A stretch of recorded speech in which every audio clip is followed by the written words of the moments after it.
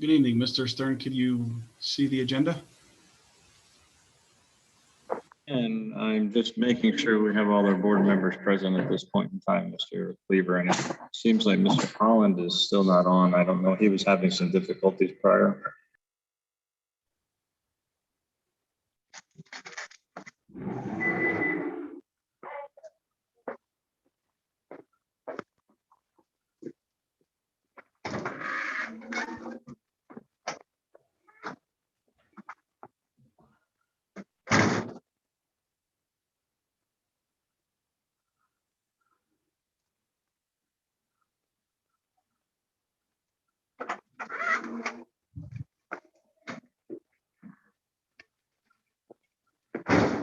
Bob, did you ever turn that water off?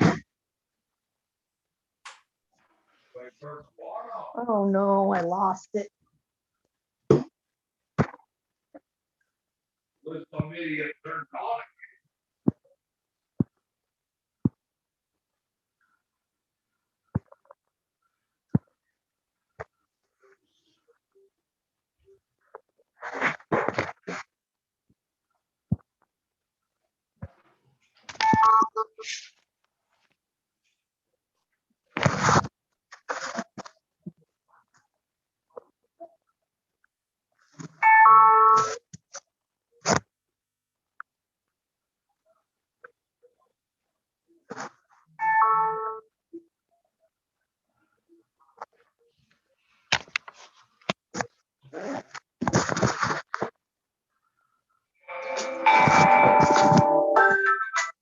Hello?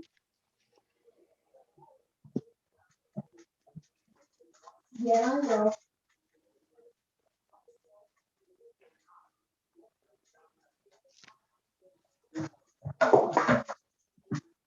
Find it.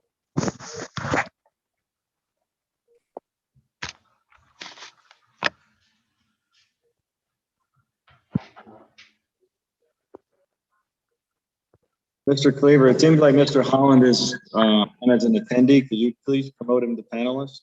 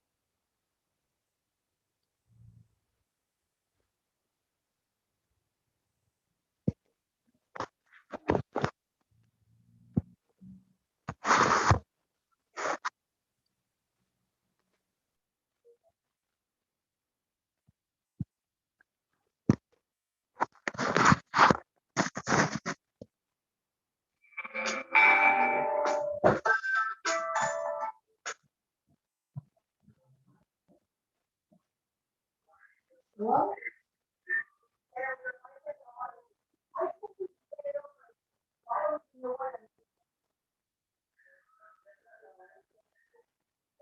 It's on, but I can't find it.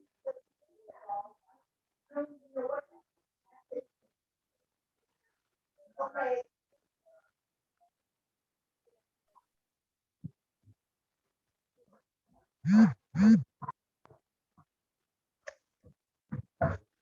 Stop calling.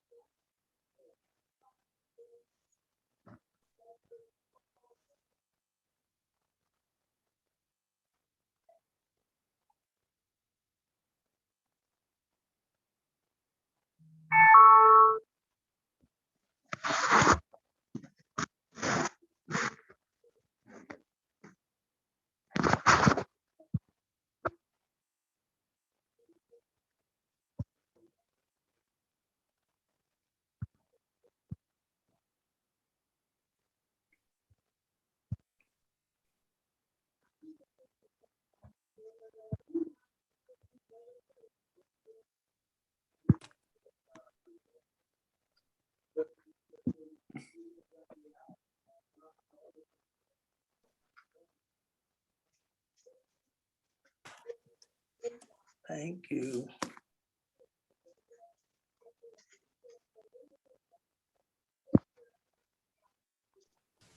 Okay, Mr. Stern, I believe we were able to make the adjustment.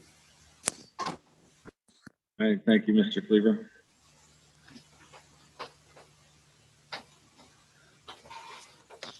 Meeting, please rise for the Pledge of Allegiance. I pledge Pledge allegiance allegiance to the flag of the United States of America and to the republic for which it stands, one nation, under God, indivisible, with liberty and justice for all.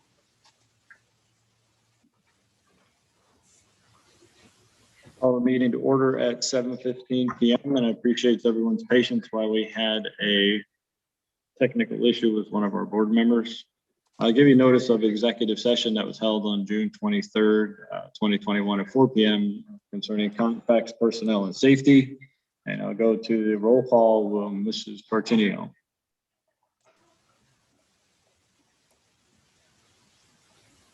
Ms. Joy Beers, Present? Mr. Richard Belt, Here. Mr. David Bradley, Here. Mr. Nathan Fuller, Present.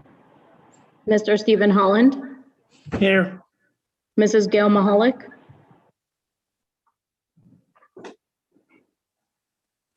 Mrs. Gail Mahalik,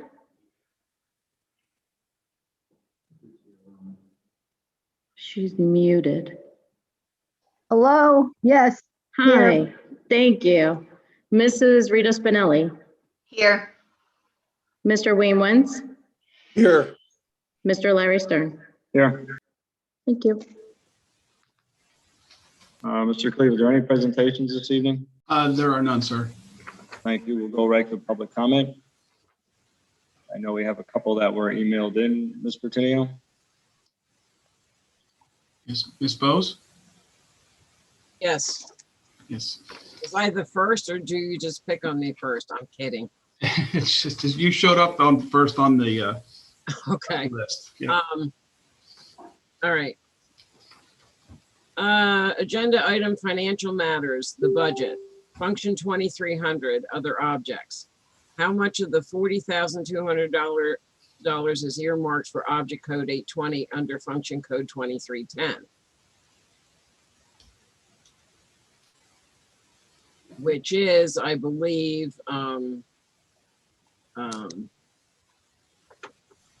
when someone wins their case, you know, when we, I'm looking here. When we fight someone's IEP or whatever in court. $20,000. Okay. Has the state done away with the Safe Schools grant, which helped fund the LASD police? Because it's not on there as revenue.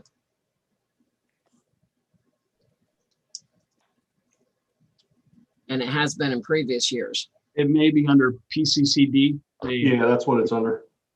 Okay.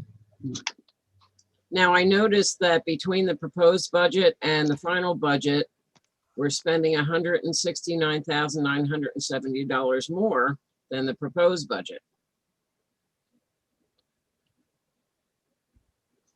And I have the budget here. And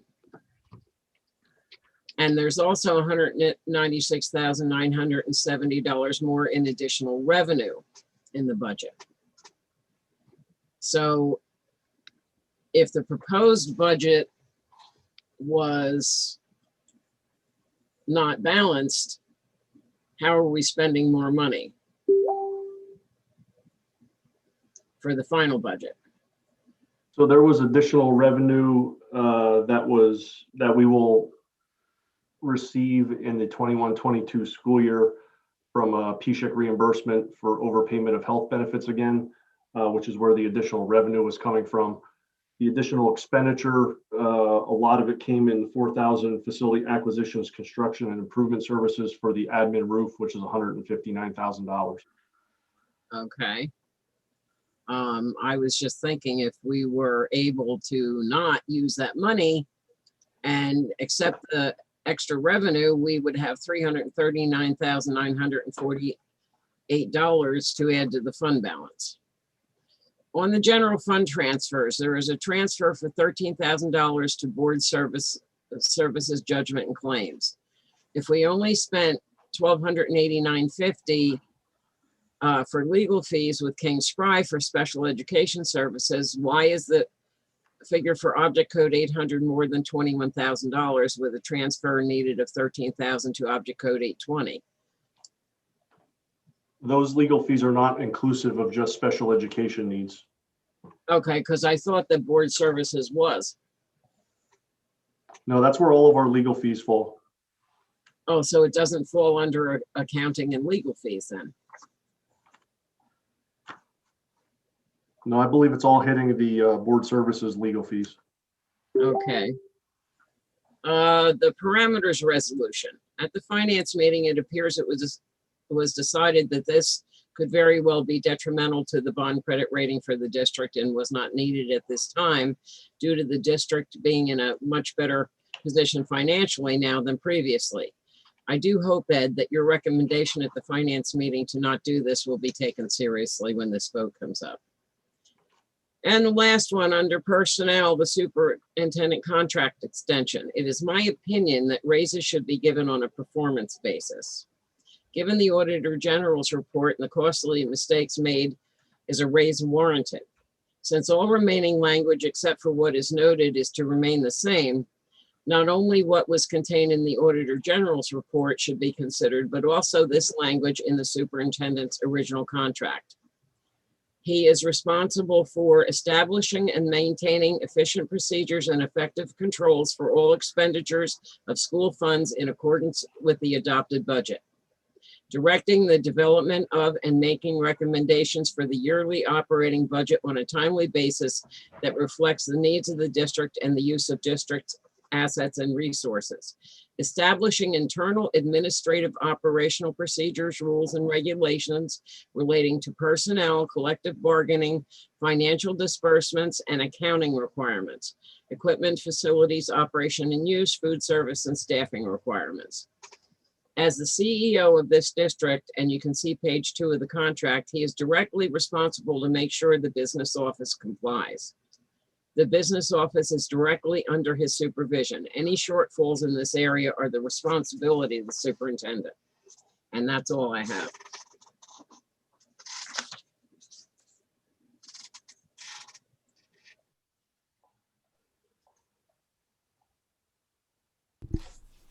Mr. Shane, Barb, hold on a second. Hey, Barb.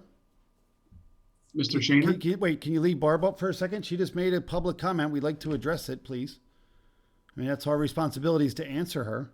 We are the board. In your comment, you could. No. We're answering Barb first as a director. My comment is as a citizen when I step on the podium, but we should answer Barb. Would anyone else like to answer her? I have Mr. Shaner, Mr. Stern. I know, but hold on. Can we answer Barb's questions? I mean, she made comments.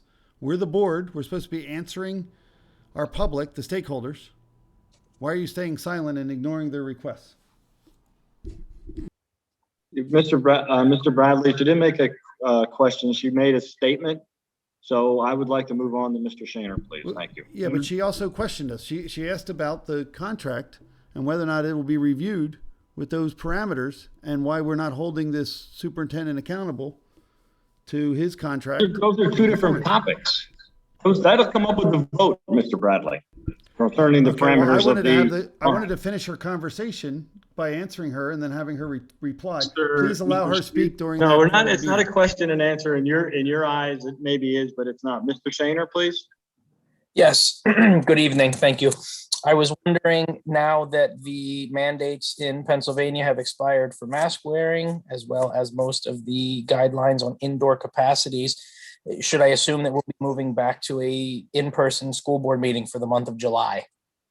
Yes, we are doing that. The issue this month with the PFM advertisement, it mentioned virtual, and we wanted to stay in compliance to the way that was posted for the PFM refinancing. There's a major requirement for advertisement. And so when that was originally presented, it was still planned to be a virtual meeting. And so because of that, we wanted to keep it virtual to stay within exactly what was posted in that advertisement for refinancing.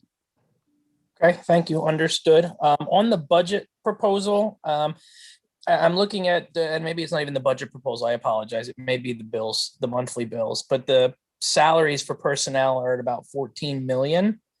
And I see that the benefits are about 13 million. Where would I be able to find out what exactly is included in that benefit calculation and how much our governmental employees pay for their benefits? Normally, and again, I've been in HR for many years. The most I've ever seen calculated at a cost of benefits is about 40% of someone's annual salary, not almost 100.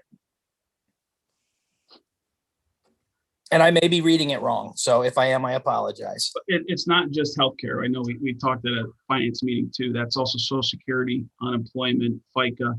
That's all other, they call OPEB, other post-employment benefits, which you're probably well aware of. So that is the total of that. And of course, PSERS as well. Got it. So that's us all in on our government. Yeah. Okay. Thank you. That's all I have. Thank you. Mr. Shaner, in addition to that comment that you made, additional information can be found in our audit report where we were chastised for paying more in employee benefits than we actually paid in salary. We have to take exceptions when we do that. I think our Cadillac plan of benefits has been proven to be not conducive with our current budget schedule with the increases. But thank you for bringing it up. April? Yes, hi, good evening. I wanted to ask at what point there will be discussion regarding masking and vaccinations for the upcoming school year. We are currently in the process of revising our health and safety plan. Currently, the guidelines are the same that we ended school with, but now CDC has come out with different recommendations. And so we are in the process of putting that together and hoping to bring that to the board's approval in July. And part of the discussion will be about mask wearing and the options for students to wear or not to wear masks. We're still going with the guidelines from our health professionals as well, but I can tell you, looking at it now, they will be greatly reduced than what they currently were. Okay, so it looks like you'll be doing away with the mask mandate, which is what are making it optional. Wonderful. Yep. Wonderful. How about vaccinations? Is that option? We're not getting even involved in any requirement, looking at any requirement for vaccination unless the federal government or state government requires it. At this point, it's parental decision, parental decision. I appreciate that. Thank you so much.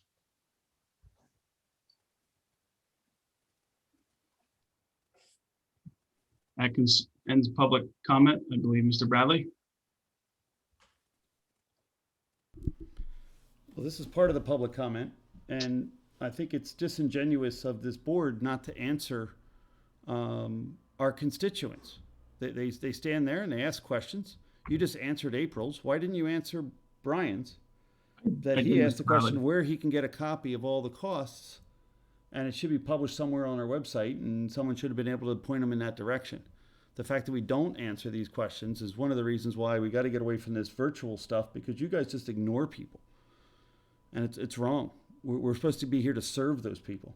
So I believe that the virtual will end once they get their pet buddy back in the superintendent's seat for a couple of years and pass a budget for $42 million and get to ramrod this district with their 5-4 votes in private. I mean, if anyone saw the depositions, you'd recognize that we're on a sinking ship. My comment is related to the budget.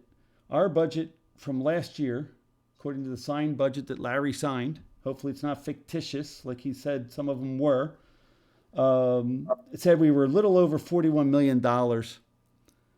And this year we're 42.7, which is about $1.646766 million increase in expenditures to run this district, without a significant increase in student participation, without a significant increase in the number of enrollment.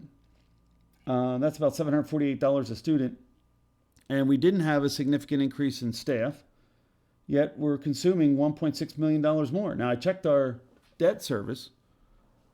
We're paying it down slightly and slowly, and we're not saving any money in our general fund. I think that this budget was done by the administration that gets the budget. And according to the depositions, again, it seems like Larry, Wayne, and Steve and those guys who've been doing this for nearly a decade still haven't taken the responsibility to recognize that it's our responsibility to decide how much money is needed to run this district. And we should not blindly trust or rubber stamp those getting this money. And when even Mr. Shaner or anyone else looks at employee spending and employee benefits, it's easy to understand that millions of dollars are being consumed, and yet teachers don't have supplies. Yet the library goes unfunded properly. Money goes out the door for challenging my transparency and right to knows. 57% practically, plus or minus a percent, of the right to know requests that I did were denied by this district, only to be overturned at the state level, which cost this district tens of thousands of dollars in fighting fees when a director is asking for information. Firmly believe that when you look at payment of the bills in other areas, that they rubber stamp these things through without having proper information.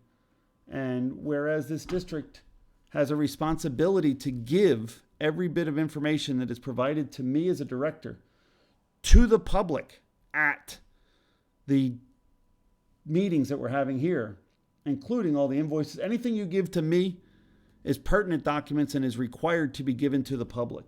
I think we're not doing our duty in providing the transparency to the district, and it should change immediately. Thank you. And I'd like you to answer Mr. Shaner's question as to where he can get a copy of the costs for all these expenditures within a district. Those costs and expenditures are on the district website. I believe they were in the second presentation that we did with the budget. I will send you Mr. Shaner's email address. If you could please send him a link, I'd appreciate it. I think it's wise. Thank you. Can you agree to that, Eric? Ed, sorry. Absolutely. Awesome. Thank you. I'll do it now.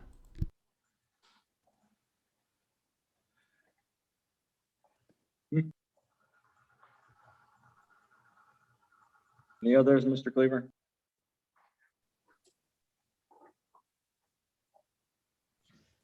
Oh, hold on. There is one. I'm sorry. Mr. Zumzowicz, I'm sorry. Didn't see the. Hello?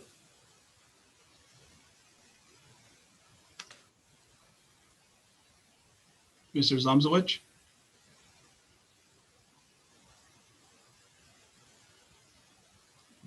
He had his hand raised, but I don't. There is another Miss Leibel. Ms. Leibel? Yes, I'm sorry. Could you just answer a quick question for me? I would like to know the documentation, Mr. Rarick, of how much money we have spent on lawsuits between director and board, and how many of those have been successful?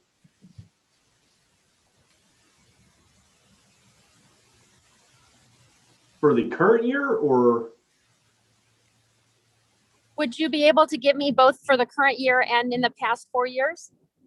Yes, I would have to go back and do a little research, yes. I don't need that information tonight. If you could just get that to me at your convenience. I just think that some of this back and forth is valuable, and I think we need to continue to ask the hard questions, but I think we also need to look at where money is going out where it shouldn't be. Sure. Thank you. Jennifer, if the discussion would happen inside the board meetings and deliberate as governments normally do, most of those discussions could be held in the public, could be held in the public view, and therefore not require us to go to the quote referee to get an answer. The most recent one took almost a year, and the 5 hired an attorney that drug it out for a year and a half just to find out whether or not the breaking of the law is a reason for removal from office. And the judge said that they can break the law with misfeasance and malfeasance, but it would require nonfeasance to be removed. Thank you. It was a very valuable decision by the courts. It hasn't been provided in decades in these run-em-up school boards that we have that are rubber stamping with a blind trust. Anyone else, Mr. Cleaver? No, that is it, sir. Move on to your report, sir. Okay, thank you. Have a report, then I also have a note from Mr. Sublin that I will also read and include that as part of my report. I would like to thank the high school administration for a great graduation ceremony. It was nice to get back to somewhat of a sense of normalcy for the 2021 graduates. Again, the weather held out. We were, fortunate. We had to delay it one day, and we were lucky to get it in the next day. A lot of positive feedback. Again, everyone was glad to see it outside. And the program was great, and the speakers were fantastic. And I just wanted to again wish them all good luck in their future endeavors, and thank the high school administration, the maintenance and custodial staff, all working together to get everything set up, get everything dried off in the morning. They were out here wiping things down, blowing off the seats. There was a lot of work that Saturday morning that had to be done in order for that event to take place. Currently, we're working with Leon. I know this evening there is an extension for his contract, but even before that, we have still been working with him for the upcoming school year. Again, it's highly recommended that he continues to be our transportation provider here for the district. He does a great job. But I just wanted to briefly remind everyone that next year for the 21-22 school year, we are planning to go back to what we're calling pre-COVID times, where the elementary will run 8:25 to 3 p.m.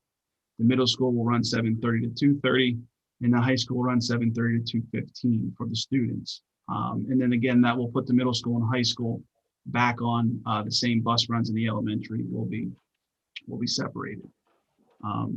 Also today, we had 45 elementary students in attendance at the elementary center for the beginning of the academic adventures camp. The campers were arrived and presented with star balloons lining the drop-off line to kick off the Stars and Stripes week.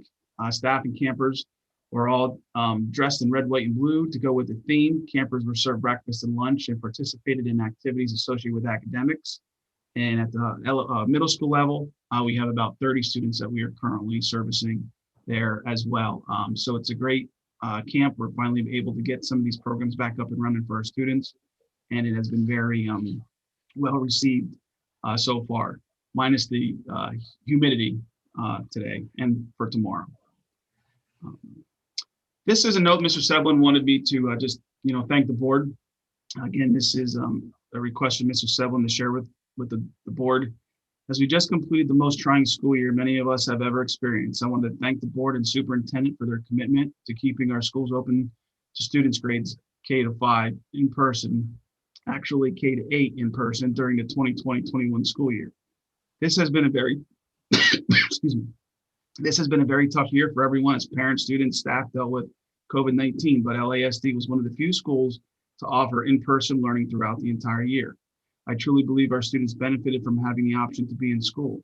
Our administration and staff did an outstanding job in creating a district-wide pandemic safety plan that included constant updates with recommendations from CDC, PDE, and local health officials.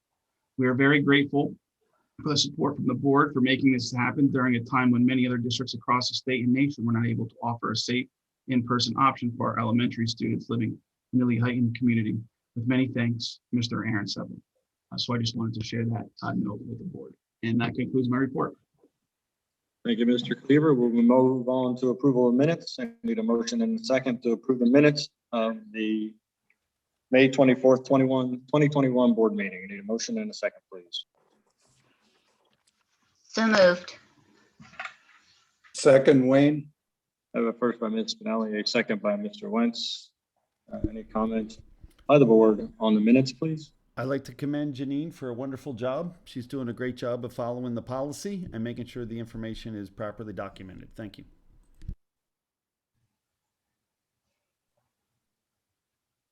Hearing no further comments, we'll go to roll call vote. Please, Ms. Pertinio. Mrs. Rita Spinelli, Yes. Mr. Wayne Wentz, Yes. Ms. Joy Beers, Abstain. Mr. Richard Belts, Yes. Mr. David Bradley, Yes. Mr. Nathan Fuller, Yes. Mr. Stephen Holland, Yes. Mrs. Gail Mahalik, Yes. Mr. Larry Stern. Yes. 8 yes, 1 abstention. Motion carries. On to section 2, item A, 2021 final budget. Need a motion and a second to approve the Lehighton Area School District 2021-2022 general fund budget with total expenditures of $42,714,981.00. Need a motion and a second, please. So moved, Wayne. Second. Second by Nathan. Okay, I have a motion by Mr. Wentz, second by Ms. Spinelli. Comments from the board on the budget, please. I have one. Proceed, Mr. Bradley.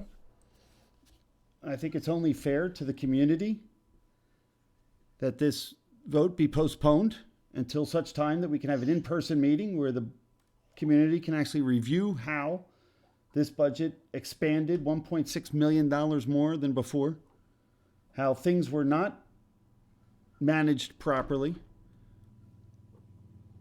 resulting in not only a tax increase, but practically a debt increase if it wasn't for our COVID money.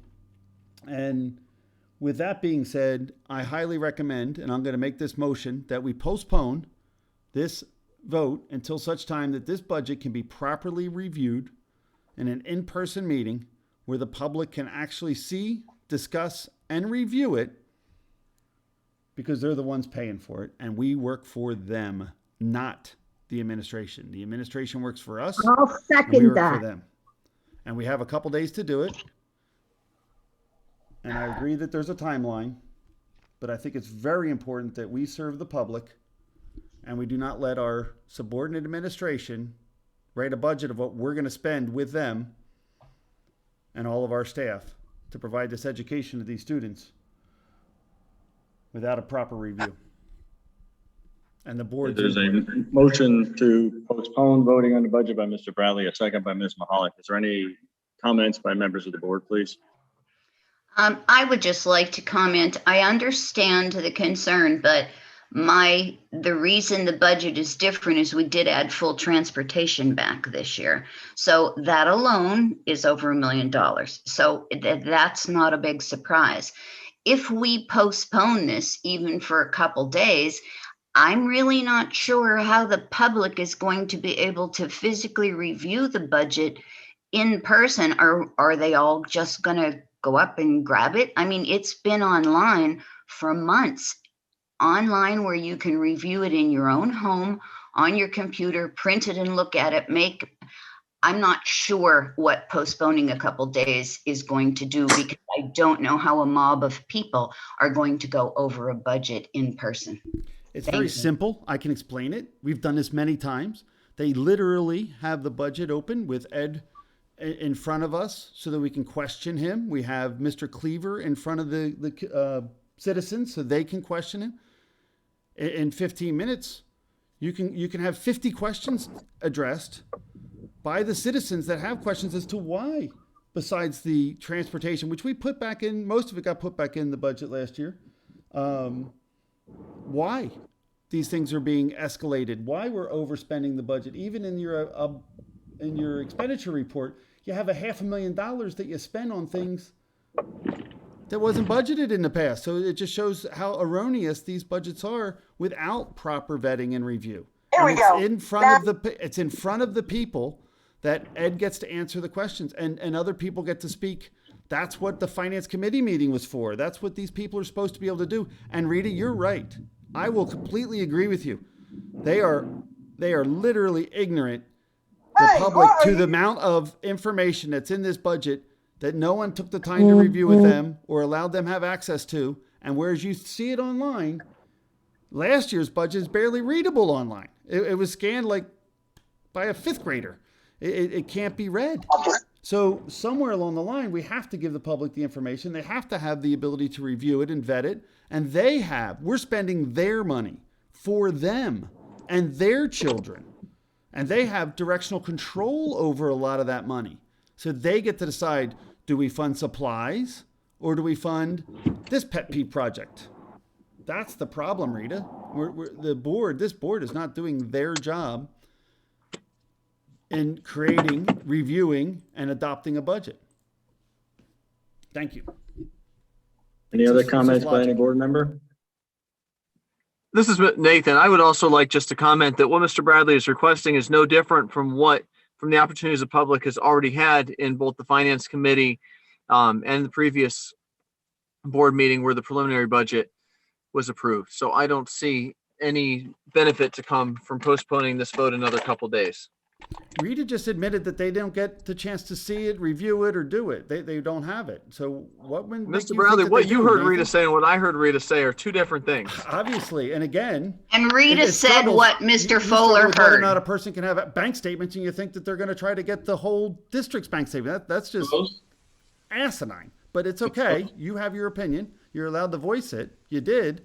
I'm retorting back that it was obvious that the people that showed up in the finance committee meeting also do not have direct access to Ed, can't ask an unlimited supply of questions because our host mutes them. I mean, Wally was trying to have a comment during this and he did not get in.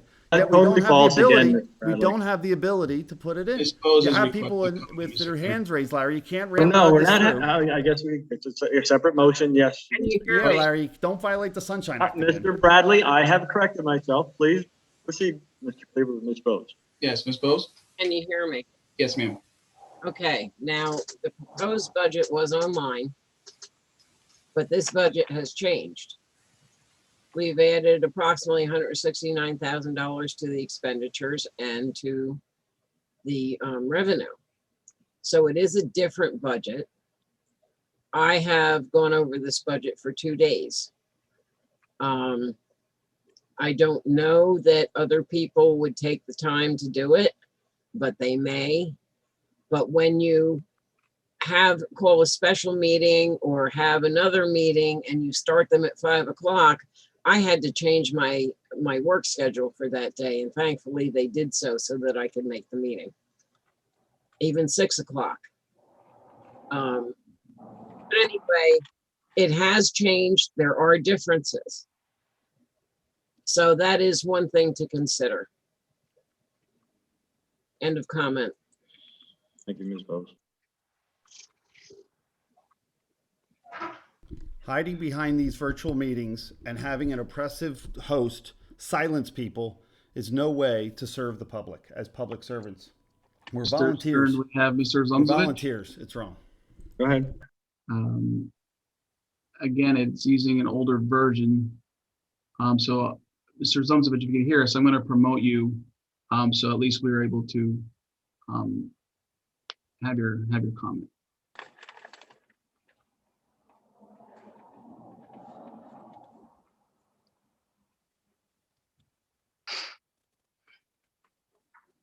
Mr. Zumzovich? Can you hear me? Hello? Yes, Okay. I don't know what happened with my first. I have a brand new computer that showed that the host. and I left believe the me. camera is just, FY, the camera is listed as on. That I can't control. You would have to turn it off if you wanted it turned off. I have it covered. Okay. The original computer I tried to use said that the host had me muted the whole time, so I don't know what the Yeah, it conflict. comes up as it's an older version of, No, I'm talking about the very first time I tried to get in. oh, I'm not sure. It just said the host had me muted, so I don't know what the issue was with that. So if I could go back, I just wanted to do the under the public comment because I couldn't get in, and the board president had promised this was going to be a public meeting, and that's the problem with it not being a public meeting is some of us can't get in. Under 2L for King Spry, I would ask the board to not do that, to either consider a completely new law firm, the Sweet firm, which I think Mr. Rarig kind of talked highly about in the beginning. If we're going to stay with one of the two originals, then I think you should seriously consider the Filer firm, who's local to Carbon County, instead of King Spry, who's out of our area. And then on to 3A, which is a superintendent contract. I think that they should all vote against that as well. I think they should leave that, turn into a 1-year contract with the superintendent. According to the Auditor General report, there was some very expensive mistakes made. And I think we should wait that out for a year and watch the performance and see how that goes before we do that. There's raises involved. Our teachers were just told there was no money, so they got no raises. And now all of a sudden we have raises for other people in the district. That's my 2 on the public comment. Thank you. Wally, do you have any comment on the budget review prior to voting on it? The comment, Mr. Stern, at this time, there's no other attendees requesting comment. Okay, then we'll do a roll call vote on postponing the budget vote. So the vote would be to postpone voting on the budget this evening. Call vote, Mr. Tenio, please. Mr. Wayne Wentz, No. Miss Joy Beers, Yes. Mr. Richard Belts, Yes. Mr. David Bradley, Yes, we should serve the public. Mr. Nathan Fuller, No, do not postpone. Mr. Stephen Holland, No. Mrs. Gail Mahalik, Yes. Mrs. Rita Spinelli, No. Mr. Larry Stern. No. 4 yes, 5 no, motion fails. Back on to item A. Any further comment from any board member on item A? I have one. Go ahead, Mr. Bradley. With the judge finding the amount of malfeasance within this district, I'm going to propose that we seek your resignation along with the other members of this board prior to voting on an expenditure of $42,714,981 without proper review by the public. Also, the reason why we have Sunshine Acts is that they should be reviewing these items, and you're shoving this through without them.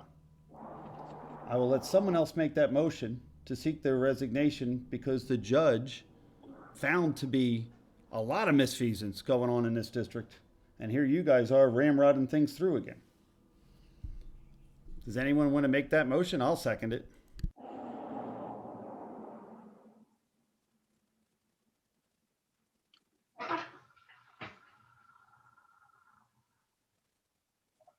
How about you, Larry? Do you want to make the motion? And Roll call vote, apologize and Mr. resign? Tenio, please. Larry, do you? Wayne, how about you?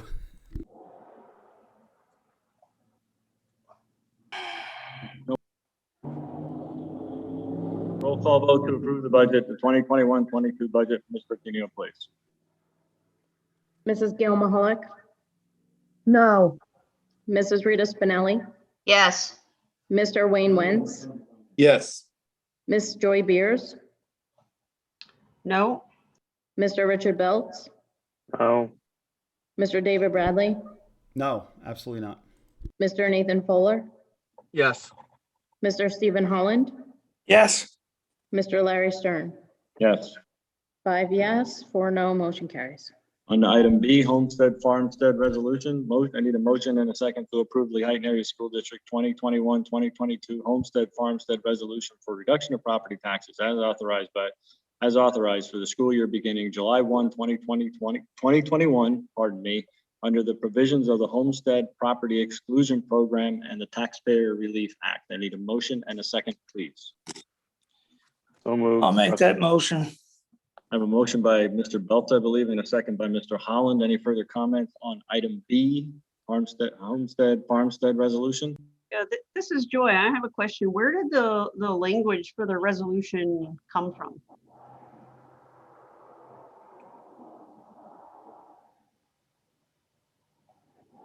Came from a prior year's resolution.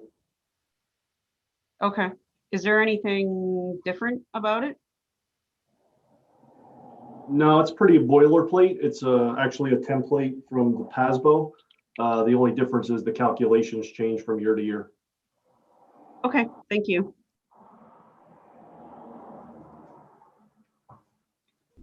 Hey, Ed? Ed? Yeah. You mentioned the calculations changed. How have they changed? And what influence does this board have on those changes? Can we increase them? No, so the calculation changes based on the amount of revenue the state gives back from the gaming, as well as the Philadelphia tax credit. And then it also is connected to the number of properties that apply for the homestead resolution, which this district and board have no control over. And how many have been, how many applied last year? Previous year, I'd have to go back and look. Have we ever done a mailer to educate people to apply for it?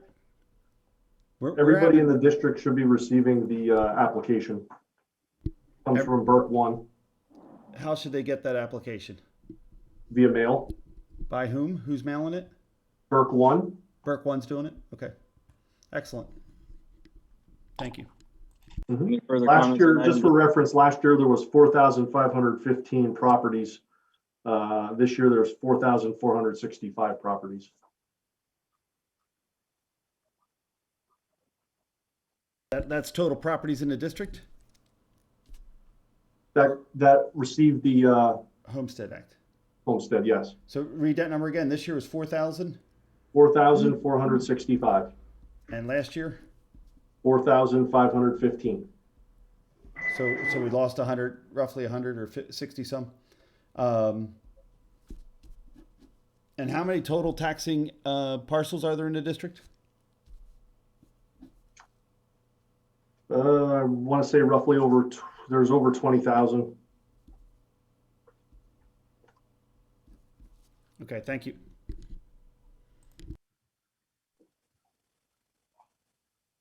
Roll call vote, Ms. Pertinio, please.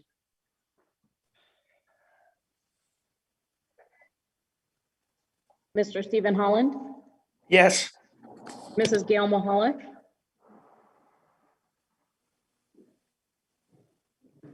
Mrs. Gail Mahalik, No. Mrs. Rita Spinelli, Yes. Mr. Wayne Wentz, Yes. Miss Joy Beers, Yes. Mr. Richard Belts, Yes. Mr. David Bradley, Yes. Mr. Nathan Fuller, Yes.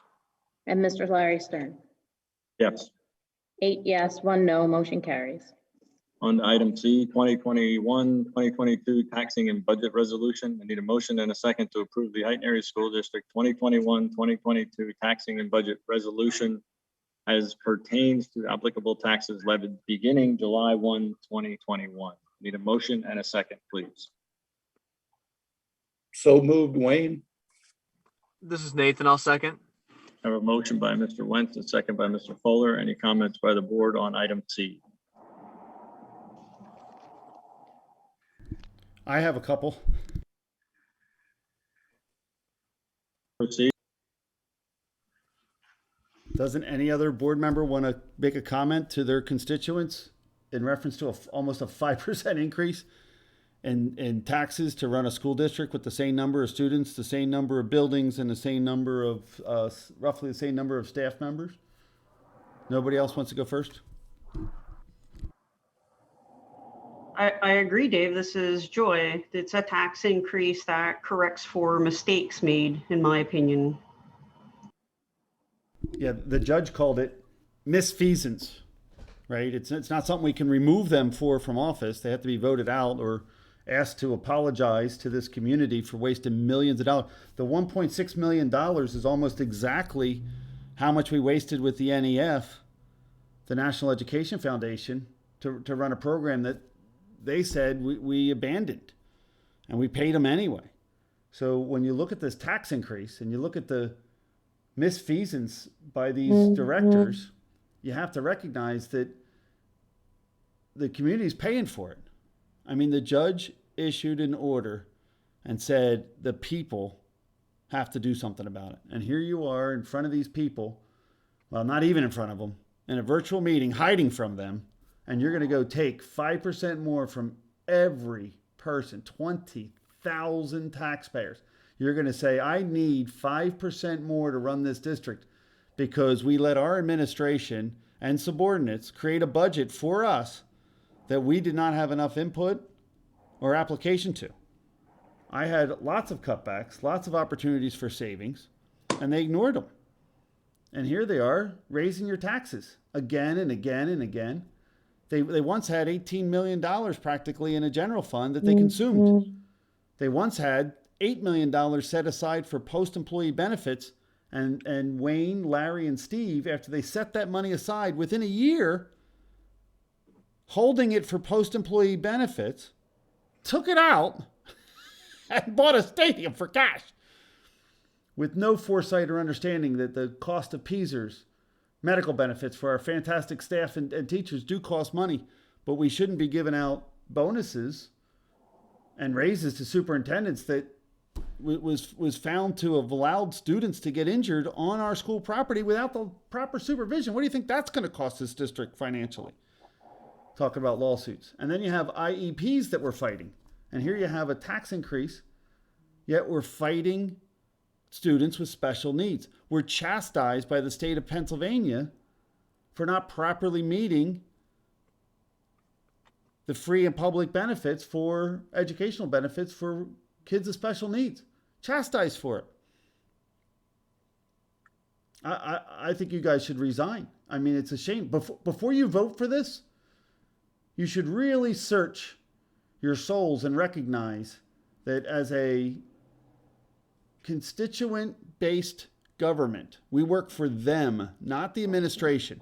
Our job's not to blindly trust and rubber stamp an administration saying, oh, is this what you need? We'll give it to you. And we should look at it that this district hasn't reduced its taxes in decades.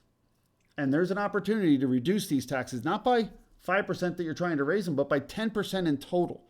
Because if you look back at our district, after we built the elementary center, even though that was not a financial benefit, no return on investment, we still have an opportunity to recognize that if we can pay off our debt, save our money, act within a lawful government, we can make sure that this community is properly served. You silenced them, and now you're going to go tap into their pockets for an increase of 2.126 mils. You should be ashamed of yourselves. You should apologize and resign. I'm disgusted by the way you act. I censure you. Any further comments by the board? I think you should resign, Larry. What do you think? I don't think so, Mr. Bradley. Okay, explain yourself to these people. Why does this I don't have to explain myself to you at all. I know you I'm don't, but saying you we're should going explain on yourself to the people. roll call vote, Why Mr. does this district need 5% more money to run this community when the Mrs. people last year Gail-Mahalik? couldn't even get paid in COVID? Everyone else in this district, we got paid. They all got Mrs. paid. Gail-Mahalik? Your wife got paid. Mrs. Gail-Mahalik? What am I voting on anyway? Item C, Dale, item C. A tax increase. Larry and the five want to get a tax increase from the community. Tax increase. People that are asking for this tax increase are also the very same people that are getting stipends for not even doing a full report like they promised. Mrs. Rita Spinelli? Yes. Mr. Wayne Wentz, Yes. Ms. Joy Beers, No, Mr. Richard Belt, No. Mr. David Bradley, No, hell no. Mr. Nathan Fuller, Yes. Mr. Stephen Holland, Yes. Mr. Larry Stern. This activity is something no one wants to do. There's no benefit from doing a tax Then increase other than then what do it the needs. job. Just do the Other than job. what we need to run. God, do the job. Stop the misfeasance. Stop the Yes. malfeasance. Do the job. Do the Yes. job. It's a simple 5 job. yes, 4 no, motion carries. can we hear from Brian? Item on item D, I need a motion and a second to approve the filing of reports. May 21 expenditure report, expenditure by object report, Hey, revenue Larry, you got a summary, person with their expenditure hand raised. comparison Hey, report, Sunshine Act, go save us revenue some money. comparison report, treasurer's report. I need a motion and a second, please. Item D, May 21, 2021 reports. So moved, gotta, Nathan. hold on, wait. I got to step in and say we got to postpone this one too, guys. You still have reports showing that we're spending money that's not individually itemized inside the budget under Section 609 of the Pennsylvania School Code. It's in front of a judge, right? July 2nd, I believe, is the tenure. Although Larry's and the Five's legal counsel is trying to move it later into the August and September area. But right now, the judge is supposed to see it, and we should be reviewing it prior to making this decision. I move that we postpone this until we can correct these records. You guys have spent money that's not in the budget, and you're trying to move it. In these reports, it shows it. These reports are wrong. If they're right, you're admitting to guilt. I think you should postpone and not use these reports. It's indemnifying our own board. You're making my life easy. You should resign. I disagree. This is Nathan. I'll make the motion. This is Steve. I'll second it. I have a motion by Mr. Fuller, a second by Mr. Holland to approve the reports. Any further discussion?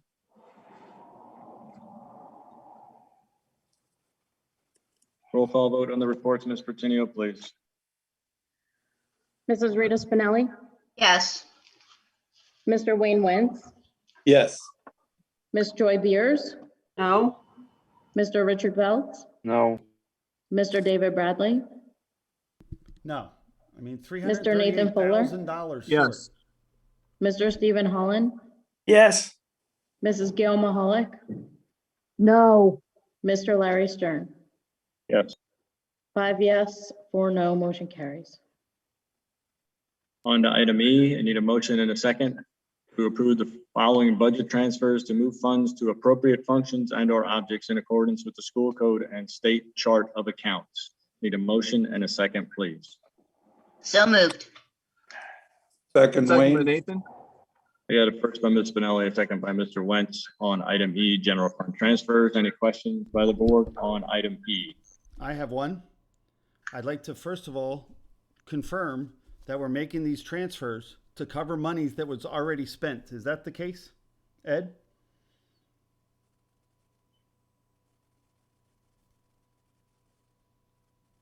Sorry, Sorry, I was Ed. on mute. Can you hear me? Yeah, sorry, I was on mute. No problem. Yes, this money has already been spent. And Mr. Filer, can you step in here and question whether or not we are allowed to spend money prior to its movement, or do we have to, under Pennsylvania School Code 687, move it first in front of the public so they see it being moved prior to it being spent, so they can opine and comment as our constituents prior to our decisions as their public servants? Can you please confirm that, Mr. Filer, in this public meeting being recorded by the board? Saving me depositions and testimony costs.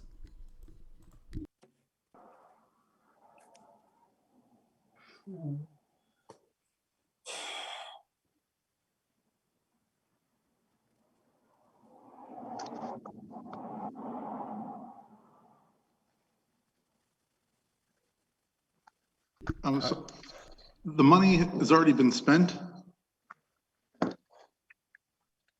Possibly illegally, correct? Sorry, not in conformance with Pennsylvania school code.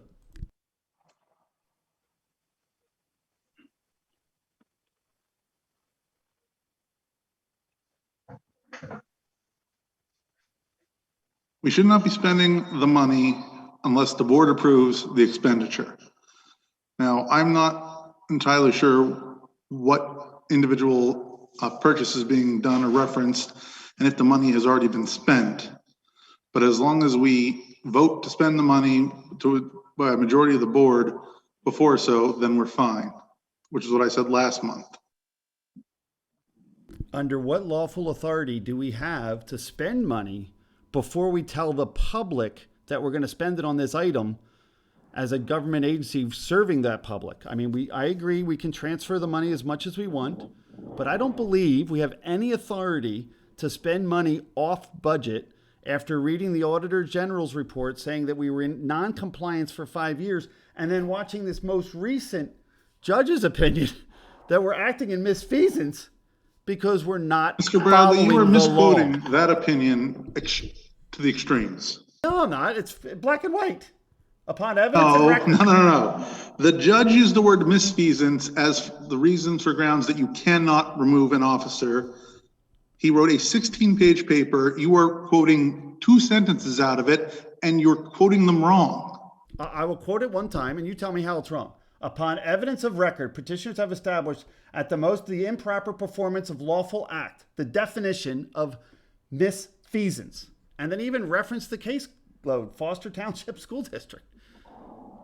Misfeasance, sir. That's an unlawful act. You're not allowed to do it. We're not allowed. The I'm not disputing with you the definition of misfeasance. I'm disputing with you how you are applying the judge's opinion to every single item that was discussed today. It's about spending the money, sir. I don't think we have the right authority to spend money before it's moved. And with regards and I think to we're not allowed that to move it until it's a specific- board motion. Hold on. Here's my logic. I'll walk it through. I think that the state legislature gave us the right to move money to spend it somewhere else. I believe that. I believe the state legislature also said you can move whatever you want after a certain period of time. We agree with that. We also agree that you have to move it in a public meeting as an official action prior to taking that official action.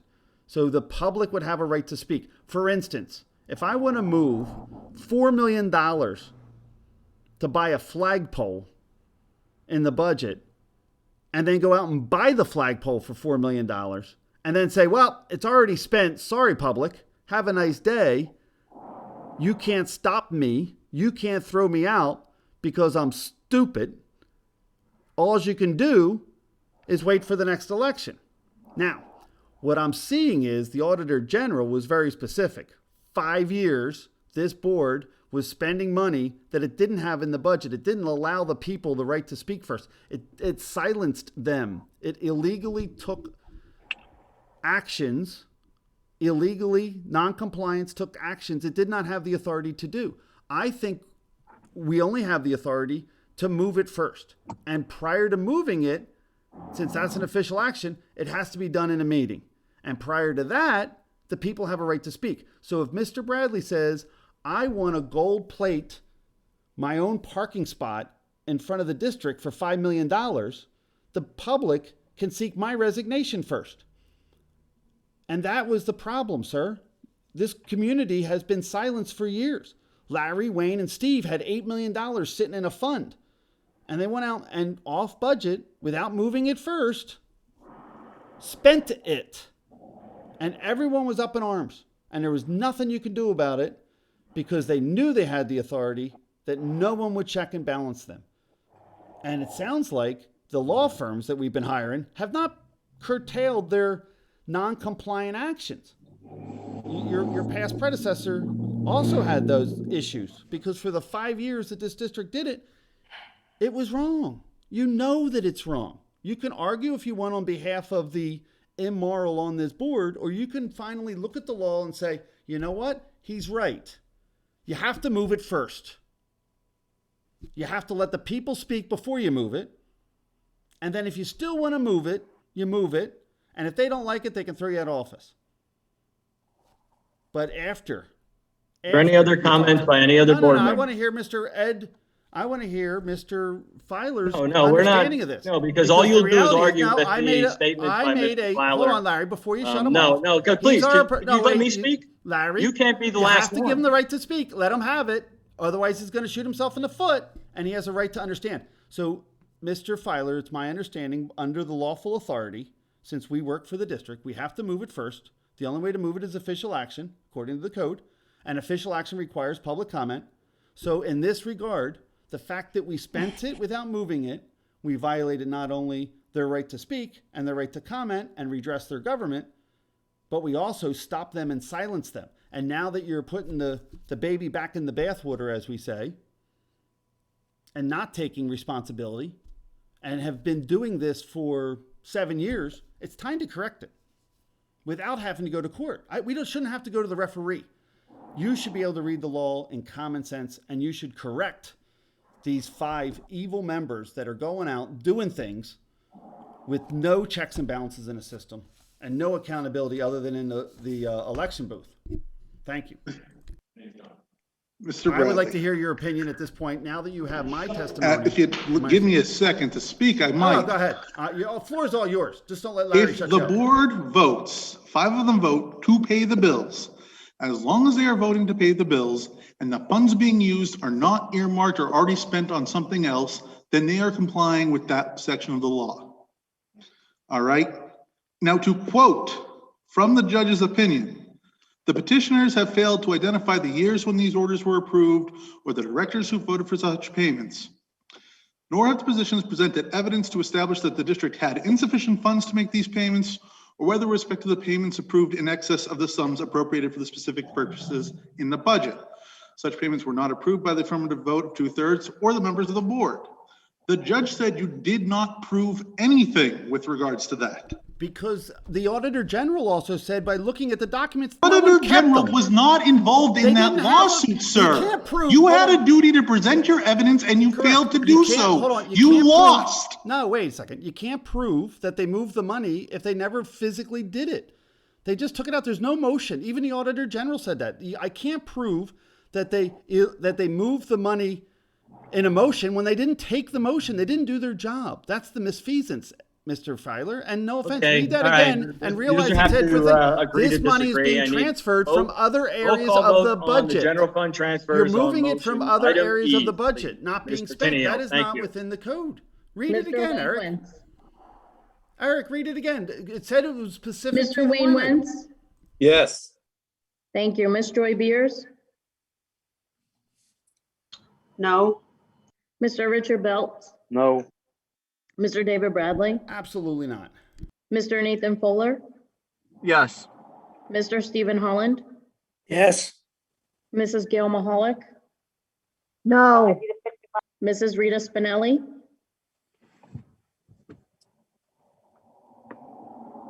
Mrs. Rita Spinelli? Yes. Thank you. Mr. Larry Stern? Yes. 5 yes, 4 no, motion carries. On to item F, we need a motion and a second to make the following transfer from the general fund to the food service fund as per the reimbursements from the Commonwealth, $1,002.58 for April 2021. Need a motion and a second, please. So moved. I'll second it, Steve. A motion by Ms. Spinelli, a second by Mr. Holland. Any questions from the board on item F?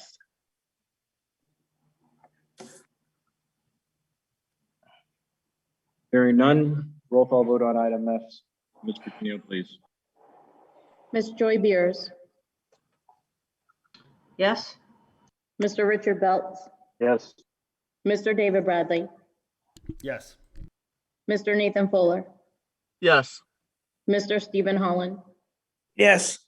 Mrs. Gail Mahalik? Yes. Mrs. Rita Spinelli? Yes. Mr. Wayne Wentz? Yes. And Mr. Larry Stern? Yes. 9 yes, motion carries. On item G, backpack buddy program donation, a motion and a second to accept the donation of $12,430.74 from Giant Foods to be used for the district backpack buddy program. Need a motion and a second, please. So moved. Second, Wayne. Okay, I have a first by Ms. Spinelli, a second by Mr. Wentz. Any questions or comments on item G?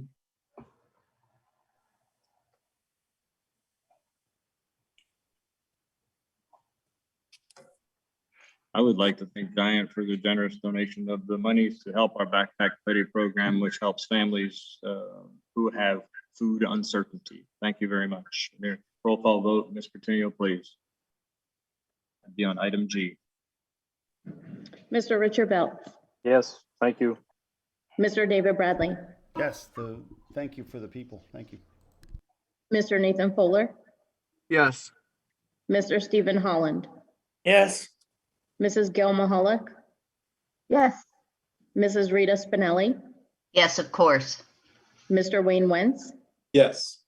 Miss Joy Beers, Yes, Mr. Larry Stern. Yes. 9 yes, motion carries. On to item H, Title I Reading Program donation. I need a motion and a second to accept the donation of $125 from Griff's Ale House and Grill to be used for the Title I Reading Program at the Elementary Center. I need a motion and a second, please. I'll make that So moved, motion, Nathan. Steve.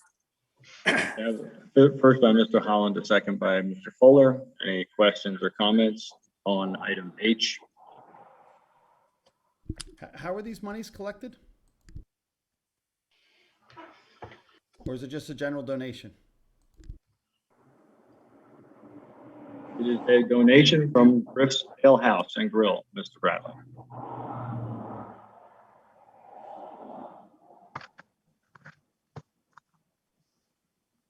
Any other questions on item H? Roll call vote, Mr. Trujillo, please. Mr. David Bradley, I'm going to abstain. Mr. Nathan Fuller, Yes. Mr. Stephen Holland, Yes.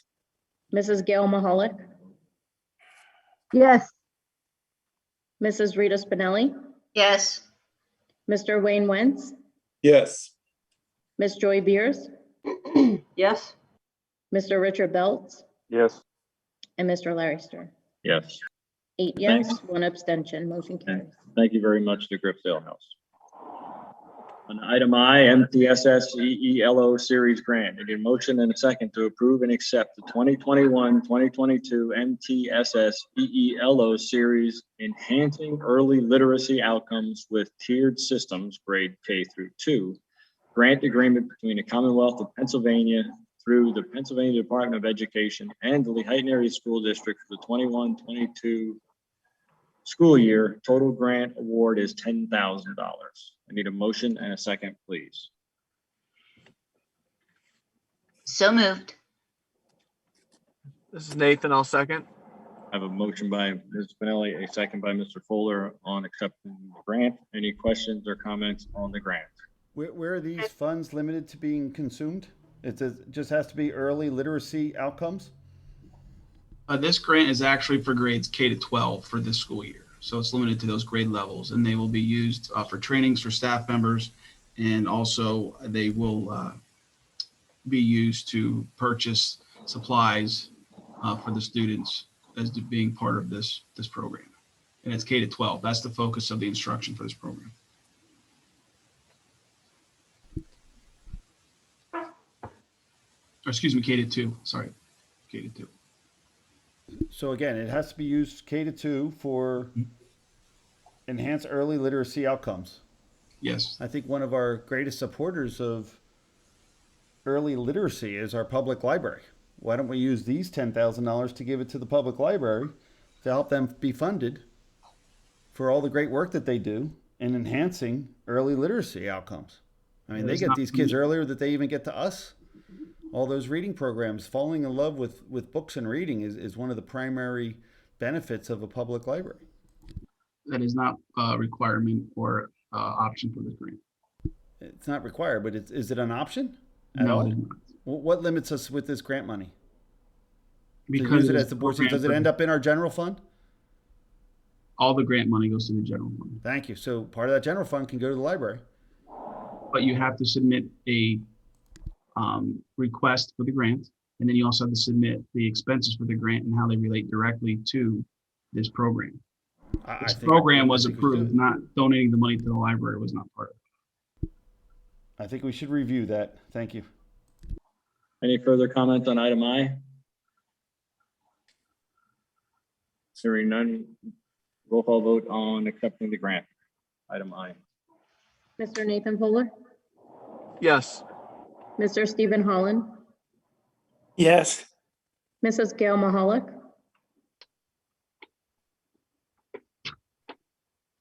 Mrs. Gail Mahalik,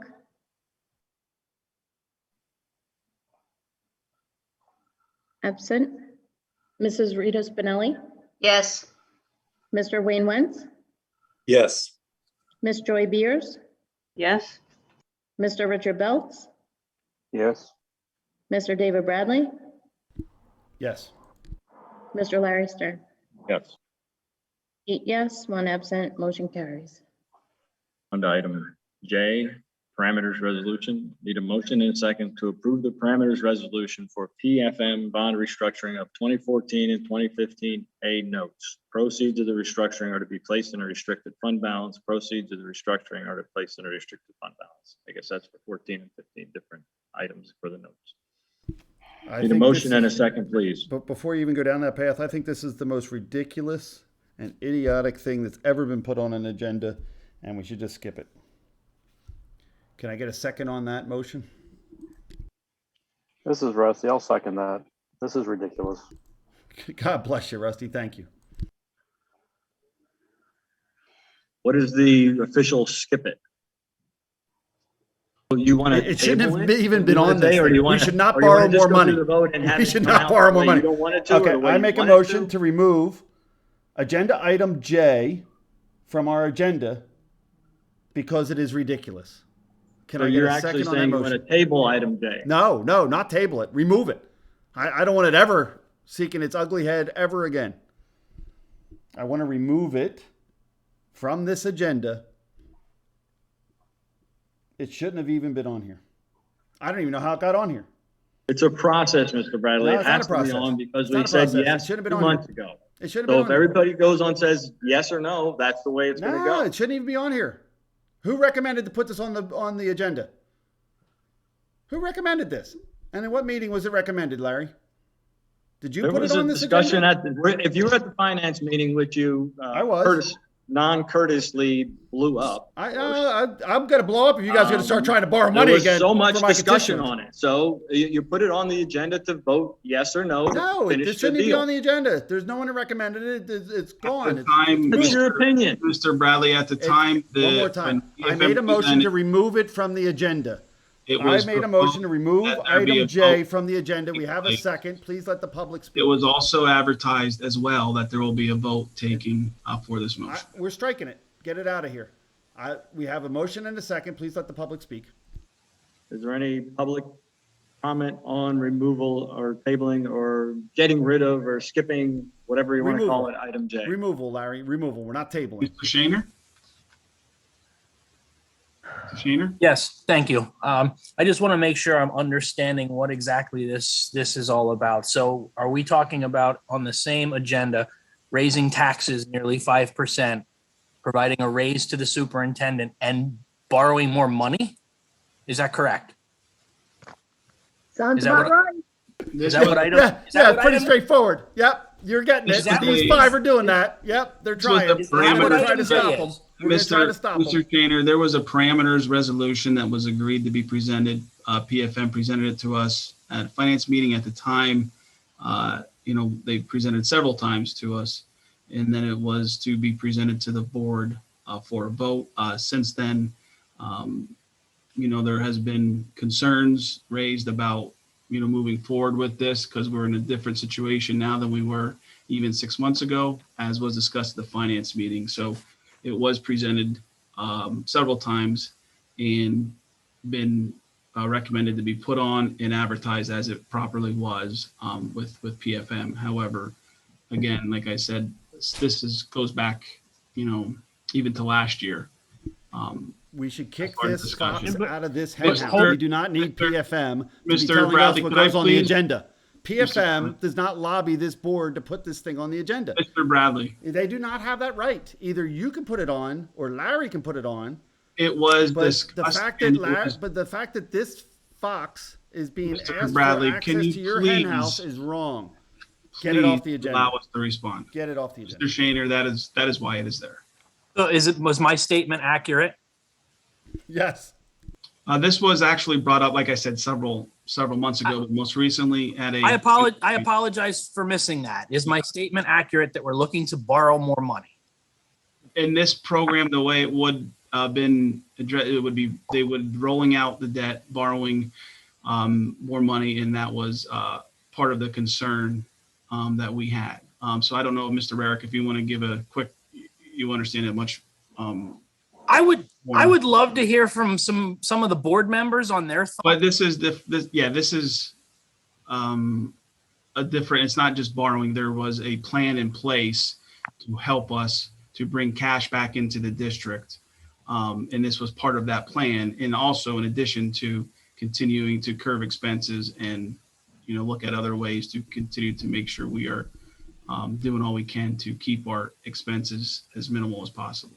I think I recall that meeting. Was that the meeting where they had up all their charts and their Yes, that is it. Yes. And at the end of the day, this program is going to cost us a certain amount of money, correct? There's Almost $3 million. I don't know, Mr. Rarick, if you want to address that question. But to be clear, Mr. Bradley, Brian, please. wait, hold on. Mr. Bradley. Hold on. Mr. Bradley, please. Thank you for the floor. To No. understand this, you don't this have the was floor. pushing our minimum payments to the end of the loan, Mr. being Bradley. charged interest for them because we couldn't make them because we mismanaged our money, and we got such a bad credit rating, and then we're going to borrow more money and pay more interest for it because we can't manage our money properly. Mr. Bradley, that again. Now you can classify it the Mr. way you Rarick, want. could you please just? Yeah, so number one, I think we're making more of this than what it is. This is just the vote of this. I don't think there's any support from anybody on this board or the administration to move forward with this process. So this is just a formality because it was advertised in the paper that it was going to be voted on. Again, from everybody I've spoken with on the board, there is no backing to this resolution. So I don't even know why we're engaging in this conversation. And I don't wasting know. Okay. anybody's time. Thank you. Ms. Bose? Ms. Bose? Yes, at the finance meeting, Ed stated that he did not feel it would be a good thing to do at this time. The finance committee concurred, and the recommendation was to not go through with it. Since it was advertised as part of the vote, I guess it had to be left on the agenda, although I don't think anybody would have minded if it was not on the agenda. But anyway, that's my understanding, Mr. Shaner. The board controls the agenda. There's no requirement to put it on. Oh, Carrie It should never Sittler? rear its ugly head. Carrie Sittler? Can you hear me? Yes. I know this has been discussed and beaten around this last few minutes. I just hope that you guys don't vote for this. You guys are just bleeding the taxpayers dry, and it just needs to stop. And I just hope you guys use some common sense and some empathy towards the taxpayers. Every time you guys cost them more and more money and raise their taxes, it's out of hand. Out of hand. That is all.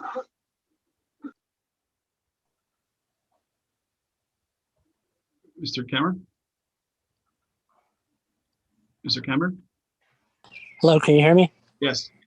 Yeah, I'm in lockstep with the disapproval of this moving forward. I agree that it should be voted on and shot down so we don't have to see it again.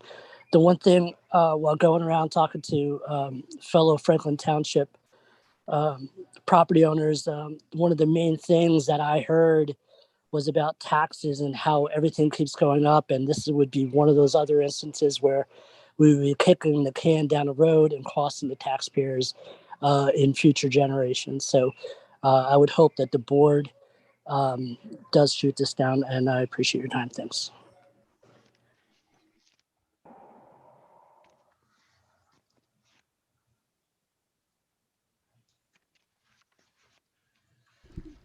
This fox should Mr. never have been Zumzovit? allowed access to our hen house. Mr. Zonza? Yes, sir. Yes. Okay. On this here, I attended the last two finance meetings, and the second last meeting, this was on to be discussed, and I went back and forth with Mr. Rarick. And at the very end, I asked him, do we really need a tax increase, kick the can down the road and have COVID money? And he told me that he would look further into this. And then I emailed Director Spinelli and Director Fuller and asked them to follow up and keep in touch and keep conversation going as to whether we need to have all three of these items in place. And then a week later, all of a sudden this was a bad idea. We didn't need the money, so on and so forth. So I guess my point is, why are the board members not continuously asking, is it really necessary? Do we really need to tax them? Do we really need to have COVID money? Do we really need to kick the can down the road? That's the point I'm trying to make. Do we really need that tax increase that you just voted for? Did anybody really look at that and see if there was a way around that as well this year, knowing that the people are hurting with the COVID nonsense that the government pulled on us? That's the point I just wanted to make, was that the board needs to further question if there's ways around tax increases and kicking cans down the road. Thank you.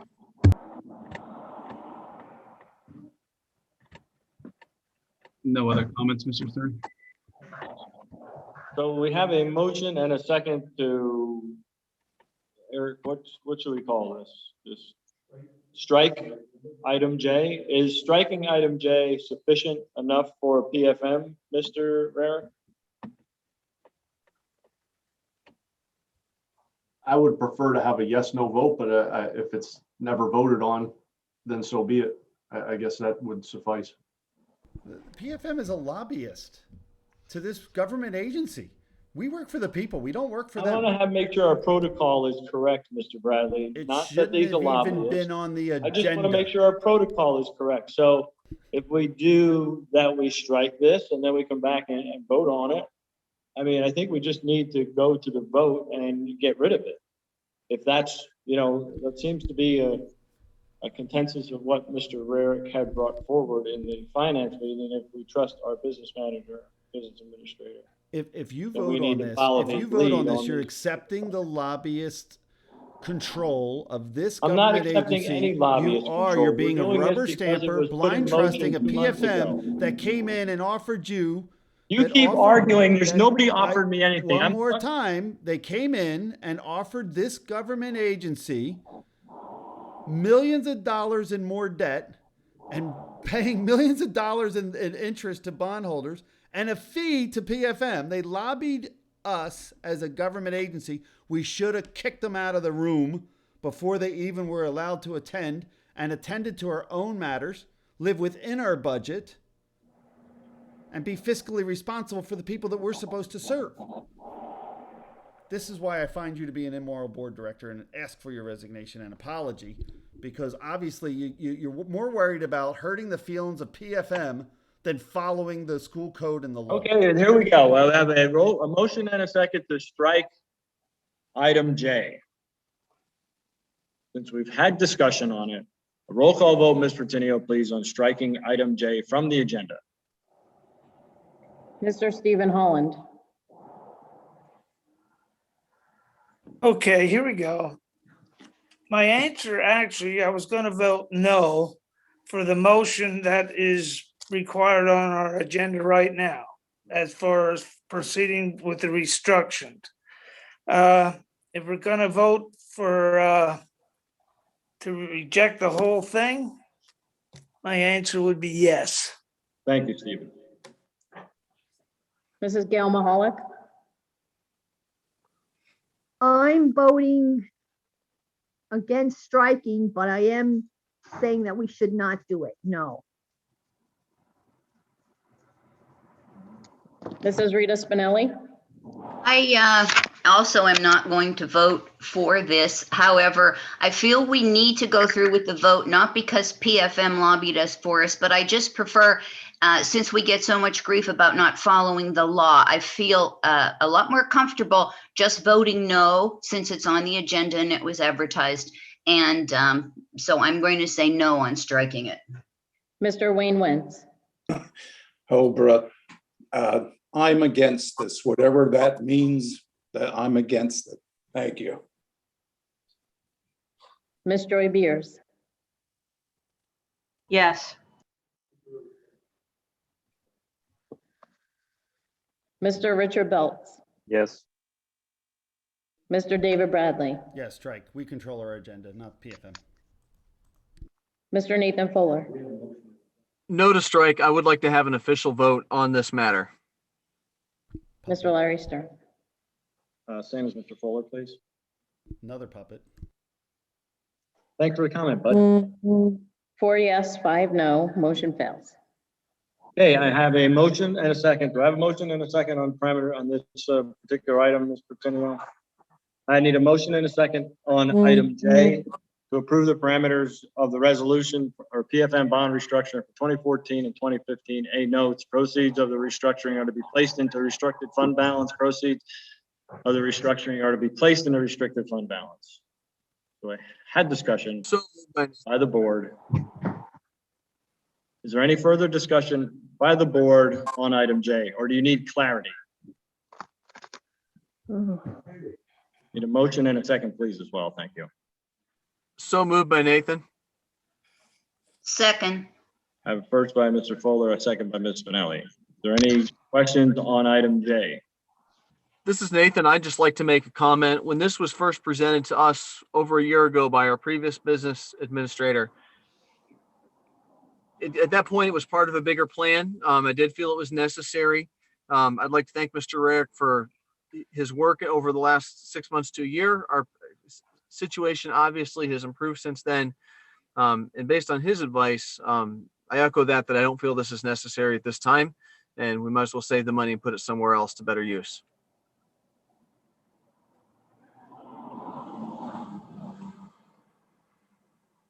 Comments When by you say, other, hold on a any second, other board hey, Nathan, when you say save the money for better use, how much money was this going to cost the district? I don't have the exact figures in front of me. If I remember, present dollar cost was somewhere in the neighborhood of $600,000 over the life of the restructure. That's the PFM fee. That's what they were lobbying you to spend with them. How much was it going to cost the taxpayers for this money? And interest and, pushing the payments down for another 20 years. No. I understood the question, Mr. Bradley. I gave you my answer. That's a shame. Present dollar value was around $600,000. The actual dollar value is higher, but you have to do the math, factoring in inflation and time and everything else. You're a funny man, Mr. Fuller. Any other comments on item J, not on any of the board members? Thank you very much. Hearing none, I'd like a roll call. I'd like to make a comment. Hold on, I'd like to make a comment on this. I don't think you should allow these foxes in our hen house in the future. And you should definitely not let lobbyists come in and decide what's going on our agenda. We're the board. We represent the people. This was not representing the people. This was giving a lobbyist hundreds of thousands of dollars Mr. Bradley, and a big blind trust rubber stamp. You recall a year and a half ago. I do recall. I said it then too. They did not come to us.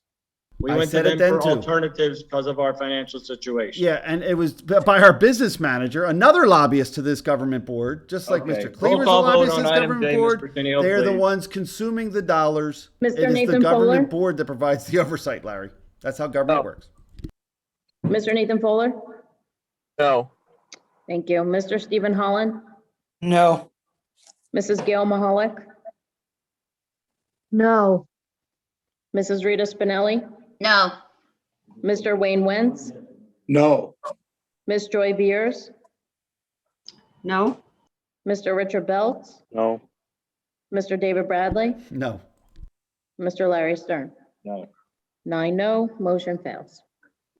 Item J, George's Transportation. I need a motion and a second to approve Schedule A for the 2021-2022 school year with 1-year pricing extension to the existing George's Transportation contract.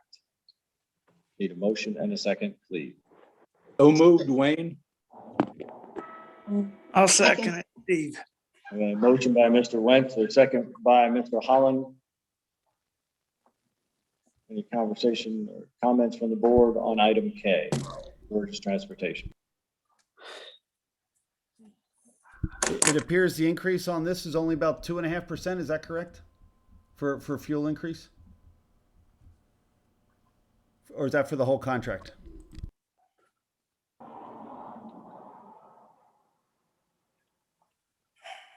Ed, do you have the difference between last year's contract and this year's contract as a increase or decrease for these services? Yeah, it results in an increase from what we were being charged, but it was taking us back to what 2021 would have been had COVID not been in play. And how much was the increase I think your calculation roughly? is correct. It's roughly 2%. About a little over 2%? 2%. So about, they were able to manage and control their costs within 2.5%, but this district is seeking almost 5% from the constituents. We should maybe take some business financial advice from those that are frugal, like Leon, who's doing a great job for us, and I really do appreciate it. Because obviously we are not meeting their standard. Thank you. Any further comment by the board? I'd like to thank them for working with the Lehighton Area School District. Thanks again for all your help.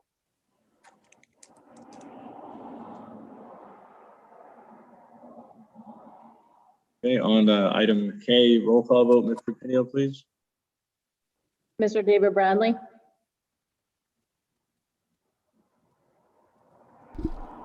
Yes. Mr. Nathan Fuller, Yes. Mr. Stephen Holland, Yes, Mrs. Gail Mahalik, Yes, Mrs. Rita Spinelli, Yes. Mr. Wayne Wentz, Yes. Miss Joy Beers, Yes, Mr. Richard Belts, Yes. Mr. Larry Stern. Yes. 9 yes, motion carries. On item L, King Spry, Herman, Freund, and Fall Agreement, I need a motion and a second to recommend the district appoint and retain King Spry, Herman, Freund, and Fall as the solicitor for Lehigh Area School District for the school years 2021, 22, 22, 23, 23, 24, according to the enclosed RFP. I need a motion and a second, please. I think given the current situation of this district, the Auditor General's report, the misfeasance that's going on by the people that we currently had as our solicitor between Schwab and these guys, that we should postpone this vote until such time that we get what I want to call legitimate bids and proposals from 3 competent, qualified, and suitable representation. Can I get a second on the motion to postpone this until such time that we get 3 more bids for this very large expenditure? Thank you. I'll make that motion. I'll second that motion. Thank you, Gail. God bless you. Working for the people. Love it. I have a motion and a second. Motion by Mr. Bradley, a second by Ms. Mahalik on tabling item L. Any comments by the board on tabling item L? I have a question. I have a couple. Was this discussed at the finance committee meeting? Yes, it was. What was the recommendation or discussion that came out of that group? We had put up 3 proposals, one from King Spry, one from Katz and Stevens, and then one from Filer Schwab. As well, there was some discussion about Jim Thorpe's solicitor, so I did reach out to them, and that was in addition added to our website what their proposal was. Okay, so they did give us one. What's that? So the 4th group did give us another proposal. Yes, absolutely. It was not discussed in public, Joy. Should this go back to the finance committee then, since they requested this additional proposal? I don't know. I guess it's I completely agree with you, Joy. That's one of the yeah. reasons why this should be postponed, because basically you're correct. We after the finance committee meeting and everybody had this discussion, we saw that there was an issue, and I think it was Wally made the great suggestion to go check out with Jim Thorpe, and we did get a proposal from him, or the board did get a proposal from, but it was not publicly discussed And these things should go through the committee. They should be discussed. They should be making what we call an educated decision, and not rubber stamping this lobbyist as well. Thank you. Any other comments from the board on tabling item L? I have one.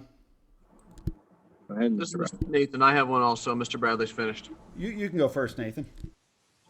I'd just like to comment, Mr. Bradley has asked a number of times for us to put out an RFP and change solicitor and has pushed for this. We did put out an RFP. We had 3 responses. We've looked at them.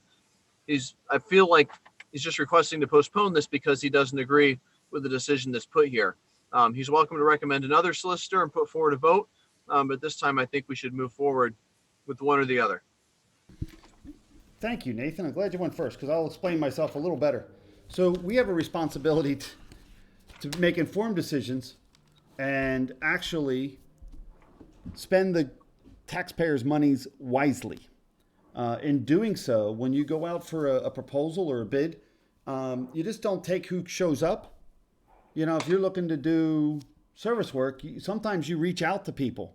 You don't want to go bottom fishing, as I call it. And to recognize bottom fishing in this regard, there was a resolution put out in 2019 where this board was very eager to try to silence the public from using the right to know law to get information about what's going on within this district. It was a result of those right to know requests that called in the Auditor General.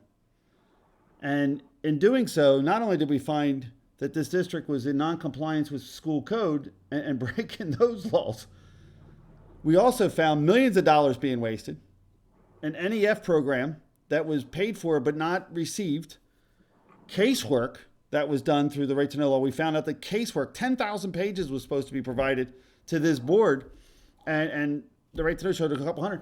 And here, this board walked out to this King Spry agency and offered to them money to help this board block the use of the right to know law, which supersedes our own government authority as a state law. And we have an oath and duty to uphold those laws, state and federal, with our own policies. So when the board asked this agency to spend our money to block specifically me and other people from filing right to knows to get information, and they accepted the money knowing that it's a state law where we have no authority over, those people do not go on my list of people that I want to do business with. And that's the bait that you gave them, and they took it. You should know better. They should have known better. And when they came back and said there's nothing they can do, they took your money, and then they said there's nothing they can do. Any respectable, responsible, knowledgeable person would recognize that you can't block state law. It's state law. And when our solicitor filer and Schwab went to the state and tried to file a court order for unconstitutionality of the right to know law, once again, got spanked. Yet we're spending tens of thousands of dollars. Several defenses that were raised. Tens of thousands of And the dollars court being found that spent. 77% of the records that we were trying to withhold were properly being withheld. But because that you means do phishing 25% requests. were illegally being withheld. That's the problem. They're fighting things, and by having this fight and argument, instead of just releasing the records, they're the ones making the money. It's What do you want? basically You want to divorce. release inappropriate materials? Thank you No, very it's much. not for your releasing statement inappropriate on materials, that, just to Mr. release the Bradley. right Okay. ones. But So we have a anyway, motion so and a stop second to cutting me table off, this. Is Larry. there any You're having a input conversation from about the King's community Pride. on We should have tabling the this particular conversation. item L? We should have the You conversation. are You can't truncate my filibustering, comment. sir. I'm not. I'm still. Yes, I got two you more are. You things to go continue over. to rant the same thing. No, I got two more Mr. things to go Cleaver, over. is there So any under the input from the Sunshine Act- community on tabling item L? Wait a second, Larry. I still have other No, comments. you can't wait a silence second. me. You've had your 3 to 5 minutes. of I'm a fame. Let's go. director. I have a right to serve Let's go, my Mr. constituents. Cleaver. Is there any public comment on this particular tabling? Yes, Ms. Bowman? Ms. Bowman?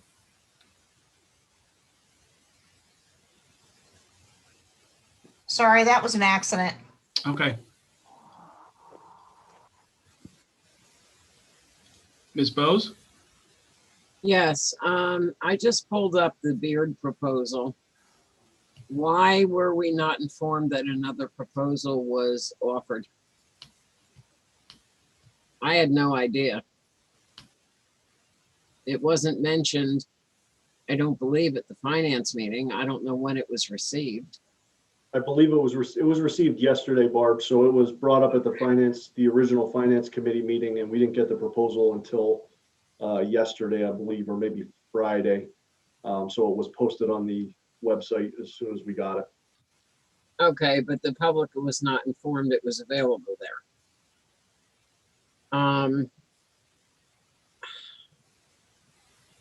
I think you're making a mistake going with King Spry, but that's all I'm going to say on that. Thank you. Mr. Shaner? Yes, this goes back to Ms. Beer's question. Why was the fourth request put out there? What was wrong with the original three?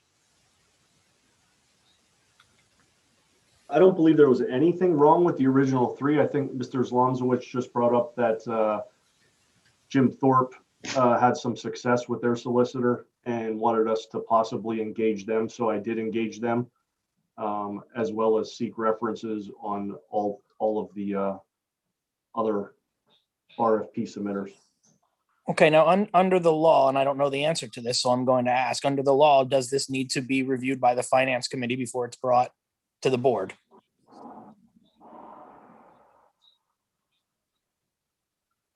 This is Joy speaking. My understanding is, no, the law does not require it.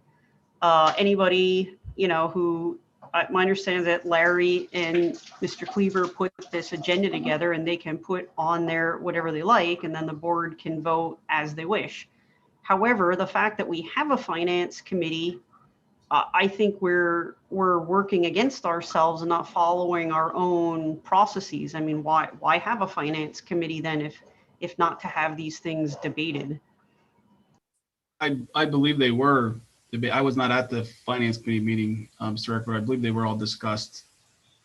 Right, but we have new information, correct? Like information that was not available to the finance committee last time, being these, what was it, references and the additional bid. Yeah, it just showed up yesterday. I mean, I don't know what you're thinking. I think it would be worth postponing it, but that's just my opinion. Thank you, Joy.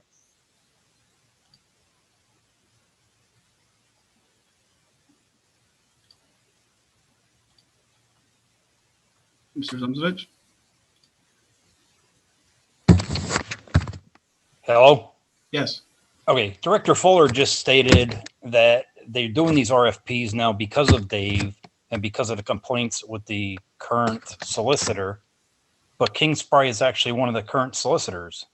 And again, I just want to state my opinion. If we're going to stick with a current solicitor, then we might as well stick with the Filer law firm who's who's local, who when we pay him, he's probably going to spend his money locally here, then send it off to Bethlehem or wherever King Spry is from. But I also think that they should consider, I'm not sure what the Beard Group turned in, but I believe from listening to Mr. Rarick the first night at the finance meeting about the other group.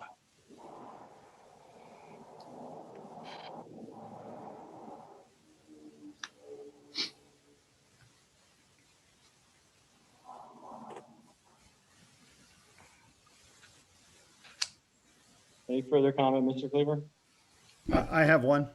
So basically, what I wanted to try to get at before you so rudely interrupted me, Larry, was the fact that under the King Spry Filer relationship thing that we had going on, in addition to the right to know issues, in addition to the Sunshine Act issues, in addition to the IEP issues, where this board has been found to repeatedly take fights against students with special needs, only to lose after the churning of these lawyers get involved, and then we end up paying both attorneys and the IEP, whereas we should just give the students the IEP. And the concept of that, let me finish, the concept, hold on, let me finish. The concept of that decision to be held by the board prior to even engaging in a fight should be had because we know that the cost of litigation is high. prior to you defending Sunshine Acts. You should just get educated by the Office of Open Records. It's free. Prior to right to know violations. And yeah, 25%. I got 57% of the right to knows.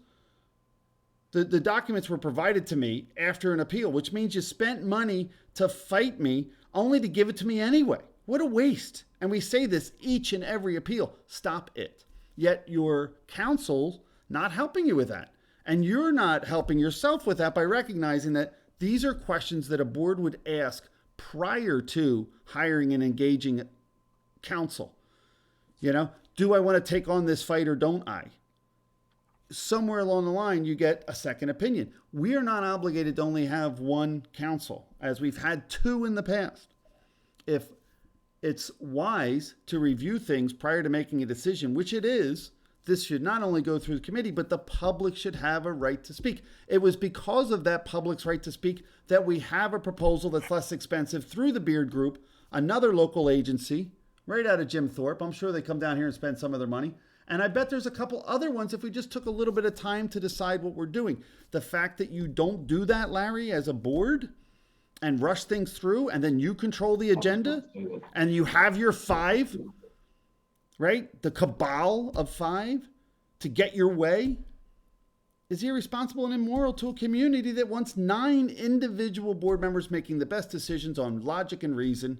And it's logical and reason to say prior to hiring a very expensive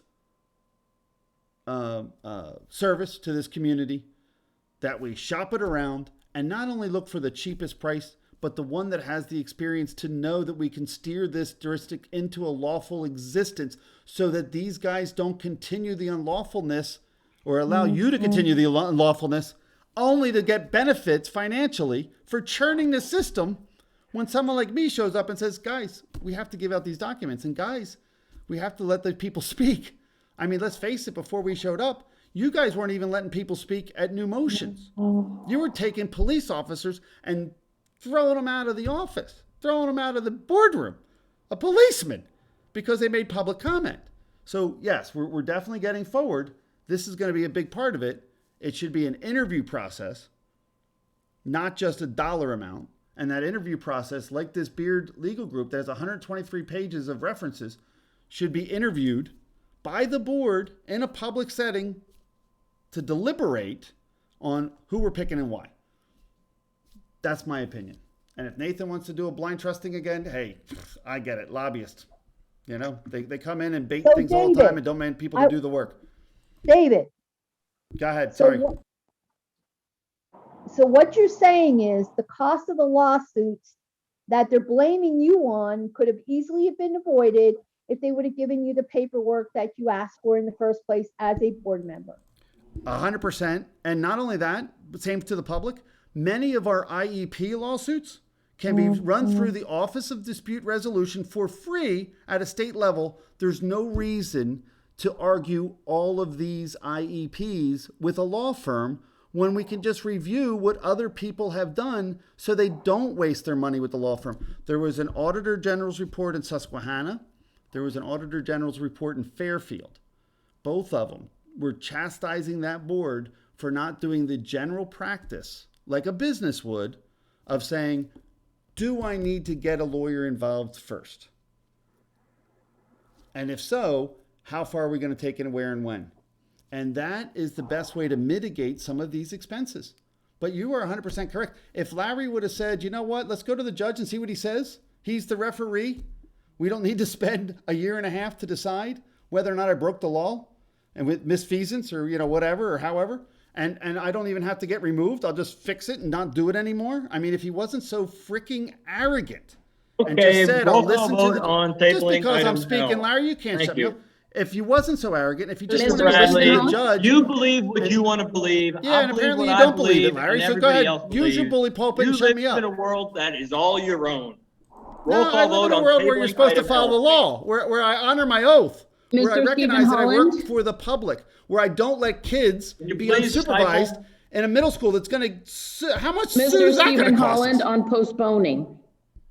I'm sorry, I was still talking. I don't like that Larry was trying to cut me off. Oh, actually, But you're done but because Rita, you're ranting again and you're I filibustering. understand it Just sounds like prolong a the meeting, rant, but the restating reality is same I'm trying to facts. get through to you, Larry. Mr. And I don't know Holland? if you have the ability to do that with your arrogance and your bully pulpit. You know, I just don't know if you're listening. Are you hearing Joy? Are you hearing Gail? Do you hear the public? Money's being wasted on IEPs. Special needs students are being fought. I don't for free believe you're, public education, I think and we we're need to paying fact both check your attorneys. information, Mr. Mr. Bradley. Number Bradley, one, I'm that not here to you're, argue with you, but you are so inaccurate with. I am not money. inaccurate. There I've has been in not the been meetings. We watched it recent- Mr. Stern, Thank you. Mr. Stern, as a I've point of been in the meetings. reference, We I watched it did happen. post the legal bills, and IEPs were less than $2,000 for the current year. Yet we spent $9,000 and $18,000 on agreements that were published by this board in those minutes. No, Mr. Bradley. Yes, you're they making were. You comments can about look the them up. I will IEPs. show them to you. I have the right to knows. You're I can incorrect. prove to you. The fact that you're telling me we did not spend. the fact that you continue to lose your suits, and Kings Pry is probably the main reason that you lose your No, suits. I didn't lose. Why you don't We like lost. this We went law to the firm. judge They and don't he give gave you an the answer. answer That's that not you a loss, want. that's a win. Similarly with Mr. Filer, he doesn't give That you is the a answer you win. want. And the Beard It Group is a is not win. in Jim Thorpe. It's a win. They're The out of Sunshine Act was a Altoona, win. You now Pennsylvania. have to let people speak. It's a They're win. out of Altoona, Pennsylvania, Mr. Bradley. Altoona. Who's that? You know how far away Altoona is? Yes, I go there frequently. Why? That's the Beard Group, is Altoona. Yep, I Thank spend you. my money there too. Good. But at the Roll same call vote on time, tabling is that why item you're L, picking Mr. an Tenio, attorney? please. Because you can get dinners out of Mr. them? Stephen Holland. You're supposed to let this Mr. debate Stephen take place, Holland? Larry. Absent. Mrs. Gail Mahalik. What are we supposed to be talking about? Postponing. Yes, we should postpone. Mrs. Rita Spinelli. No. Mr. Wayne Wentz. No. Miss Joy Beers. Yes. Mr. Richard Belts. Yes, postpone. Mr. David Bradley. Yes, postpone. Mr. Nathan Fowler. No. Mr. Larry Stern. No to postponement. 4-4. Motion fails. Mr. Rarick, Yes. I have a document in front of me. It's a confidential financial agreement, confidential settlement agreement between the Lehighton Area School District signed by Larry Stern and Jonathan Cleaver that shows you It to is be in my error. I professional will be glad opinion to that you share it should with not be you. reading confidential I settlement will not agreements read in a it. public I'm meeting. going to say that it contradicts the statements of the superintendent.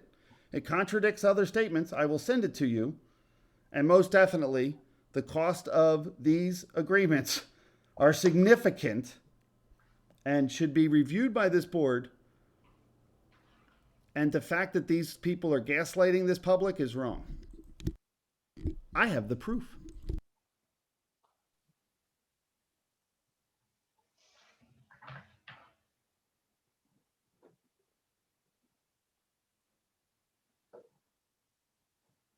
Say Fred Kemmerer still has his hand raised.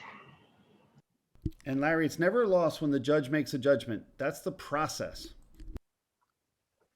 The loss is when you claim immunity to try to not have to follow the law and then go through all that process just to get to the judge.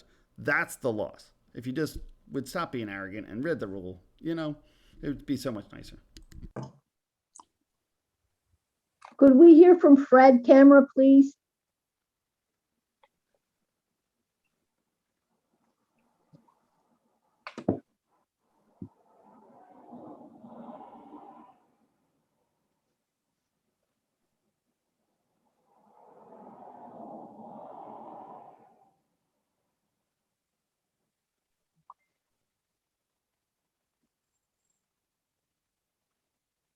I think we're having some technical difficulties again, so please hold on.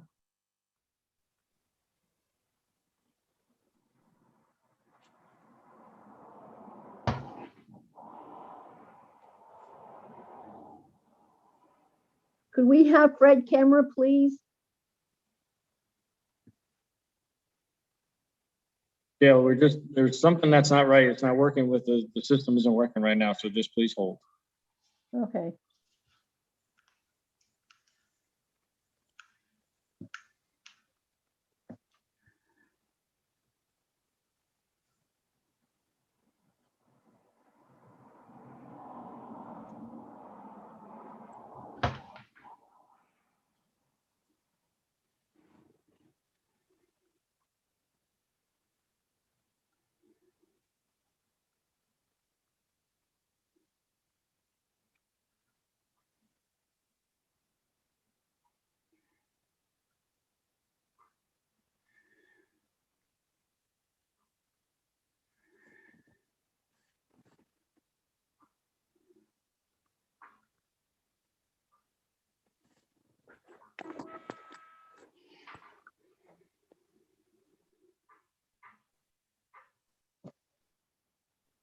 Looks like we lost Steve Holland again.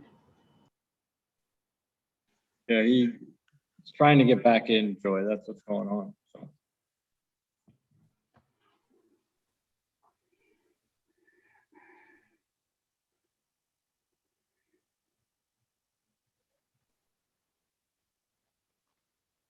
Are we restricting other people? I'm getting comments that other people are trying to get in as well and they're having trouble. Did we have a limitation on the number of participants this time?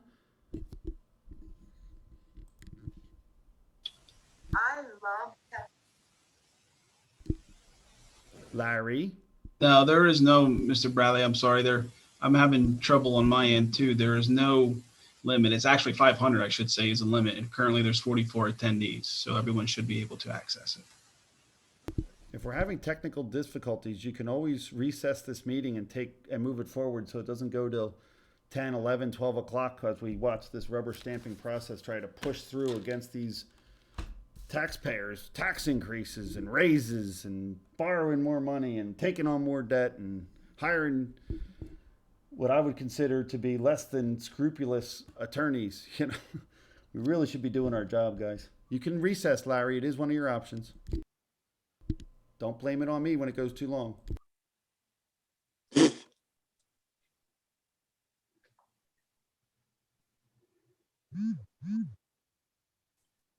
Especially when you realize that all this discussion should have taken place in a committee meeting prior to even getting here. But you didn't do it. You didn't even get the other proposal till apparently yesterday. Sad, man, sad.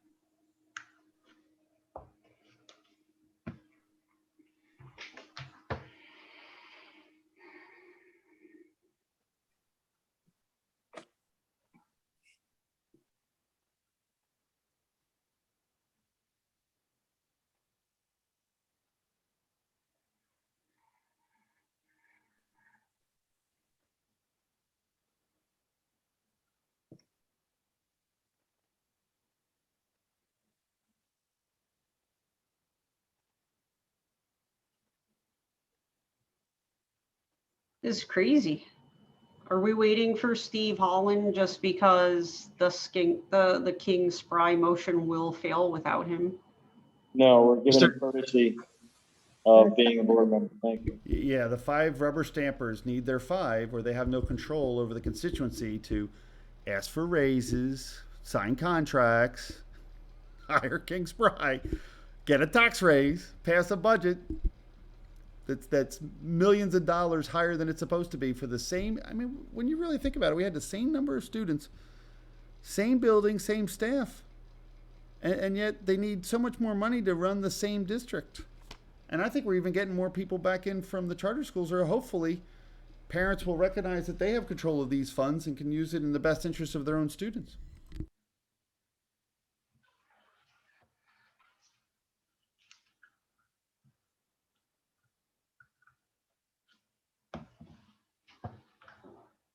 It's late, it's summer. I move for a recess. Can I get a second on that motion? Mr. Holland, are you able? And I'm having trouble too, Mr. Stern. Can you hear me? Can I get a second on a move to a recess? I'll make a motion to continue this meeting. Yeah, let's move to recess. Is that what you're saying, Joy, or do you want to continue No, waiting? I'm saying let's take a vote on motion L. Oh, because Steve's absent?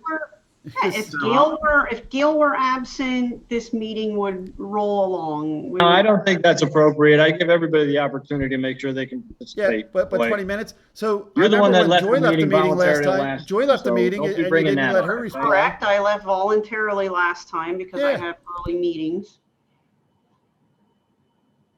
I'm going to try it again. I move for a recess. Can I get a Mr. second on that Cleaver? motion? Mr. Holland on the line. Can I get a second on a move for a recess? Mr.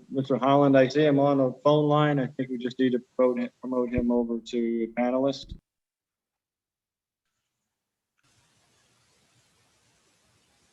Can we have Fred to talk right now while we're waiting? No, Gail, they need their 5. If they don't have their 5, they can't run a railroad over you. Steamroller time. They need their 5, Gail. We will wait. We will wait until 5 arrives. We will make sure that the 5 get here. David, let Fred talk. They're not going to let them. They need their 5. Well, they can do that while they're waiting for him or whatever. If he can't get on, then we'll just have to vote without him. I agree. Let's Fred speak.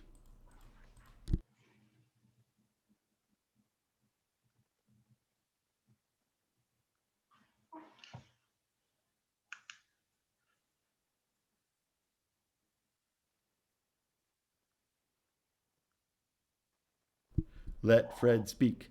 Let Fred speak.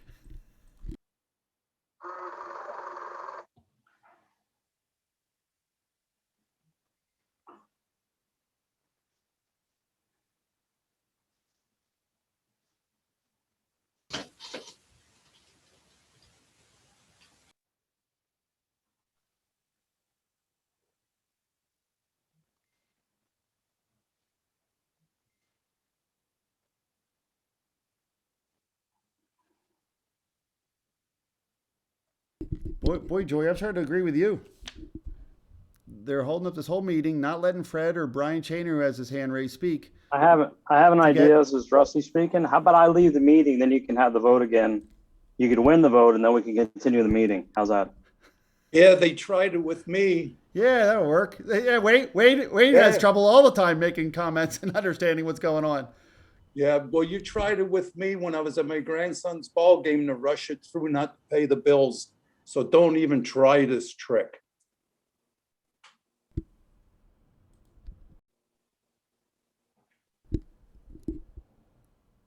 Like that stadium there, Wayne? Is that what you're talking about? Have you watched your own deposition yet? Jeez, that was funny. Yeah, 3 people watched it, I heard.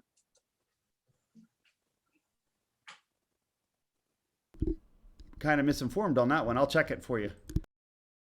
While we're waiting for the rubber stampers to get their team together. Good luck.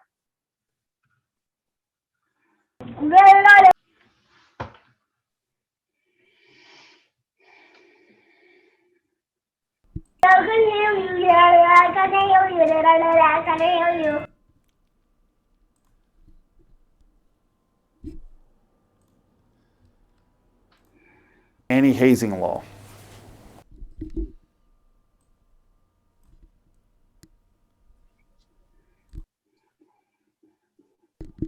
Little over 140, Wayne. Parking, a real bathroom. Yeah, how many from Lee Heights? 3?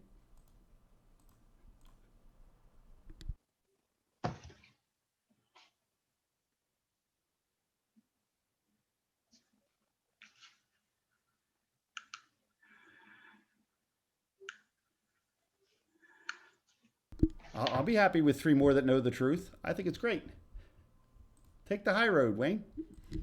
Okay, actually what was Are in we the meeting, able to Mr. hear- Holland actually drove over from his house. Now he's sitting here with us in the room. Is anyone able to Sitting hear? wait, sitting here with us in the room? Sitting here with us? Stern. What I've room been are at, we I've been talking at the about, guys? boardroom for all these meetings, Mr. Bradley. I don't run this stuff from home. Mr. Stern, are you able Here to in the hear- room? You waited for I Steve have to not- drive to the school so that they can have I their have own not private been meeting? able to- Is this Hey, why the volunteer, meeting didn't Mr. start on time? I This why have the not meeting been didn't start able on to time? communicate, Mr. Stern. Can you hear me? I can, Mr. Bradley, Mr. Cleaver. Because as the host here, and I tried allowing Mr. Kemmer to speak. Mr. Kemmer, I was sorry I couldn't hear about Mr. Kemmer, and if we can just, where are we? We are on item L. We voted not to table item L. So we're back to item L with the King Spry Herman Freud fall agreement. But I just want to make sure that Mr. Kemmer can hear me because it was not allowing anyone to speak. And I know there was another motion. Mr. Kemmer? Mr. Kemmer? Mr. Kemmer? Hello, can you hear me? Yes, I'm sorry. I'm not sure what's wrong with my computer. Okay, no problem. But my comment was just for the last tabling, and I'm sorry. I hate speaking out of the turn when it doesn't matter at this point. My whole thing was, my question was for Mr. Fuller. It seemed like some of the attorney fees he needed assistance with from King's Pride. Now, is it something where he is not competent, but is he able to represent us in a full capacity? If he's not, and we're just getting additional attorneys to help him, it's like a double cost. And if it's King's Pride that gets us through these litigations, and I think it's better to just go through one solicitor because we're getting double dipped if it takes Mr. Filer and a King's Pride. That's my only comment. It just doesn't make sense as a taxpayer to have more than one attorney representing us unless it's something that you could explain that is necessary. End of comment. Mr. Kemmer, in the past, King Spry has handled the special education litigation with the school district because that is a specialized field of law, and they handle the litigation issues because the insurance carrier that we use selects them. So once we get a lawsuit, we turn it over to the insurance carrier. The insurance carrier selects their counsel. Mr. Stern, I'm going to keep checking and make sure you can hear me. Can you hear me? Yes. Okay, at this time, there are no other requests for All comments. right, so we're back to item L. I need a motion and a second to recommend the district to appoint and I thought we were retain still King having a Spry. discussion. I thought we were still discussing it from a board standpoint. Joy made some really good points. Gail made some great points. No, I know Mr. that Bradley, the- you tried to table it. It did not succeed. We're Yeah, going you back had to to the get motion. you had to get Steve to drive over to your little cabal that you're having of your own little private meeting. No, I somewhere. gave him the courtesy that I would The give any courtesy. board members. They're going to tell me he's going to The be courtesy. here. They're going to be here. Yeah, the courtesy. Okay. Whatever. Good for you. So To you got your recommend King cabal. Spry Herman Freud So you and got your Fall cabal. as You the got it. solicitor for Lehigh Hold on, Area we School wanna make sure you District got for the this school right. years 2021, 22, 22, 23, 23, 24, according to the enclosed RFP. I need a motion and a second, please. But at the same time, So you- moved, So Wayne. moved, Nathan. But at Got the a same first time, by you got Mr. your Wentz, cabal a second together. by Mr. Fuller. You I got have your a cabal together. comment. Hold Why on. aren't we all in that room? Yeah, and the people. Hey, I've been in this room all the past 18 months. That's I funny. would have been Now we there really know what's also going on, had I guys. known that we could be there. You're Gail, not the allowed, meeting was Gail. advertised as virtual. We're not having How much of the virtual and cabal's in in-person that room? meetings. How much of the cabal's Next in that meeting room is going to having be in comments? person. Hold on. I got a motion and a second on the floor. Hold on. We got You another wanna issue harass here, me Larry. about this, Larry, harass we me got a under couple new issues business. here. We got a couple issues. You got a motion second. Let's have the discussion. You got a couple issues. First of all, you have King Spry You're trying to hire him for a 3-year period where you know that we've had some character issues associated with their performance within this own board. You also have some IEP issues. You also have some factual information that Ed's saying that the finance committee meeting wanted. They got it, and it came in yesterday. Most people didn't even know it. The public didn't know it. Now you got a whole nother issue that you're in a room with other people. You can be having ex parte conversations with other board members, not in public, separate from the rest of the community. And that's solidifying this cabal. How did Steve know to drive over to you? Did someone offer and ask him? I did not hear that in this public meeting. Did I hear we're going to recess until Steve drives over? Can I come over? Say that again, Larry. He reached out to Janine saying, I can't get on. Can I come over? Okay. And apparently, So Steve Janine then then said knew yes. that people were gathered at the administration building, yet I did not know that was an option. I did not know that was an option. And not only that, all that time we were pretending to get Steve on, they were waiting for him to drive. That's the most immoral, unethical thing in the world. You got the whole community waiting for Steve to drive over. Why don't you just say, hey, take a 5-minute recess. We're waiting for Steve to drive over to our little cabal. What would be the difference between a 5-minute recess or everybody wait? Then everybody have to get back on. But they don't. They can just walk away and they can do other stuff. It could be a hydraulic brake. But the reality is, Larry, you lied. You lied to the people. You pretended one thing. You did something else. Yes, I am, Mr. Cleaver. I'm having, it seems when there's a lot of people talking, it's actually affecting the host. So I'm just making sure, and I apologize for continuing to have to ask that. Mr. Shainer's looking for the floor. Well, Mr. Shaner can't have the floor because this is an agenda item that was open prior to the meeting. As a director, inside of a public meeting, I have every, hold on a second. I have every right as a director to seek input. No, you don't. I do. I have every right to seek input from my constituency in this call meeting, vote and I'm on seeking item it L, from. Ms. Pertinio, please. I'm seeking it from. Hold on a minute. I'd like to make a comment before we take a vote on motion L. We're going to vote on King Spry now, and I would like to let the other board members know that I attended one of these Dave Bradley lawsuits that was seen by Judge Nanovic, and I observed the King Spry lawyer in action, and I was not impressed. He was forgetting lingo.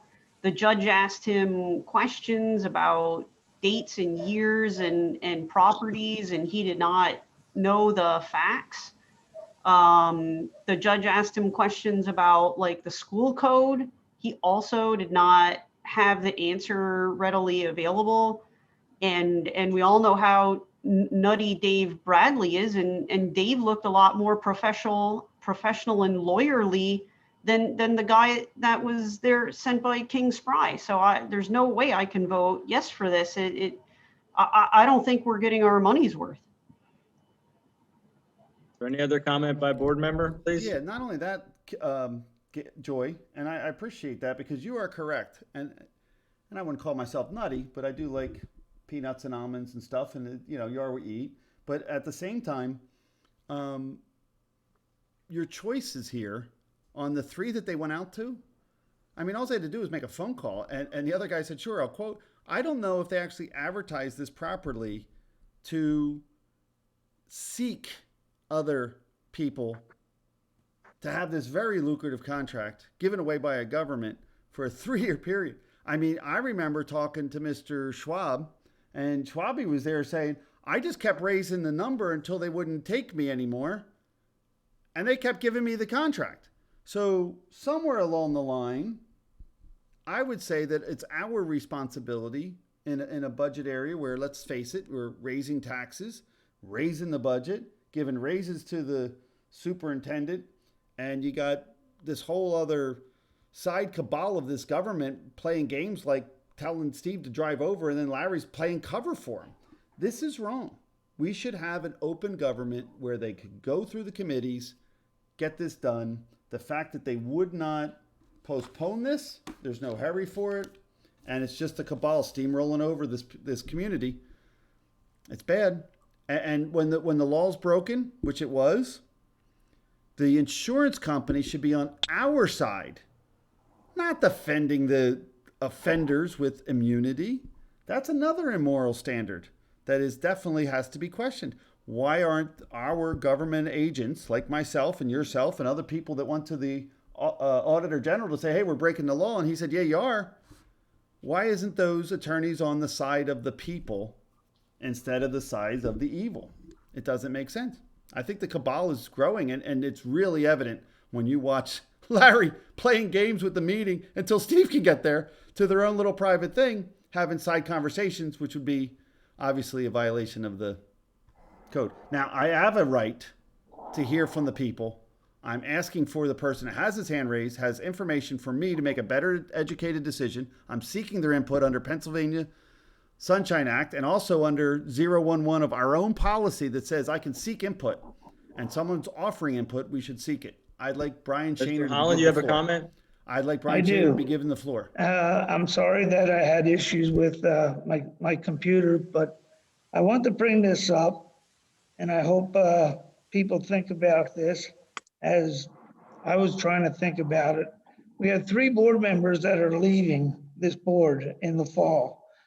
So I was asking myself, wouldn't it be in best interest of the school district to continue keeping the same attorney that we have, provided that they even want to go another 6 months, and then open it up to the new board as to who their solicitor should be. That's it. Thank you very much. Thank you, Steve. I would be all for keeping Eric Filer. I think he's comported himself more professionally than I saw in that courtroom. I would agree with Filer as well for the 6 months until the new board can be installed. The same way I think we should do that for the superintendent's contract. It just makes fairness and sense that you're going to have a flip over of a board to allow the same people to continue to make the same mistakes is the pure definition of lunacy.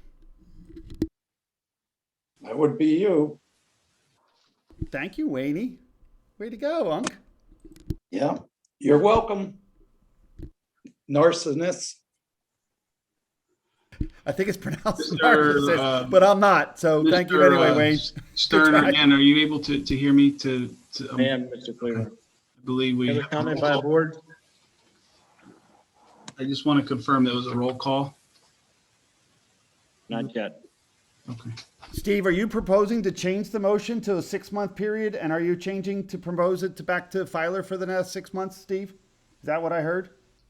I'll make that motion.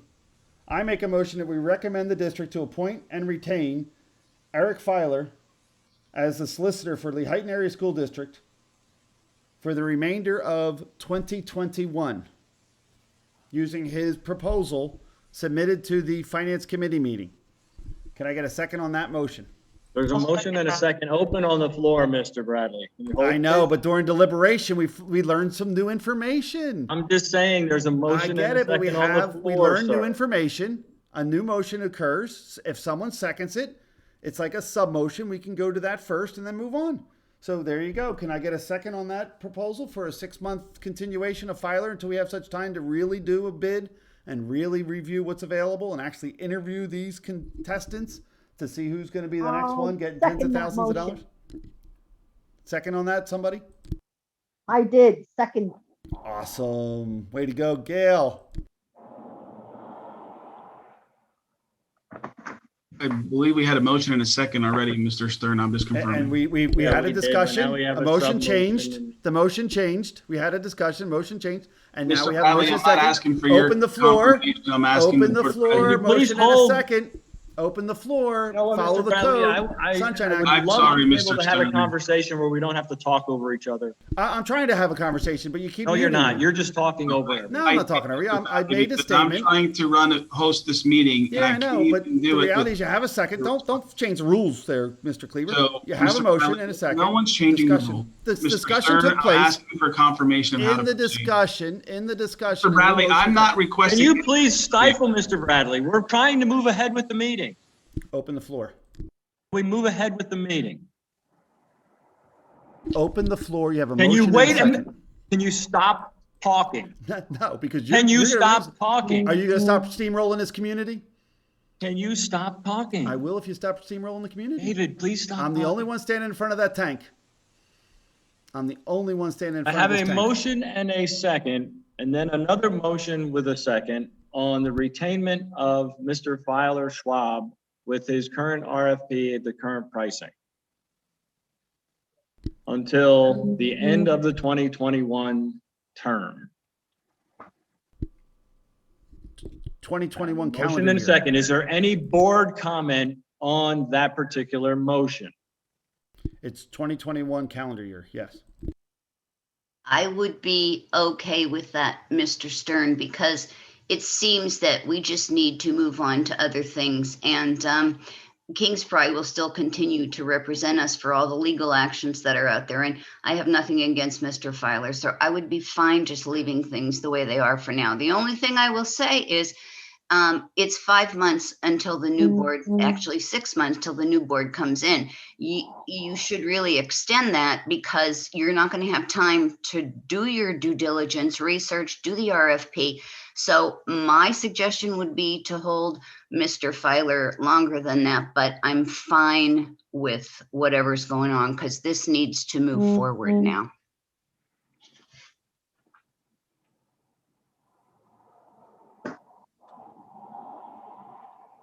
How about, and this would need to be approved by whoever has the motions, that we retain him for the 2021, 2022 school year. And allow for that activity to occur during that first 6 months of the 2021, or the last 6 months of the school year. But don't we still need to vote yes or no on the Kingspride thing? Because that was motioned and seconded. So Eventually, Rita, we do, because this one's a subsequent internal motion to that one. So we need to go back on that one. Okay. Okay. All right. Just as long as we're going to address something here because it's getting very convoluted at this point. Yeah, and I just remind folks that it looks like Brian Sheener has his hand raised and this is a new motion. Thank you, Joy. So I guess I want to make clarity on the motion. Do we go to the end of 2021 or do you do the school year 21? End of 2021, so the new board, end of 2021, so the new board can install the solicitor, and that gives you a couple months to go through a real bid. Because there's no reason. Reorganization and the seating of the new board is in December. You're going to be able to do that and get a legal RFP evaluated. We're going to do December. Yeah, we're going to do all the work between now and November. Yeah, you're not going to do all the work. Yeah. The board, the sitting board currently is going to actually do a real RFP. We're going to actually interview directors. People have it in an open meeting. Now that contradicts what everybody else was saying. How does that help the new board? The new board choose the solicitor. The new board. See, one more time. I don't understand if you don't understand how government works. So the government works very simply. You have these open meetings. You have this RFP. But you want the government starts to work January the way 1, you and they want can the vote on government it. to work, Mr. They can Bradley. vote on it. They can join in on meetings if they like. They can vote on it. You don't know who they'll be.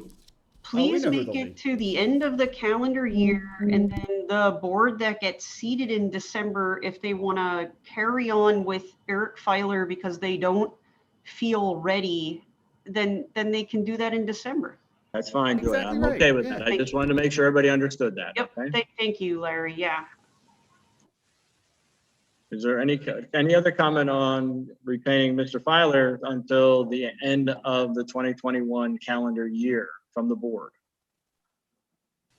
Again, Mr. Stern, there is two comments there's one comment request, but I just wanted to confirm what the motion is that they will be commenting on because there was The motion they will be commenting on is the retainment of Filer Schwab for the duration of 2021. Ms. Bose? Ms. Bose? Yes, I agree with this motion. I think it would be the best to keep things the same. Although it's not been done in the last couple of years, there can be an actual board meeting after the changing of the guard, as it were, when the new board is installed, whoever that may be. Many other school districts do have a regular business meeting afterwards.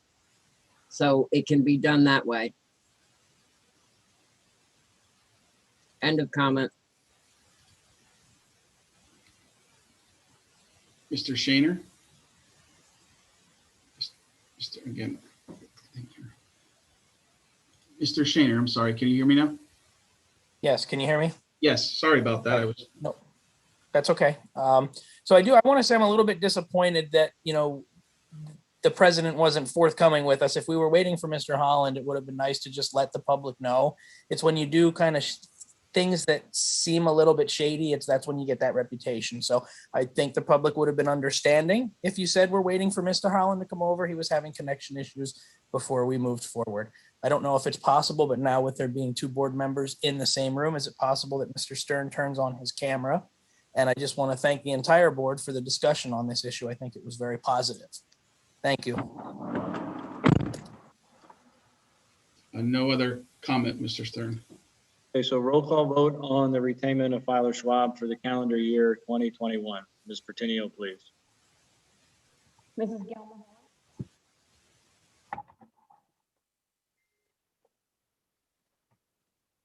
Mrs. Gilmore.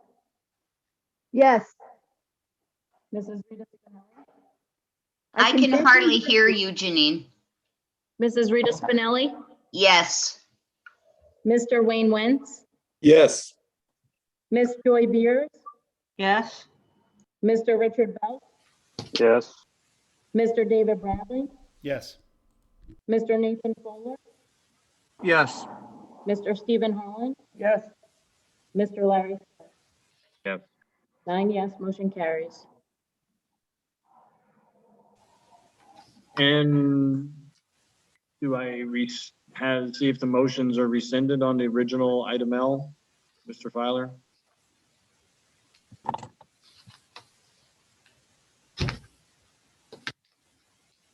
Mr. Tenio, who first and seconded those motion? I have Wayne Wentz and Nathan Fuller. Withdrawn. I'll withdraw mine also. Okay, they both have been withdrawn. Do we need to vote to table that item L, Mr. Filer?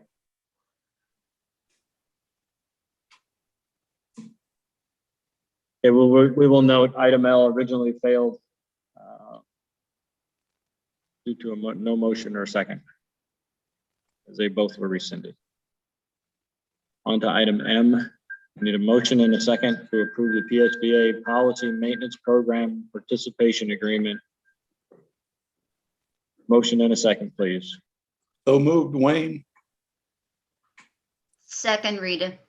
I have a motion by Mr. Wentz and second by Mrs. Spinelli. My apologies. On item M, comments by the board on item M.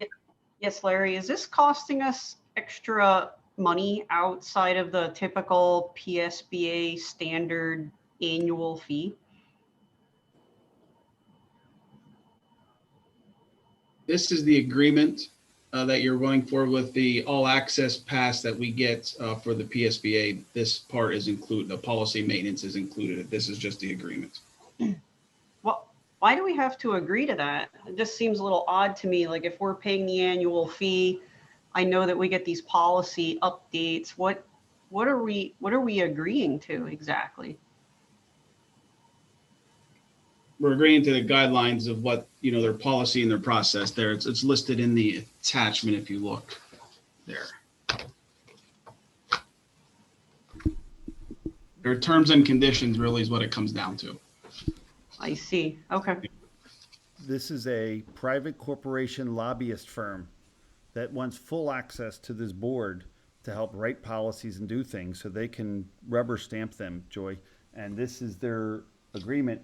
And it also says that we have voluntary termination rights to participate in the program, subject to an agreement at any time, providing written notice to the PSBA. We at that point end up working for them, which is why this shill government has so much trouble.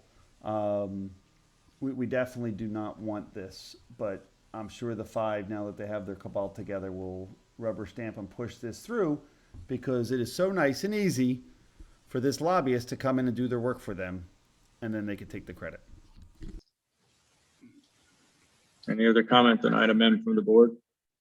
I'll make two. Remember now, our policies allowed that poor child to be in the pediatric ICU, the issues at the hazing issues.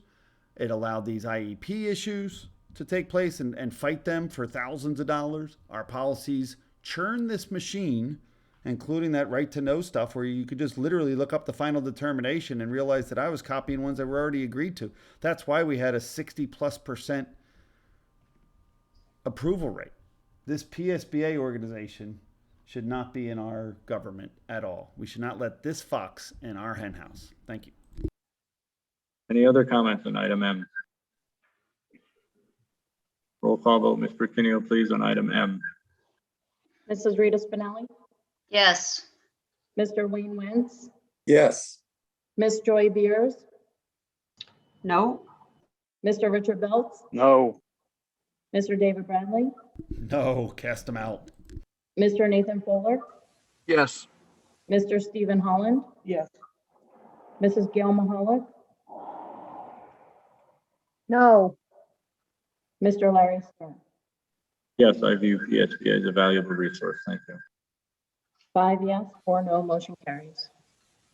On to item N, per capita and occupational tax exemptions. I need a motion and a second to approve the following exemptions from per capita and or occupational tax, and I will not read all of them. So moved. Second. I didn't catch who the first was. That would be me, Larry. I'm agreeing with Rita. Making a movement on a motion does not necessarily agree with that motion, sir. So I have a motion by Mr. Bradley, a second by Ms. Spinelli on item N. Any comments from the board on item N? Actually, it exactly means that you're agreeing with them because I wouldn't be allowed to vote otherwise if I'm the one that put the motion on the table, nor would she. We have to agree. But I do have one question. Ed, this exemption for these people on the per capita and occupation tax, how much does this district collect from these taxes? And can't we just get rid of it for all of the public? Their per capita is roughly $100,000 a year. The occupational tax is significantly higher. Do you know what that is? Not off the top of my head, no. Well, why can't we just get rid of all of it? Especially this per capita idea. I mean, you're literally taxing people to have a head inside the district. I mean, it's the most regressive tax ever. Almost as bad as the real estate tax for funding our schools. However, that's one we got to take up at the state level. This is one within our control. This is one completely within our control.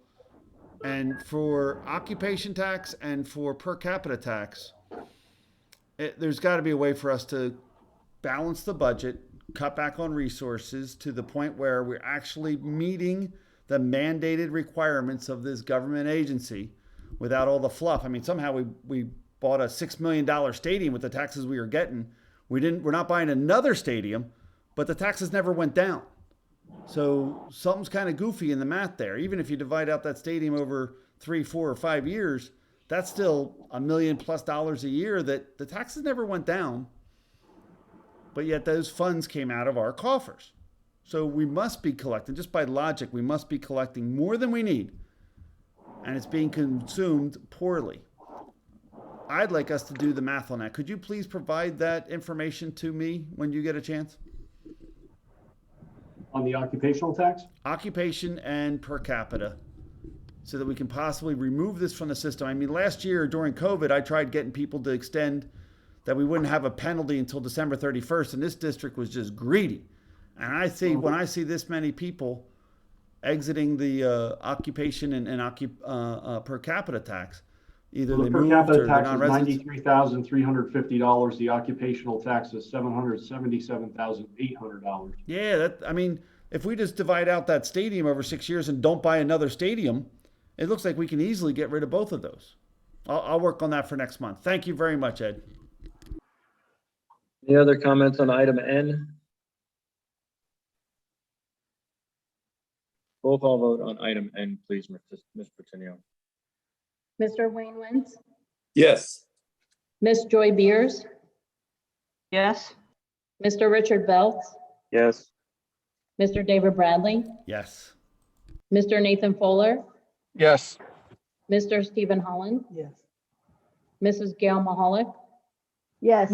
Mrs. Rita Spinelli, Yes. Mr. Larry Stern.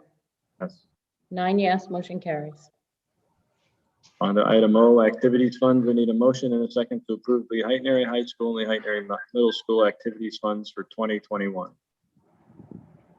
Motion and a second, please. So moved, Nathan. Second, Wayne. I have a first by Mr. Fuller, a second by Mr. Wentz. Any questions on item O?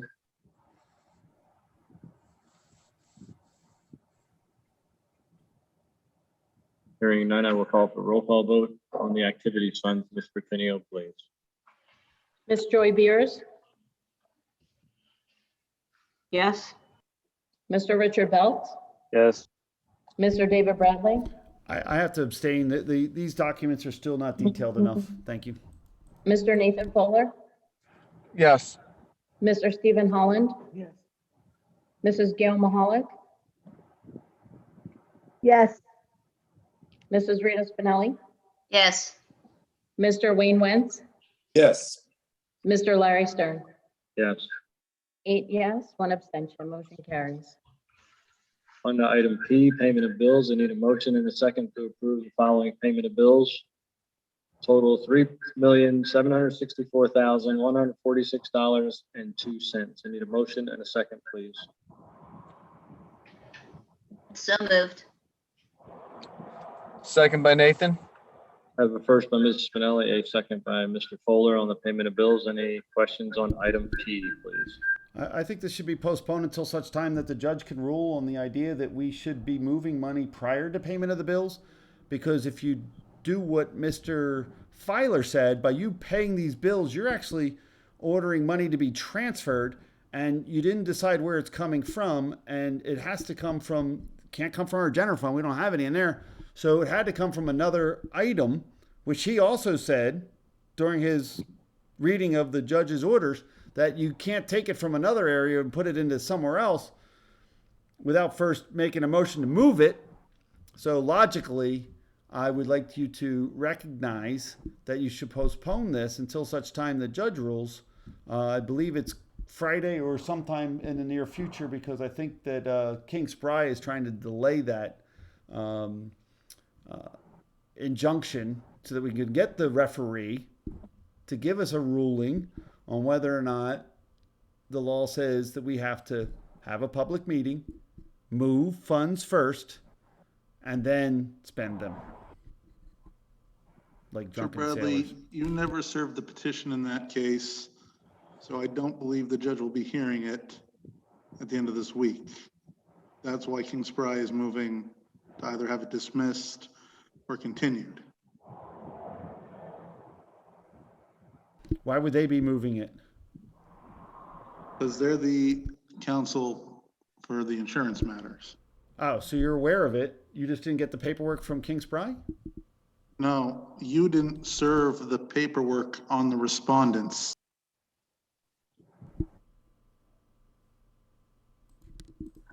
Too bad that lawyer of ours doesn't help us keep this government legally obligated to the law and instead wait for the Auditor General to come. I represent the board, Mr. Bradley, not individual members in their legal pursuits. Oh, so which The board members as a of the whole. board are you representing against this injunction? Which individuals? I'm representing no one in that case.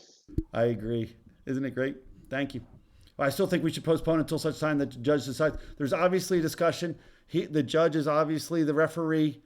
It's nothing for all of us to walk in front of the judge and say, Judge, help us out. Let's see how we're supposed to do this. So we're we going don't to wanna hurt these postpone the people." payment of bills indefinitely and. No, we just go ask the judge, sit down and be amicable. But you don't know when Why the have a judge will divorce? hear the case, Why sir. have You a said it was divorce? last month and it Yeah, doesn't why happen have a last divorce? month. I'm sure it's not going to happen for Friday, July We don't need a 2nd. divorce. Why don't we go ask Pennsylvania Department of Education or the Auditor General's office or the Attorney General's office and say, hey, why don't we get clarification on Is there how any this is other supposed to work? comments on item P? Because they decided it's only the judge that decides it. Roll call vote on the payment of bills. Ms. Pertinio, please. Mr. Richard Bell, No. Mr. David Bradley, No, we should wait for the judge. Mr. Nathan Fuller. Mr. Nathan Fuller,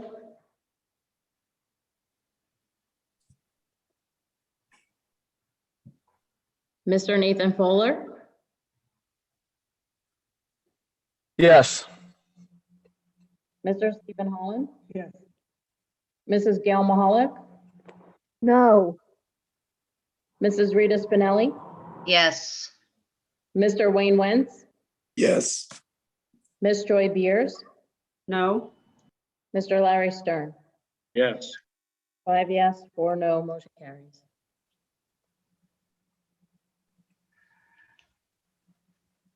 On to item 3, personnel. I need a motion and a second to approve the enclosed 3-year contract extension for Jonathan J. Cleaver as the Heighton Area School District Superintendent. The following revisions will be made from the 2021 school term: increase of 2% next to for 21-22, 22-23, and a 23-24 school year.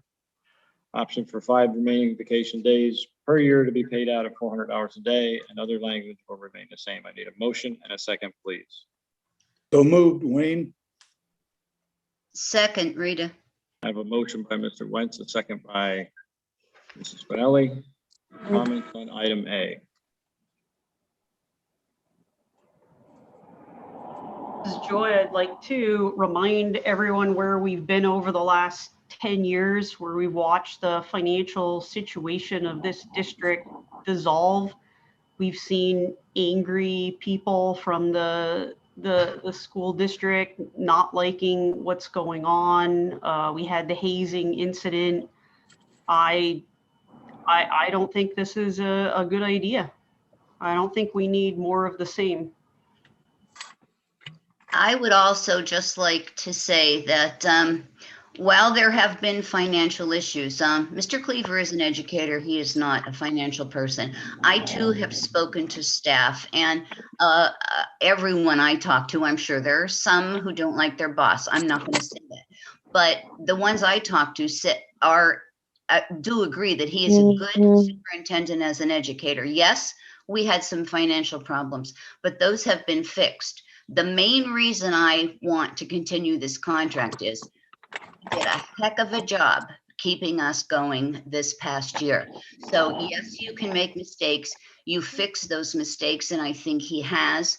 And his most important job is to get the kids educated, and he kept them in school and he kept them safe. And for that reason, I'm going to extend his contract. When you get on the board, the other people who get on the board can make that decision in 2023, because that's when it will be up. So as far as I'm concerned, right now, today, Mr. Cleaver is the best person for the job, because this district doesn't need any more upheaval. It was okay to not change lawyers and keep everything the same. Now it's not okay. So as far as I'm concerned, I think Mr. Cleaver deserves to stay. I think that Rita is I couldn't agree more with Rita. Rita's trying to enact things from the grave again, but as it's called, and control this board from the grave by having the same cabal that was in there before that waited and basically lied to everyone in this community while they waited for Steve to show up. But when we look at it, let's look at it from a academic side, Rita. The first thing is we are on the poo-poo list of dealing with students for special needs by the state of Pennsylvania. We are getting special help from the state because we're not providing proper, free, and public education to an entire group of individuals within our community. And that's a shame. That's top down. And he is the CEO, theoretically. He's actually our subordinate, and we should be doing a better job. You don't seem to understand that as yourself. But Mr. the board Bradley, as a whole, I'm not talking to you. I'm talking on my part, like I let you speak. Please let me speak. But on an academic... Then don't bring my name into it. Oh, rant and read, I can do whatever I want. But here you go. On an academic level, we definitely have issues with students with special needs. We are definitely on the poo-poo list for the state of Pennsylvania. We've had this in our academic committee meetings. When it comes to free and public education, we are struggling to provide students with IEPs all of the education that they need.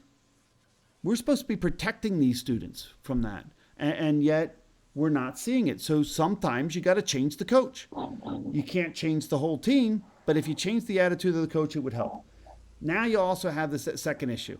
You have someone that goes into meetings and bullies people with his mute button and he brought the students back, did a great job.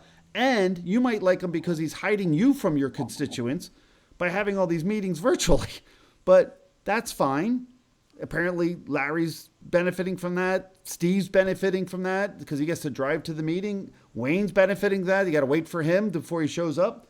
And because he's got a personal commitment, but he won't meet the board's commitment. It's funny to listen to you guys speak. It's so arrogant. Now, at the same time, you have a new board coming in. We all know that. You shouldn't extend this contract for 3 years. It's just immoral. It doesn't make any sense. It's irrational. It's illogical. Now Why let's go down. not- Hold on, I got a couple more. Hold on. Well, let me just piggyback 1 second. Oh, Why sure, not go ahead. terminate this at the end of the year the same way we did with Eric Filer's contract, which Rita just compared that to this? Yeah, because she also compared the idea that she can't control it from the grave. And that's a problem. Because that way you got 3 years that they get to control what's going on. But what I agree with you, Joey, and that's what we're going to try to do this. At the end of my comment, I'll make that motion. But the other parts of the comment, you got to realize that when it comes to the right to know, we authorize this district to get training on the Office of Open Record. It is free years ago, never implemented. We authorized as a board, Mr. Bradley, that is inaccurate. I'm Our speaking, right to sir. know You can have your officer- comment. No, You have a because right I'm to tired comment. of the falsehoods that you completely. It's not a falsehood. spread. We did vote on Our it. right to know. I'm not going to argue officer with you, sir. Go ahead, you is speak. I'll finish my trained comment when you're done. And does attend meetings for compliance. So again, please do not spread your falsehoods. I will. It's not a falsehood. I'm making a statement, and if you can clarify, this board authorized specifically for the Office of Open Records to come to our district personally and educate ourselves on how the right to know law works so that we can release these documents without fighting every appeal. Out of the 20 plus appeals that were fought, the district had to provide the district. They would actually appeal the right to know request only to give the documents up in the appeal process, making the appeal moot after they spent money with the solicitor. It's completely inefficient. Let's move on from right to know to Sunshine Act. He should be educated as to how it works, and he should not be truncating the public speak. Yes, you don't have to let people speak, but our policy, which he's supposed to be administering, should be to seek input from the stakeholder. So when we hire this person, this superintendent, to follow our policies, it's their responsibility to do so, and our responsibility to oversee the application of that policy. So when you look at unsupervised students, when you look at the bullying and the hazing, there was a new case law that came out, and it physically identifies that a school can regulate speech when it occurs off campus. That's the new ruling this is from the Supreme Court of the United States of America. Mr. Filer, can you please again Let me address finish. his falsehoods? Please, it's not falsehood. The Supreme Court did authorize that a school can regulate speech when it occurs off campus. And we had a young girl. Mr. Brad. Please, sir, you're interrupting me. You can have your turn at the end. Because it's, again. I have my bully pulpit. You have yours. It's not about bully pulpit, Mr. Bradley. It's about factual information. I that am you giving factual are not information. The sharing. Supreme Court authorized and Mr. said. Filer, can you please? No, not until I'm done. And then he can have all the retort You're in the world. wrong. I'm not wrong. I'm Yes, quoting you are. it. You're reading from the dissenting opinion, I'm reading. i.e. I'm reading the side that lost. I'm reading it. It was an 8-1 decision. You are reading from the one. I'm reading the dissenting opinion. That's fine, but it's still the opinion and it's right. No, it's not. Bradley, you are so. Your out cyberbullying of policy says that you can regulate it. You do not have the right to allow your cyberbullying. Your job is to follow the policy, Mr. Cleaver, not write it. Now, the board approved our cyberbullying policy, and we're supposed to protect our students, not the people doing the bullying. Now, that's just immoral and wrong. Now, let's move on with the next process. So you have the right to know. You got all this bullying. You got all this injuries. You got an auditor general that came in and just chastised and spanked us across the board for everything that was going wrong. Then you have this whole stipend and NEF program. Now, you're more than welcome to retort. You have the floor. You have a right to have your floor. But I'm going to go through that little process. We had an NEF program where we spent $1.6 million on the beginning for the first one, and it worked pretty well. And then the second one and I sent the email to the entire board, but when the NEF program went through, the Mr. Art Steller from the NEF said personnel in Lehighton Area School District simply stopped responding to phone calls, emails, or letters from the NEF staff, including myself, one of the directors of the program. This behavior was most unprofessional. Personally, I stopped trying after 30 or more attempts, received no reply. For us to have a program that we spent $1.6 million on, paid this man a stipend to oversee the case study that he identified in an affidavit that was supposed to be 10,000 pages per year, 10,000 pages per year for a couple years. And then when the right to know came in, all that stipend money was paid to this gentleman. He accepted it, but only a couple hundred pages were provided. And those pages were Excel spreadsheets and basically letters to the parents saying, thanks for participating. The reality is we did not provide the NEF program. We did not administer it properly. And this man is the chief administrator. I don't know whose phone's going off, but hey, someone's getting text and being mad at me. The NEF also attempted to contact LASD for no avail for the QZAB too. And then he said, I can't imagine what would make the QZAB report requested reach 10,000 pages. Now, I will give Mr. Cleaver some credit. He definitely snowed this board into paying him. He definitely got the board motion to say, I'm going to do this case study. You give me my stipend money. And the board did it without ever checking. But it is Larry Stern's wife's boss. But here's what you're looking at. At the end of the day, this district is a mess. The board is immoral. They have broken the law. It's been repeated. You need to change the coach. You need to change the board, which the district is doing in November, which is great. But you should not hogtie this district for another 3 years when we had so many issues and so many problems and so many lawsuits that are going to be coming from students when we didn't supervise them.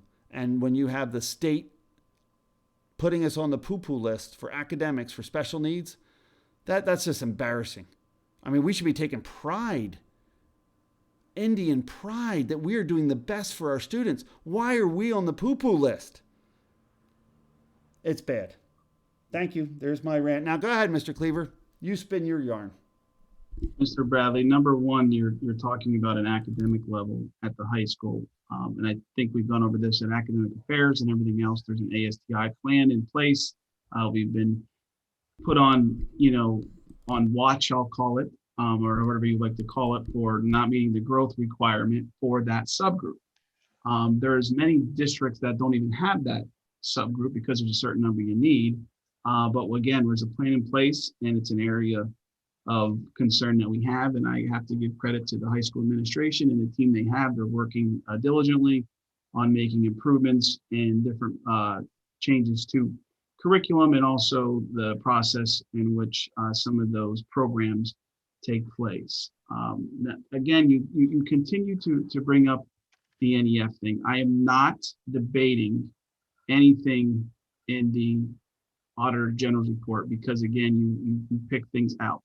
But I think it's important that you make it sound like it was a big secret. I did not have any knowledge of financial payment being made to NEF until I received an email August 2017 of 2009.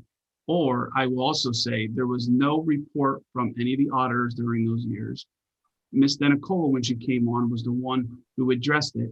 And she was the one who in that time reached out to the Auditor General because she was concerned about how it was handled in the finance piece. So through their investigation, we gave them all the facts, we gave them all the information, We went through, they had understanding. And again, I think it's important, and I believe even Ms. Winhorn, when you were here, went over some of this with you, that the way that was handled in the financial piece was a big part of this. I personally did not know until I received that email again, asking for a payment based upon a discussion that took place with the business office, and that payment was to be paid in the 1920 budget, and there was a request for the email. Regarding Art Stellar, I was not even aware he was involved until the Attorney General, or excuse me, the Auditor General reached out to NEF and notified us that they were referred to him during that process. Before that, I think it's important for you to know that there was a number of phone calls placed here requesting to talk to me before he talked to the Auditor General, which to me is a big red flag. Why do they, if they're questioning, why does he need to talk to me prior to talking to the auditors? And there were several messages that were left for me for that.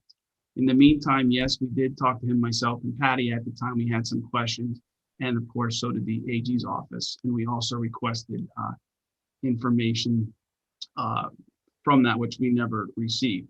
But again, I think, you talk about the stipend that was received. Yes, you are correct. There was a board meeting and there was a stipend. Success Maker, the Math ELA program was there. The business manager also was approved for a stipend. But what I think it's important is that in the Auditor General, when we requested the stipend printout, all they were able to do was print out the payments that were made. What we were unable to do is that confirm that there was an MOU for the business manager that the stipends were supposed to be part of the salary. So the business manager from 16-17 was at a salary of $93,500, and then in 17-18 that increased to $113,700 because of that MOU that was approved by the board at the time. And again, I think it's important that at no time did any of the auditors question the NEF program. The payments, were listed as part of it. I did not question it. Anything that was put in front of me that was said to be part of the QZAB, I was under the understanding that was the process. On 12/18 of 2014, there was even a payment made that listed QZAB payment. However, that payment was apparently to NEF, but on the bills, it was listed as QZAB. So a lot of this stuff I have to give credit to Mr. Nicola to bring to our attention, who in turn contacted the Auditor General as well with concern. And then we were able to work with them and give them all the information requested for them to complete their report. So I just wanted to think that's important for everyone to understand and to know as part of this. And also, I think it's important as part of that report that the Auditor General was happy with our responses, how we're going to handle it, how the district's moving forward, the plans we have put in place. And Mr. Rarick is continuing to do that. And again, showing more information than has been previously. As far as the 10 pages per year, 10,000 pages per year, if we had approximately 1,000 students from K-6 doing a program and they took 2 tests in math and ELA every week, actually it would be more than 10,000 reports. Now they were done online as well, but everything you have, and you even said you got everything that we had a document here on file, you were able to receive through Right to Know. So that's where that you say the 10,000 pages, that's where those 10,000 pages would have come from. Given that, hold on a second. Given Thank you. that, Mr. Bradley, I have one more no. second. Hold on, I'm making a motion here. So given that Mr. Cleaver has identified this information, which is good, we're on a watch list and a plan is in place. I'd like to make sure that we're not on a watch list. He said that he had no knowledge. He said he personally did not know. He said he was not aware. He said, I did not question anything put in front of me. For all of these reasons, I was not these aware reasons, of the payments. Yet his signature is on the payment for $1.6 million, and a No, stadium was there bought. is And a stadium was bought after money was moved. As a CEO, Again, you got to take responsibility. You can't Mr. blame Bradley, Patty. I have not You can't blame argued Brian. one I'm bit. talking, sir. You had your speech. I kept quiet. You can't blame Brian. You can't blame Patty. You can't blame her. The buck stops with the board. I'm not blaming and anybody, Mr. So Bradley. I I'm will say stating that I fact. make a motion to approve a 6-month contract extension for Jonathan Cleaver as the Lehighton Area School District Superintendent, ending December 31st of 2021, to provide such time that the new board can investigate a new superintendent. However, the motion is simple: to approve a Right, and I'll end of the second year. that. Yep, end of the year, a contract to go to the end of the year for the Lehighton Area Superintendent, for Jonathan Cleaver. If he can document everything he's talking about and we get it all together, yeah, maybe he can keep his job and the new board will find that's a great idea. But in the meantime, we should not corner the new board, number one. And number two, we should really dig in and do our job as a board to protect our superintendent so that he doesn't say, I didn't question anything that was put in front of me. I was not aware. I mean, it sounds like Ollie North, right? We can't have it. So Dave, enough. It's a good motion. I support it. We should parallel what we did with the attorney. Excellent. Thank you, Joy. If I'm right, Mr. Filer, that's a violation of my current contract. I would have to review the current contract. The extension was okay. But you don't hire superintendents for halfway through a school year. You just can't find replacements mid-school year. Now, attorneys, we serve at the leisure of the board, so you can replace us at any point. So Eric, are you recommending then that if we wanted to shorten this first recommendation, that we make it until the end of this next school year? That would be my recommendation, just so that the school board has guidance and Mr. Cleaver has assurances that he has an entire year of work. But that's up to you and to Mr. Cleaver if they want to accept that. If you wanted to create a contract for the remainder of the calendar year 2021, how would it look like? What would it look like?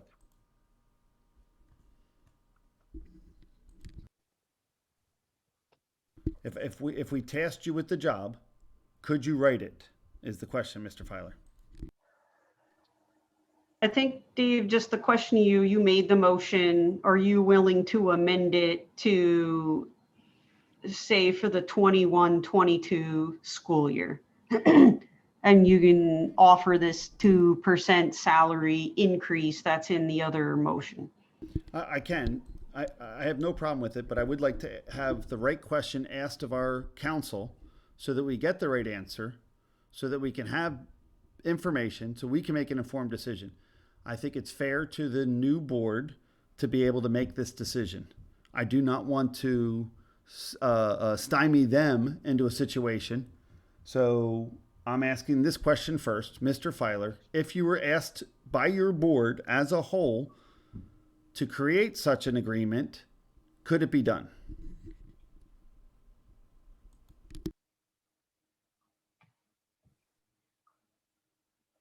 I have the superintendent's contract in front of me.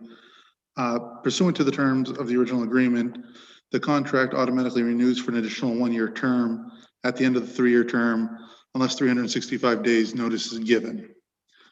So at this point, it's automatically going to renew. Now, And we want to take out that 365-day renewal. Otherwise, you're basically just re-cornering the next board. Is that what you're saying?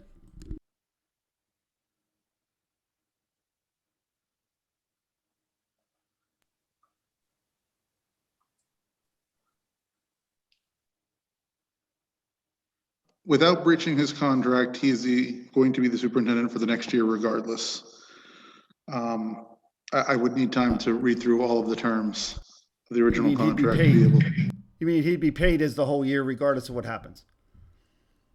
Correct. Okay. Which might be an acceptable answer. I mean, if you're going to have to change coaches, sometimes you got to write a check. I'd rather have a recognition that with all the turmoil with these poor students, that might just have to be the way. But at the same time, I would rather let the new board make that decision. Dave, will you change the motion to be the next school year instead of the end of the calendar year. That's a great compromise, Joy. Sure, I will do that. Okay, thank you. Let's do that. And I second it, and therefore I approve the change. Excellent. And now we can hear from the mounting people who are raising hands.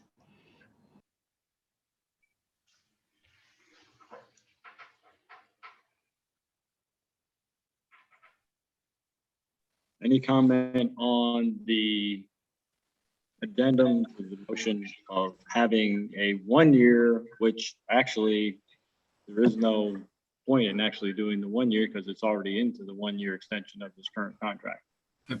Mr. Stern, Mr. Zumzovich, I had to promote. If you can hear us? I just wanted to see if there's any other comment from the board I'm sorry. first, Mr. I'm sorry. Cleaver. Is there any other comment from the board on this particular action? Yes, you're saying, so Larry, what you're trying to say is that the calendar year ends in June of next year. No, you said the school year, Mr. Bradley. Right, so our Calendar and the school year calendar end would end 6/30/2022. 6/30/2022. Is that correct, Joy? Is that what you're thinking? Yes. Okay, so we're looking at extending his contract. You don't have, I mean, you can. Hold on, we got to make sure we do it right. If you look at the current language, it's already extended to the end of the 6/30/2022. But you're going to have to adjust it to not make it automatic 365-year extension. That automatic 365 was in the current contract at the end of the 3 years, which just is happening now. Correct. So it's not another 365 days after June 30th, 2021. It's another year after June 30th, 2021. Correct. So make sure we're making this straight. There's an opportunity for the relationship to end on June 30th, 2022. For the new board to spend its entire year deciding whether or not a new coach is needed. Am I correct, Mr. Stern and Mr. Filer? I don't want to have any backdoor shenanigans taking place with this cabal. I want to make sure we're clear what we're aiming for. We do not want to extend a contract for 3 more years with another 365. We want to have a proper review by the new board and review that for as short as possible. And it sounds like the shortest reasonable amount would be June 30th of 2022. Can you get confirmation on that, Joy, as well?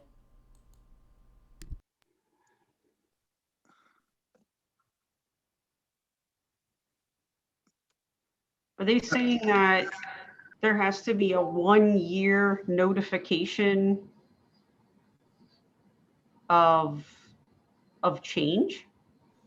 Yeah, that's what it sounds like. We should get that. You should ask the question so you get a nice straight answer from Mr. Filer, because I anticipate you'll be on the board come December. I did one term only.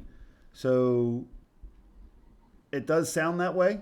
And right now we're at the end of his contract. Looks like it ends on June 30th from what I'm reading. So therefore you're short of the 365-day renewal period if you end it June 30th of 2022. If he so accepts it, and then it's his option to decide. Eric, can you explain the 365-day thing that we're talking about here? Mr. Cleaver is entitled to 365 days notice that you're going to terminate his contract. So and I believe actually Mr. Bradley is correct in his interpretation, that if you would want to replace him by the end of the school year of 2022, you have to let him know before the end of the school year of 2021. So the school year ends on the 30th. You would have to let him know that you were not extending the contract past this coming year. And then either offering a new contract at the end of next year or changing superintendents. And both options are available to the new board, correct, Mr. Filer? Give me a second. I just want to read through the most recent memorandum.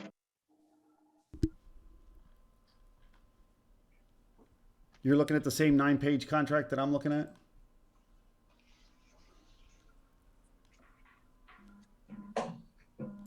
And then there's been, I think, 2 or 3 addendums to it.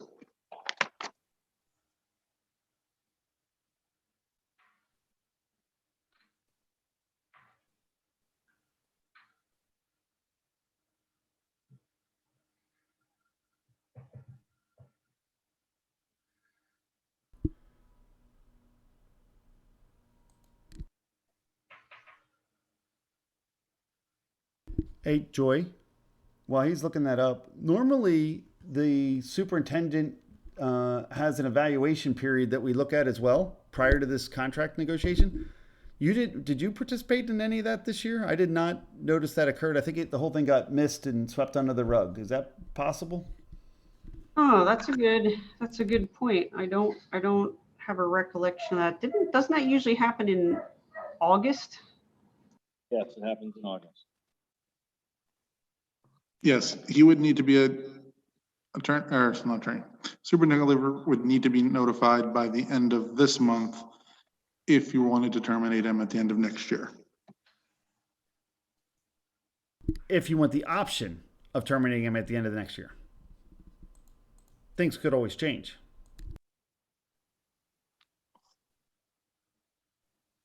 I'm standing by my previous statement. If the board and Mr.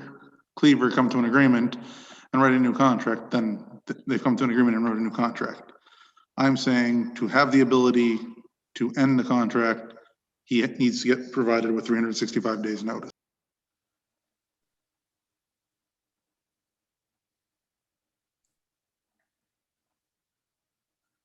I will amend my motion, Joy, to approve a 1-year extension of his existing contract. Help me out with this one, Mr. Filer, to make sure we're getting the right thing here.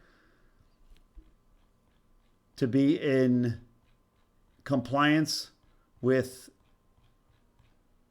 section, hang on a second.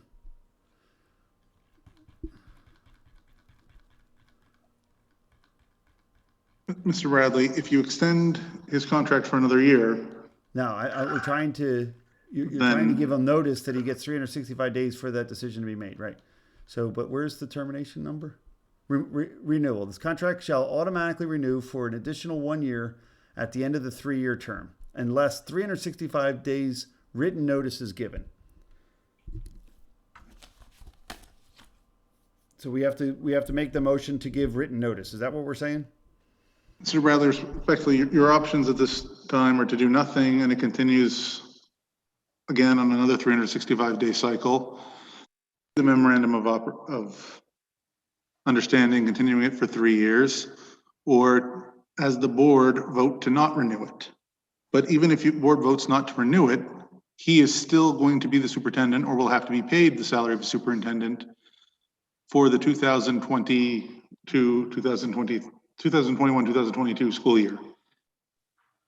Great. Can you please instruct your board, and we'll take your advice, for option 3, what that motion would look like so that Joy and I can move and second that option 3.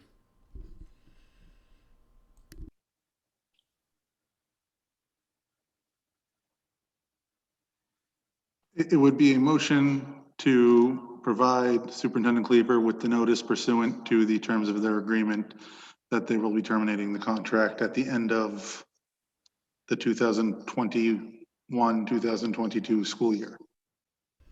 Janine, did you get that?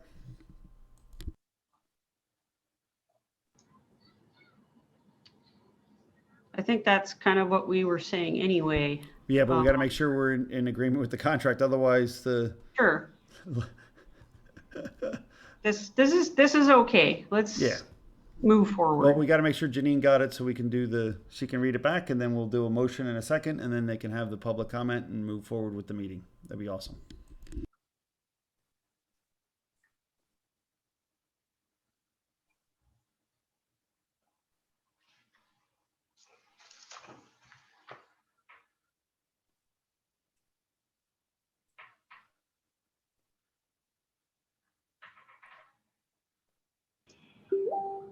And 5 people have their hands raised when we're done deliberating this. Okay, so I have a motion to provide notice of termination of the contract at the end of the 2022 school year prior to June 30th, 2021.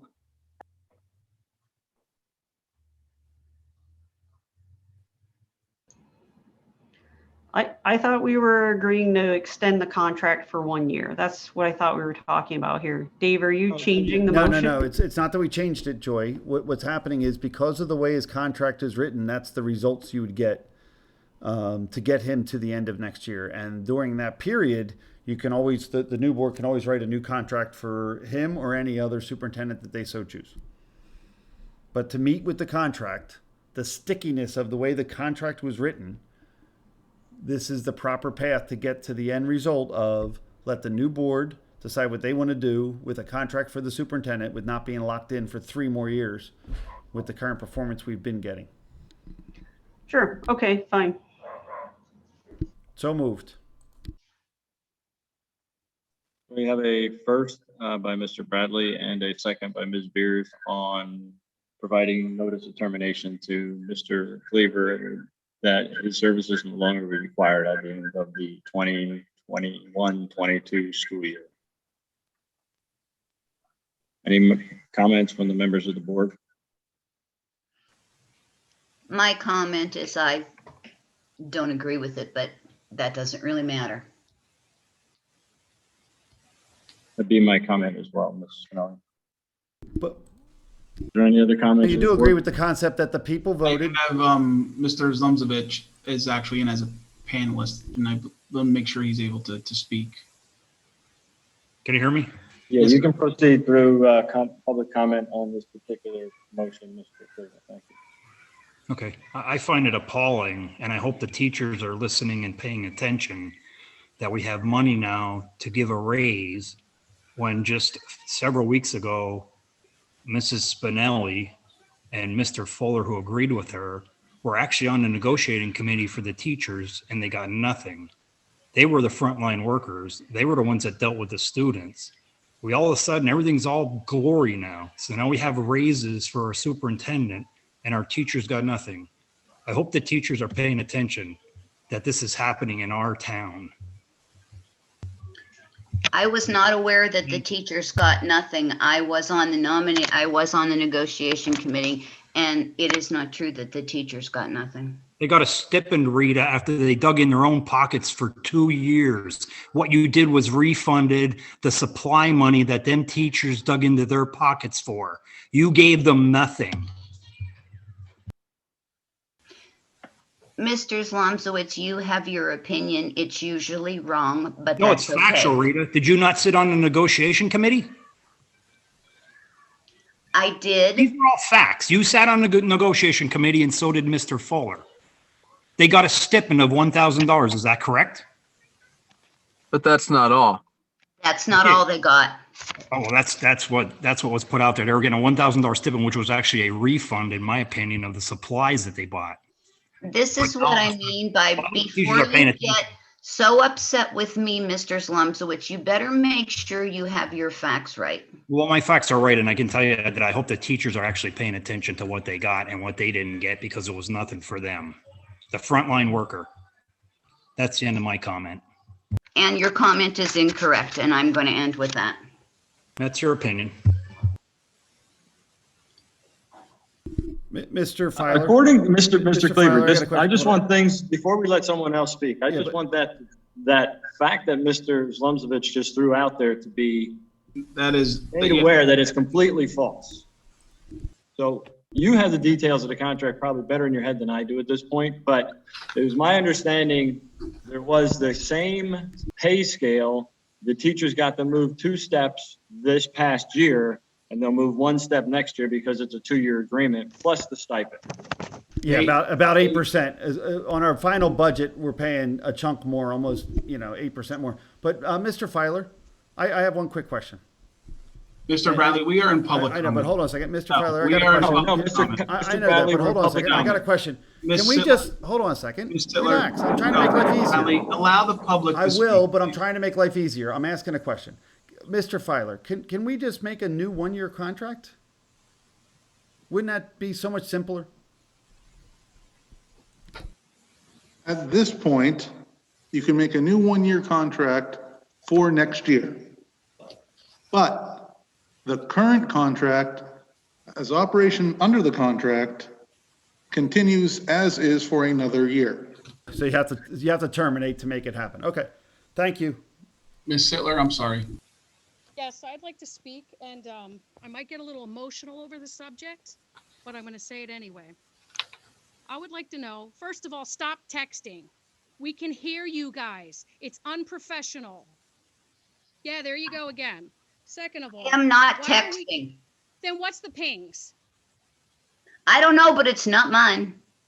Well, that's okay, Rita. Thank you for sharing. Why are we giving JJ assurances? I would like to know why. What assurances did we extend to the boys who were at the receiving end of the hazing incidents? Shame on everybody there who allowed this hazing to go on. Allegedly, it has been going on for years. However, that does not make it okay. How do you guys sleep at night? My friend's child was at the end of that broomstick. He was at the end of that I would think you should broomstick. stop saying who it was and what happened. I'm not going to because- say who it was. Well, you I'm said not your that friend stupid. because that is My friend, implying I Mrs. have Sittler. lots of I'm just trying friends. to I have protect you. lots of friends. My friend's child was at the tail end of that broomstick. Where is the justice for them? Who's going to look after those kids who are involved on the tail end of it? Who's going to be there for their mental stability over the next few years? They are going to carry that through for the rest of their lives.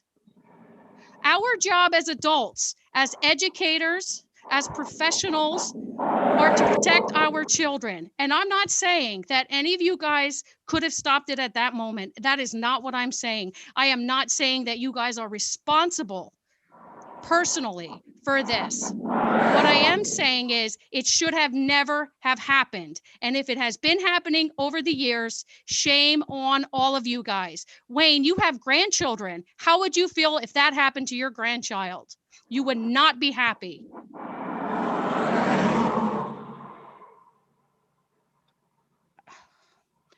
How do you guys sleep at night? Because this keeps me up. It keeps me up.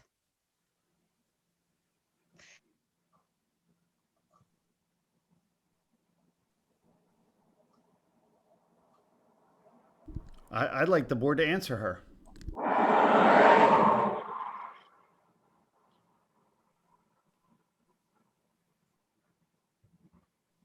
Hello? I'm sorry, again, it's on my end, Mr. Kimmer. I apologize. Can you hear us? Yeah, I could hear you. Okay. So I just want to get the terms of the current contract in order.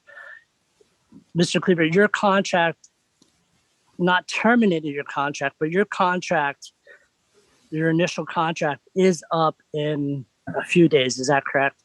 With no understanding that it was going to be renewed because it was a contract for 3 years. Is that correct? No.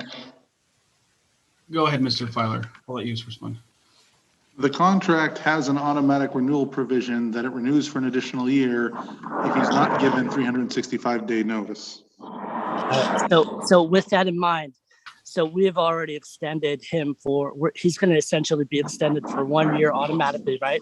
So now Yes. July 1st will be the second year of an extension because we won't be able to give him that extension notice. Is that correct? If he goes to July 1st, he's automatically in for not only the year coming, but the following year as well. Yes. So that's where people are missing. So if he spends 1 day into this coming contract year that he's entitled to because we didn't nip it in the butt right away, not only does he stay there for 1 year, he's there for 2 years. So it's not on the new board to decide. They are not stuck, but they will have Mr. Cleaver for not only next year, but the following year. The job is to say we're not extending the contract if that's what we believe in. And as of June 30th, he's automatically given a year and that is it. No extension. If you, in fact, want the next board to decide, it has to be decided next year while he's in his notice. Other than that, July 1st, he's got 2 years on us. And I think Mr. Cleaver's doing a great job. I just want you guys to understand the true stipulations of him working past June 30th. End of comment.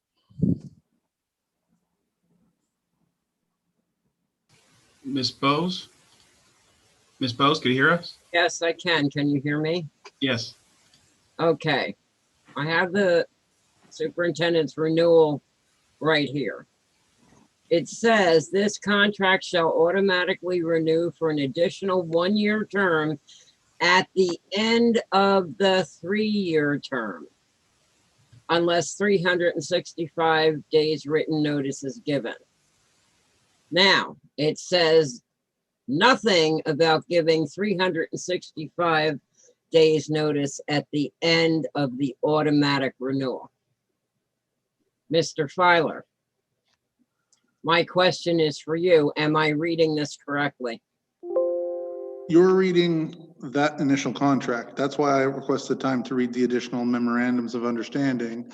And section 8 says that all other terms and conditions of employment shall remain the same as in the current contract. Right. And the current contract would have been the 365-day notice. Right, but that's at the end of the 3-year contract. The 365 days notice is at the end of the 3-year contract. If it is not extended, which I fully expect it to be, but if it is not extended, that clause does not apply because it's not a 3-year contract. No, the memorandum of understanding was a 3-year contract. But if they vote no on it, it automatically renews for 1 year. Correct? Yes. Okay. So then at that point, at the renewal point for the 1 year, it is no longer a 3-year contract. So the 365 days notice does not apply. Is what I'm saying, because it's an automatic renewal. It's not a 3-year contract. Don't think that's, I would still think we would have to give the 1 year, he's entitled to notice of determination. So if we do not give him the notice of determination, I would say the contract would continue on a year-to-year basis. That's not how the contract. That's how every lease and contract I know that has a renewal provision operates. So if you have a 3-year lease and then you agree that it renews on a year-to-year basis after that, then you have the year-to-year basis. Yeah, but it does not automatically renew past that first year, from what I'm reading, the way it's actually written. And that's what I'm questioning. Yeah, but it also says that he gets 365-day notice. At the end of. But Ms. Bose, I would not risk, if the district would want to get rid of him. I'm not saying they would. I'm not saying they would either, but to protect the district, I would tell them that they need to give the notice in the next 2 days to be safe. Okay, so. Then you can litigate that a year down the road if you want to say that he didn't get the notice, he didn't need to get the notice, but I don't understand why we'd even risk that. Well, and that's why I'm asking, because what I'm reading is at the end of the 3-year contract, if it's not a 3-year contract, then that would not apply. I certainly don't want to litigate it. But I fully expect the current board to extend the contract for 3 years. That's all I'm saying.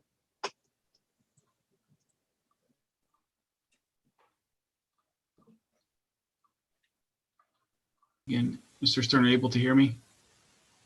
Yes, sir. Yes, and just for clarification regarding the teacher's contract, I'm not sure where that information came from, but on average, over the 2 years, it was a 5% increase salary. And again, that's on average, depending on what step they were, may have been more, may have been less. And also was the additional that $1,000 stipend as well for each employee. So to say they didn't get anything, that's just in salary, that portion. I just wanted to clarify that.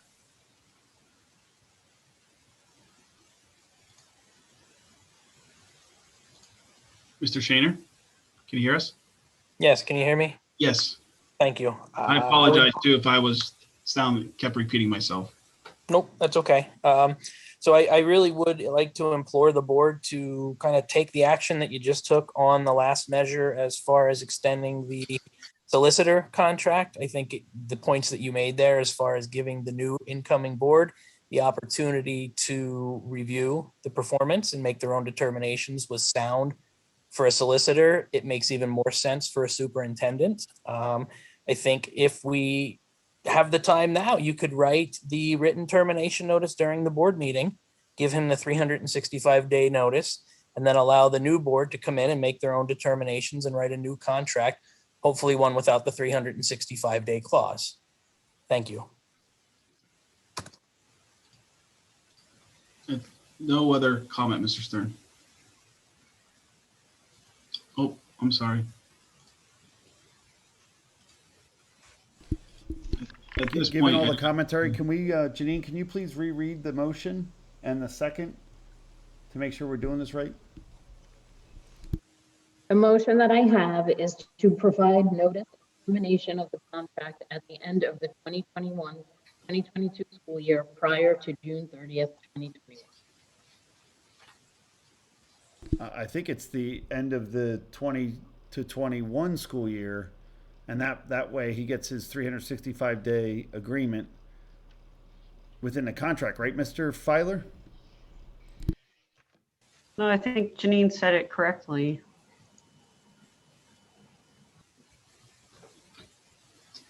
Let's get Eric to make sure we're doing this right.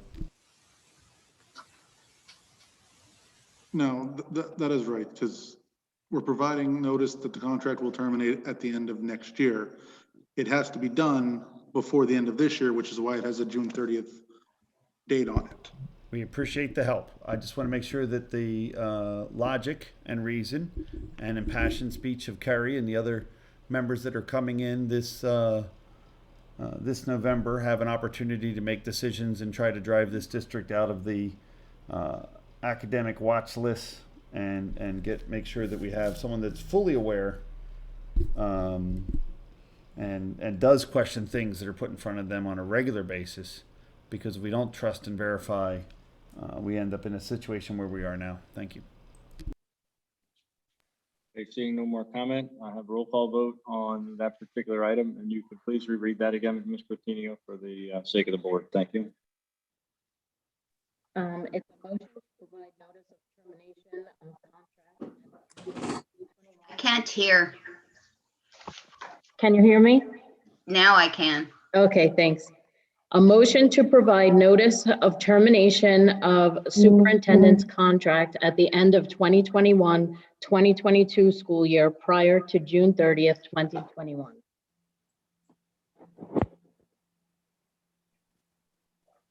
Mr. David Bradley. Yes. Mr. Nathan Fuller. No. Mr. Stephen Holland. No. Mrs. Gail Mahalik.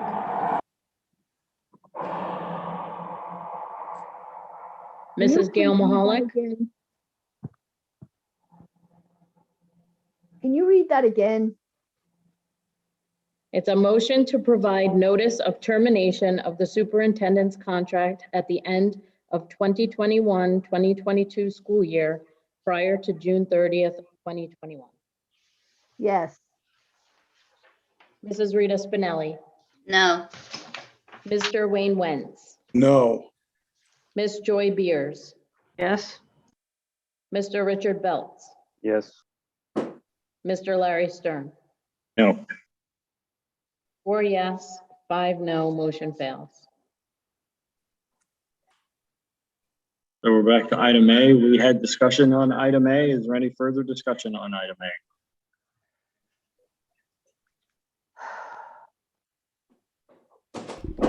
I'd like to hear from Brian Shaner on item A.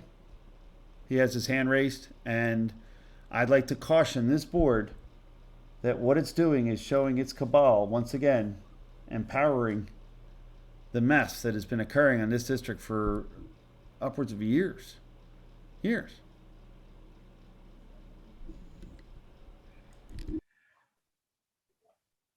Since this is a regular agenda item, I know, but still, I'd like both to had hear, the I would opportunity like to to hear from speak Gloria concerning the Bowman. They superintendent's have a right contract to prior speak. to the meeting. They have the right to speak if I authorize them to, as a You director. can't that authorize them the right to speak. I can, because No, I'm a you director can't. when I hear their opinion No, prior you to. can't. Before I make my decision, No, I'd like it to hear is what they our say.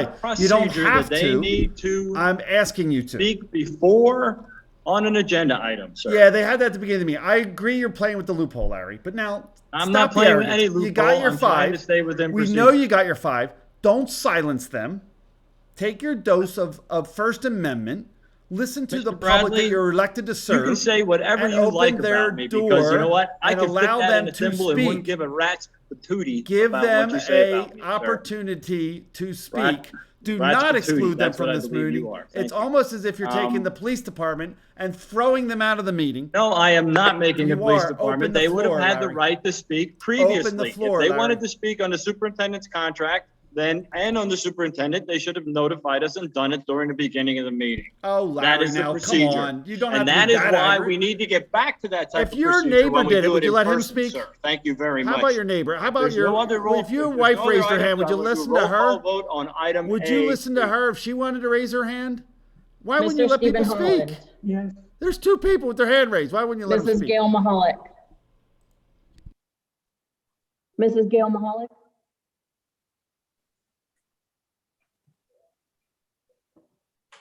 Mrs. No. Gail Mahalik. No. Thank you. Mrs. Rita Spinelli. Yes. Mr. Wayne Wentz. Yes. Miss Joy Beers. No. Mr. Richard Belts. No. Mr. David Bradley. No. Mr. Nathan Fuller. Yes, and gladly. Mr. Larry Stern. Yes. 5 yes, 4 no, motion carries. Item B under I would just personnel. like to thank the board that voted yes. I know a lot of deliberation, and we'll continue this positive trend forward. And I also have to give credit to other administration here as well, working together to get us back to where we need to be.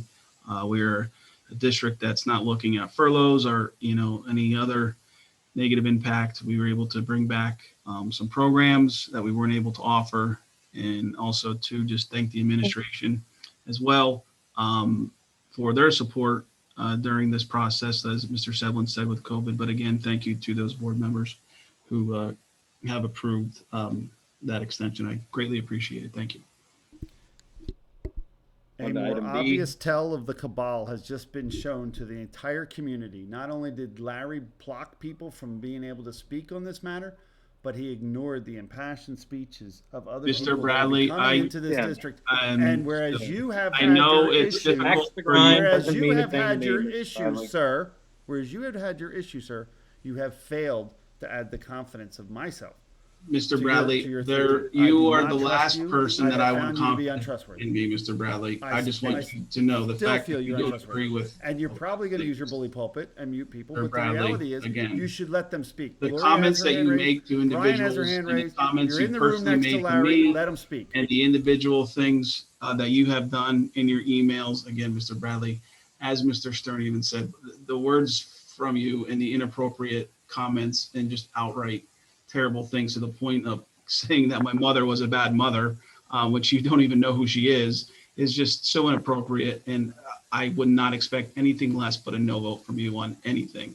And yet those poor students, No, hazed, Mr. Bradley, those poor students, that's not the stipends case. paid, No, millions Mr. of dollars, Bradley. millions of dollars. Now he's talking. And yet, here Now, you go. yes. There Okay, you go. item B, I need a I motion would and a like to- second. I can't wait to get the excerpts of the comments that I didn't know. Great, yeah, I that's signed great. You the can cut it up as paperwork. much as you like. I did not question anything B, put in front of Lehigh Area me. Educational Support Personnel Association Agreement. I need a motion and a second to approve Lehigh Area Educational Support Personnel Association Agreement for the 2021, 2022, and 2022-2023 term as per the enclosure.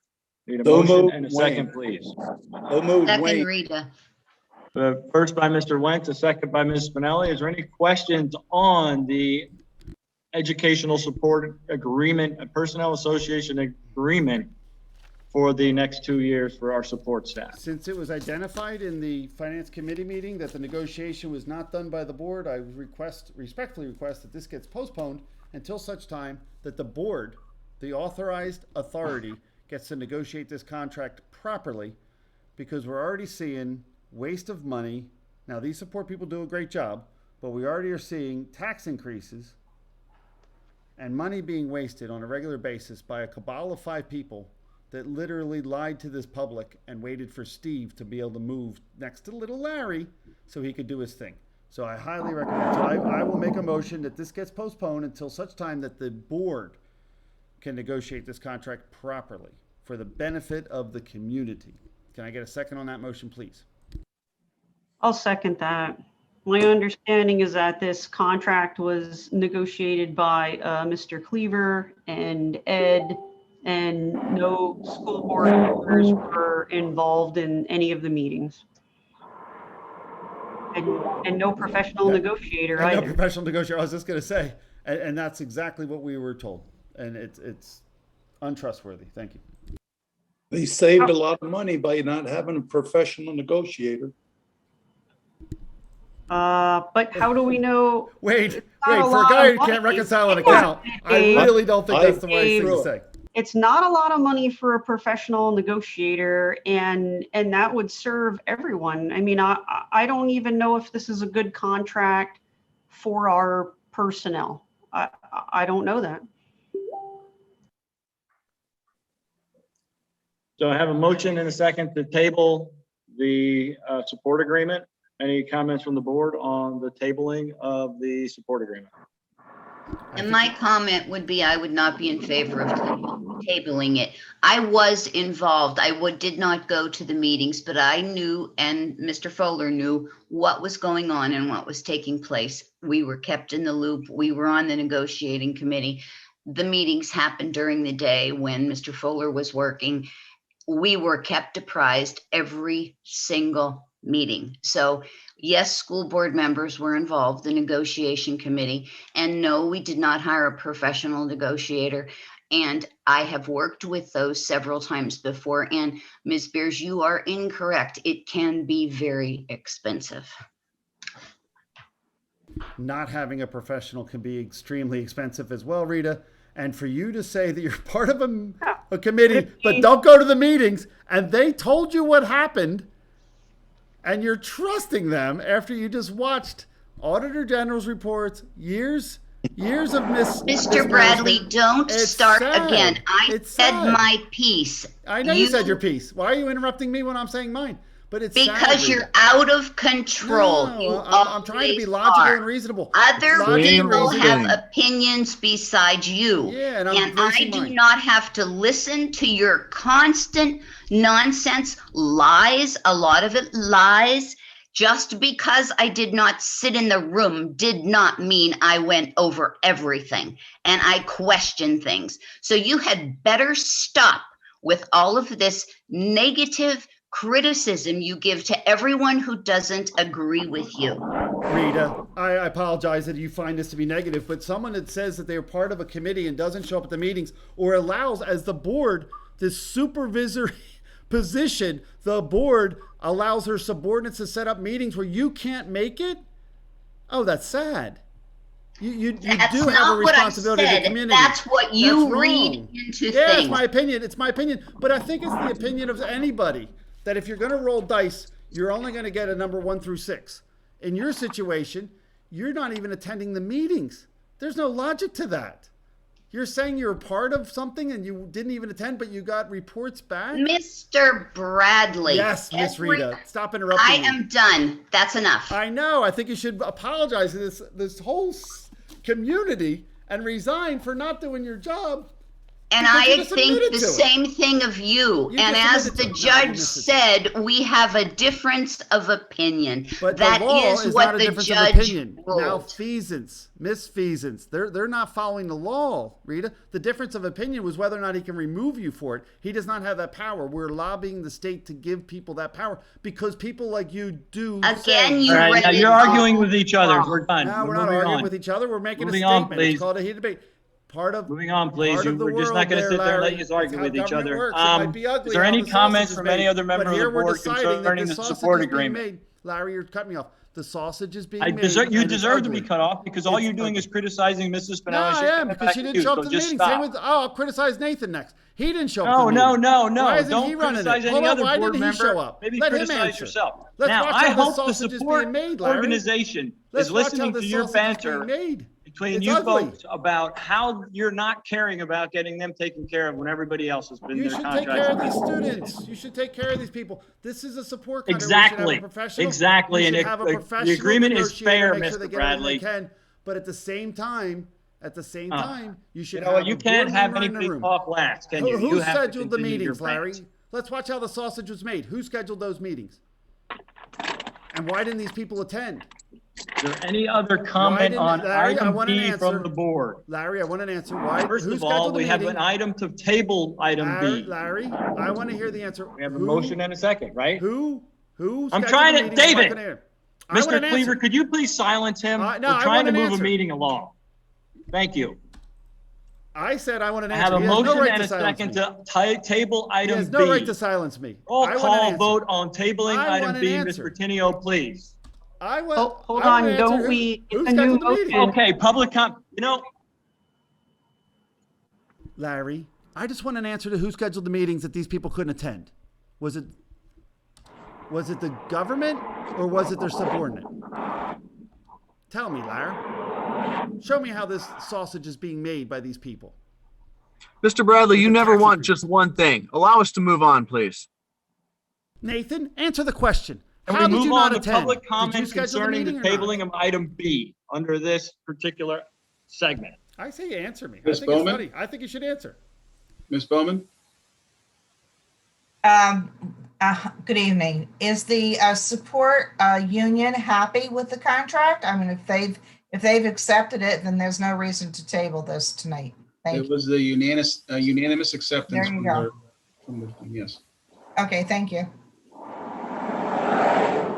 How could they not? It was negotiated by no board members. Mr. Shaner? Yeah, I'm not sure how the union having a unanimous acceptance of the contract means that the board should push it through. I don't think one has anything to do with the other. Secondly, Mr. Wentz, you had said that we saved a lot of money by not hiring a professional negotiator. How much money did we actually save? I have no idea, but I've been through negotiations with him, and he was there a long time and many months, so I have no idea, but I'm sure it wasn't cheap. Well, I don't think that's a fair statement then to make to the public that it was a large amount of money that was saved. Well, So, I mean, I believe, let's- Mr. Shaner, there was, when we were looking at negotiations, prior, it was approximately $180 an hour for the majority of them. But I could actually give you the exact amount. But I'm pretty confident that it was around that an hour. So it would be, they usually are not cheap, unfortunately. And no, then you- understood, but they definitely add You value also to get- contract negotiations. You So also get charged too for responses by email and those. That's just for them, while they wouldn't have physically been here probably with COVID, but taking part in it. And they also usually have fees for their paralegals too, because a lot of the paralegals are there as part of taking notes and those things. So I know in the past we've had some pretty hefty bills for negotiations. This is a $40 Yeah, I would million certainly love to see line the item. This is figures. 2 years at $20 million a year. You're talking about what? One-tenth of 1/100th of 1%? Ms. Bose? Ms. Bose? Yeah. As far as this contract and tabling it, it's not going to make any difference in the long run. I think we should take care of the support employees and get a vote on it tonight, because even tabling it, it's just going to get passed. I would, however, like to know why the meetings were scheduled during the day when Nathan couldn't make it, although I don't see that we would have had any other outcome from it. Rita is retired. She could have made the meetings, I would assume, but maybe not. I just find the whole process suspect, and hopefully it will change after the vote in November, and that's all I have to say. These lame ducks said they weren't going to do anything stupid for the next 2 years, and here we No go. no other comments, Mr. Yeah, Stern. I'd like a roll call vote on tabling the agreement, please, Ms. Pertinio. Tabling item B. Mr. Nathan Fuller, No. Mr. Stephen Holland, No. Mrs. Gail Mahalik, Mrs. Gail Mahalik, Yes. I'm sorry, I couldn't hear you. Mrs. Gail Mahalik? Yes. Thank you. Mrs. Rita Spinelli? No. Mr. Wayne Wentz? No. Miss Joy Beers? Yes. Mr. Richard Belts? Yes. Mr. David Bradley? Yes. Mr. Larry Stern? No one realizes how integral the support organization is to our school district. We need to show them that we care about them and show them the respect they deserve. So I vote no to tabling, please. 4 yes, 5 no, motion fails. On to item B, I have a motion and a second on item B already, Ms. Pertinio. Yes, you do. Is there any further comments on item B from the board?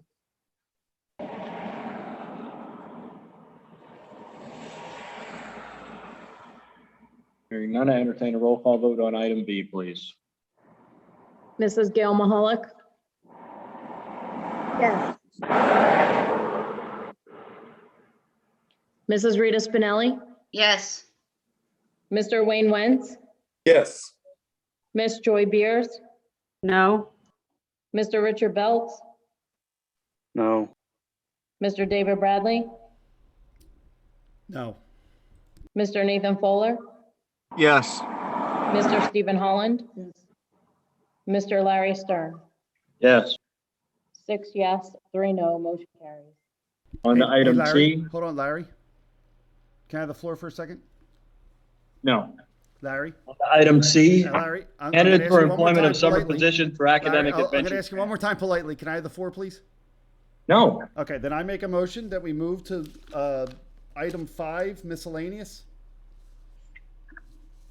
Because the meeting's up at 11 o'clock. You got a whole bunch of people in the. The reason it's up towards 11 o'clock is you're filibustering, sir. Yeah, kind of. And also we had to wait for Steve, but it's okay. Let's just move to number 5 so the parents that have to wake up in the morning, go to work like the rest of us can move on. Can we please move to number 5? Can I get a No, we're motion not or a moving. No, we're not consensus here? moving on. We're moving through the agenda. Can we move to number 5, please? No. Why? The candidate for employment of summer Why? positions for academic and adventure camps. I need Why? a motion You and a can rubber second stamp to the rest of approve it the whenever you following want. request Why of don't you just summer move to number positions 5? as per the collective contracted rates. Funding by the ESSER grant pending any necessary paperwork. The number of hours and dates and times available may vary according to registration confirmations. Rhonda Zerbe and If you move to Jacqueline number Rollins. 5, the Need a 4 of us motion can and do a the second, meeting, and you please. can have your own meeting So like you moved, want. Wayne. Second by Nathan. I got a first by Mr. Wentz, a second by Mr. Fuller. Any questions on the hire for that summer positions?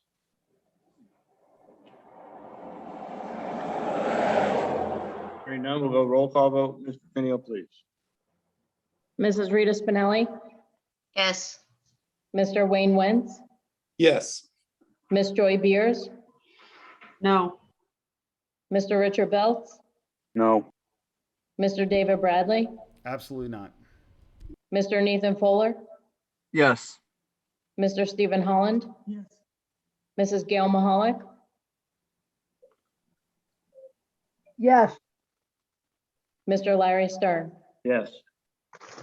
6 yes, 3 no, motion carries. On to item D, candidates for summer cleaners. I need a motion and a second to approve the following candidates for employment as summer cleaners at a minimum of $9.47 per hour, date effective pending any necessary paperwork. Number 1, Elaine Kistler. Motion and a second, please. So moved. Second, Wayne. I got a first by Ms. Spinelli, a second by Mr. Wentz on item D. Any comments from the board on item D? Hearing none, roll call vote on item D. Mr. Wayne Wentz? Yes. Miss Joy Beers? No. Mr. Richard Belts? No. Mr. David Bradley, Abstention, lack of information. Mr. Nathan Fuller, Yes. Mr. Stephen Holland, Yes. Mrs. Gail Mahalik, yes, Mrs. Rita Spinelli, Yes. Mr. Larry Stern. Yes. 6 yes, 2 no, 1 abstention, motion carries. Candidates for employment, I need a motion and a second to approve the candidates for employment in accordance with their respective contracts 1 through 7. Need a motion and a second, please. So moved. Second by Wayne. Nathan. I have a motion by Mr. Wentz, a second by Mr. Fuller on the candidates for employment. Any questions on those candidates or any question on the process or on the candidates for item E, please? I have two questions. One is who did all the interviews? Obviously, the board did not. Are these people replacing other employees that left? And what was the process to decide who gets these government jobs?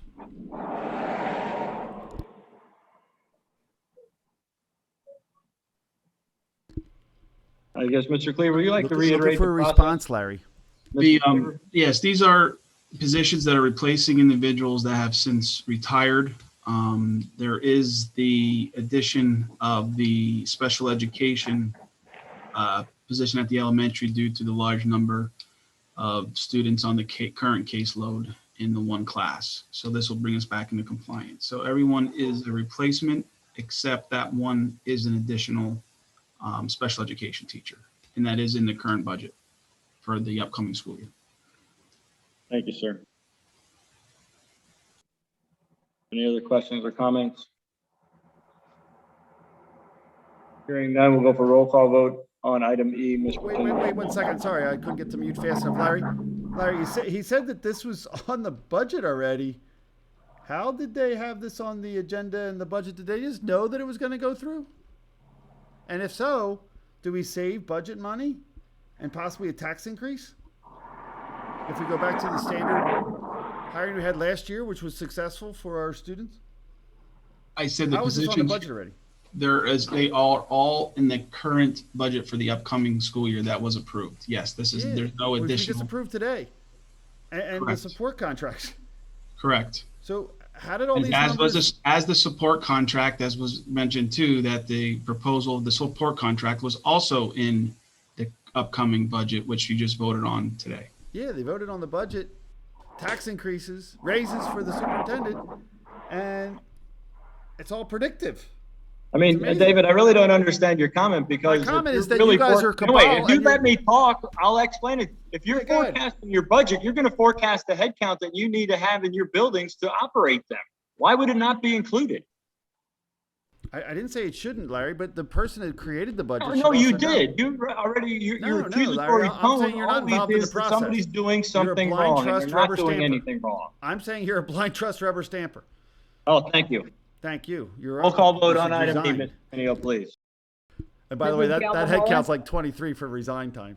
And you're a horse's I ass. don't know what the over under is, but there you go. Mrs. Gail Mahalik, yes, Mrs. Rita Spinelli, Yes.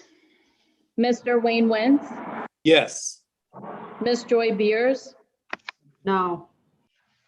Mr. Richard Belts, Mr. Richard Belts, No. Mr. David Bradley, Abstention, lack of information. Mr. Nathan Fuller, Yes. Mr. Stephen Holland, Yes. Mr. Larry Stern. Yes. 6 yes, 2 no, 1 abstention, motion carries. On to item F, where the candidates for the substitute list, I need a motion and a second to approve the following list of requested candidates for the 2021-2022 substitute list pending any necessary paperwork. Number 1, Erica Katana, substitute paraprofessional. Any questions on item F?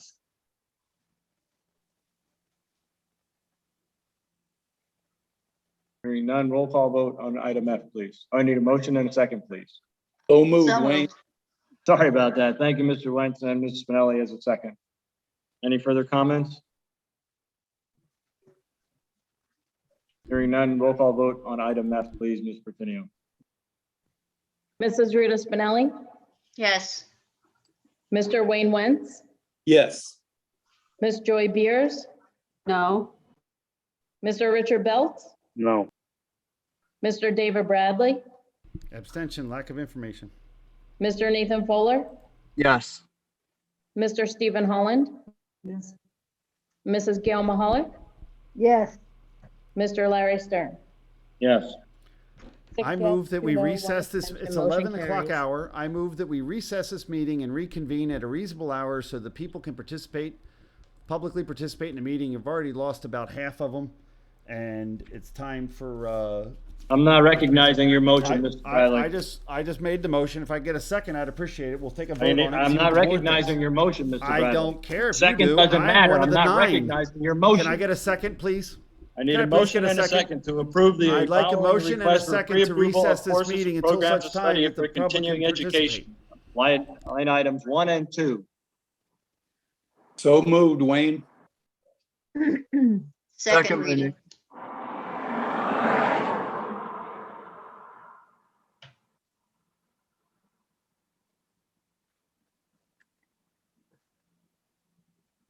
Can I get a second on the motion to recess? Hearing none, I will go for a roll call vote on item D. Ms. Pertinio, please. Mr. Wayne Wentz, Yes. Miss Joy Beers, Yes. Mr. Richard Belt, No. Mr. David Bradley, Yes. Mr. Nathan Fuller, Yes. Mr. Stephen Holland, Yes. Mrs. Gail Mahalik, Yes. Mrs. Rita Spinelli, Yes. Mr. Larry Stern. Yes. 8 yes, 1 no, motion carries. On to item H, I need a motion and a second to approve the use of school properties for the following requests 1 through 16. Motion and a second, please. So moved, Wayne. Second by Nathan. I have a first by Mr. Wentz, a second by Mr. Fuller. Any questions on the use of property for those 16 events? I'm glad to see things coming back, that's for sure.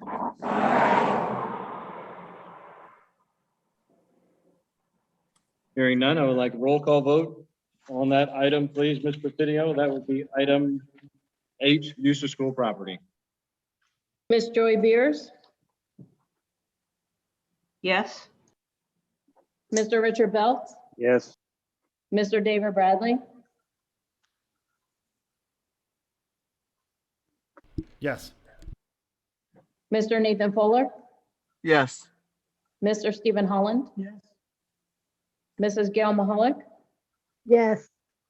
Mrs. Rita Spinelli, Yes. Mr. Wayne Wentz, Yes. and Mr. Larry Stern. Yes. 9 yes, motion carries. Is On the Steve still in the programs, meeting? Item A. Is Steve still in the meeting or is he Motion. not responding? What? We cannot hear Steve when he votes. Okay, well, we'll make sure you can hear him next time. Thank you, Mr. Bradley. Is he even in the meeting? Yes. I don't see him. Are you sure you're just taking his rubber stamp vote as if he's there? Hey, I'm taking his rubber stamp vote. Because Thank we you. don't see him. Where is he? Go ahead, panelist. Yes, Mr. Bradley. There you are. So who? Say it again. We could hear that. There you go. Now you're in the meeting, huh? See that? On to item A under programs, I need a motion and a second for the first reading of policies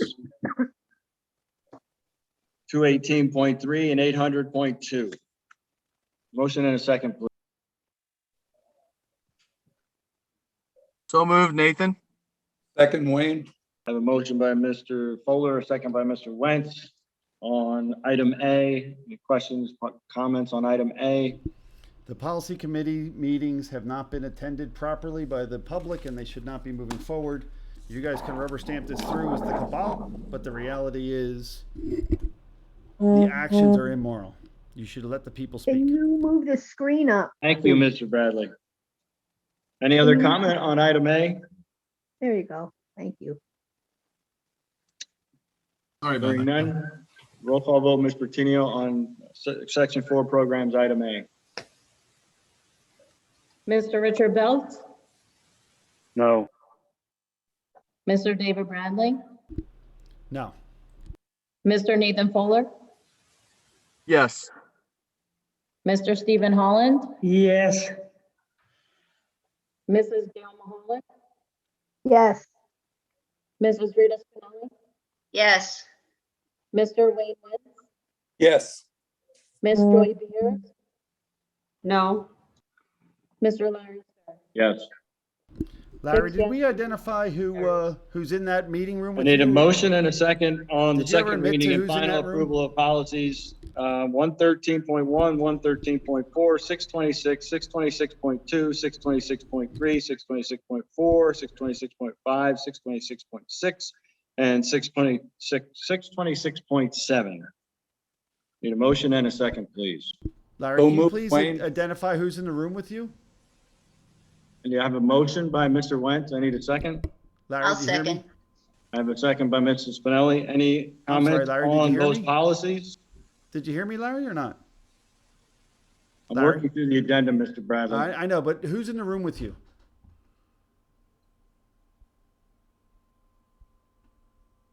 Any question on the policies?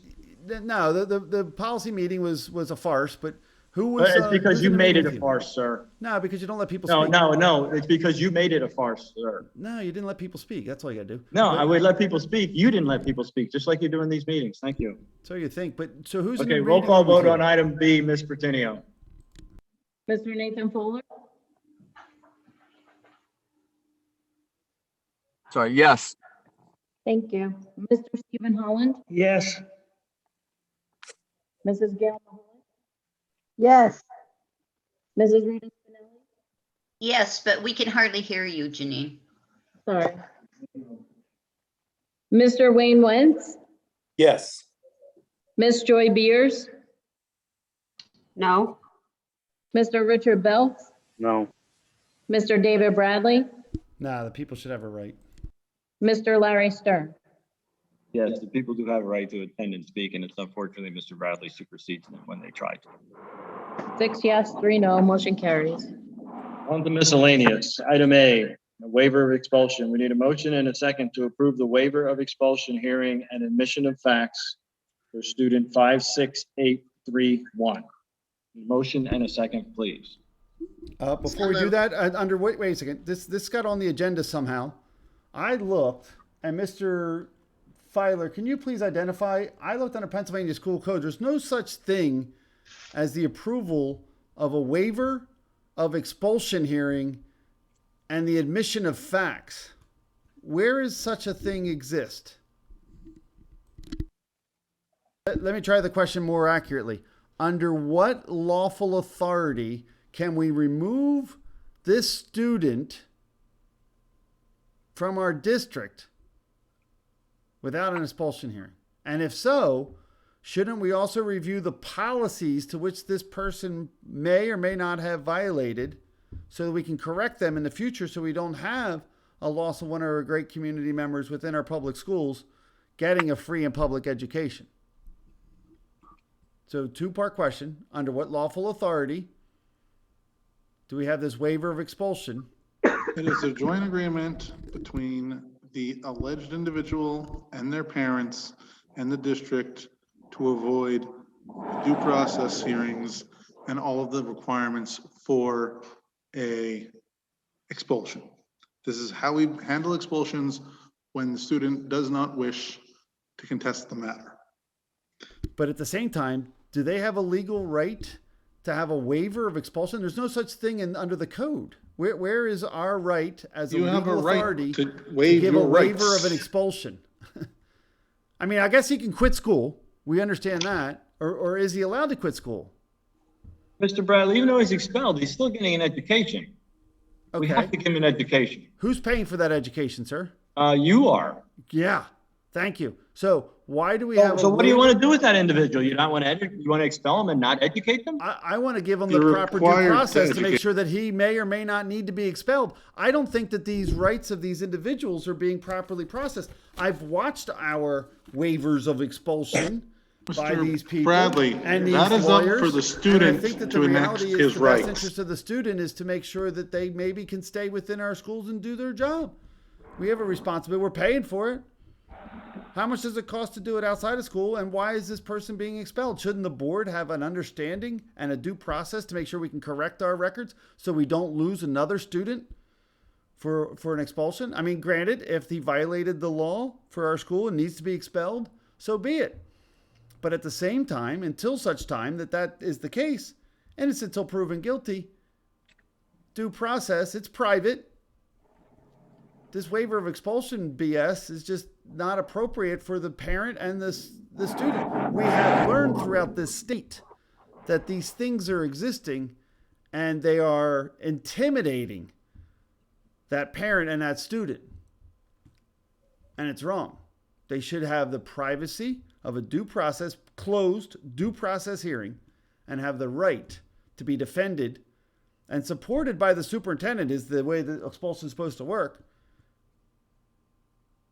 And it's only the board that has the right to waiving expel. their rights.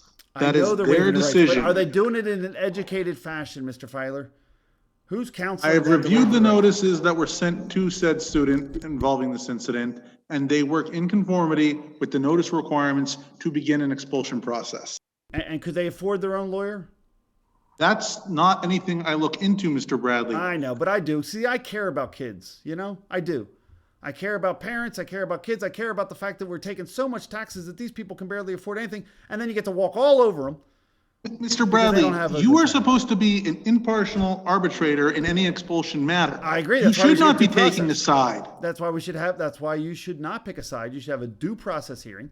You could still You are clearly taking a side. No, you're not. You're saying that they should have their rights given to them. That's all.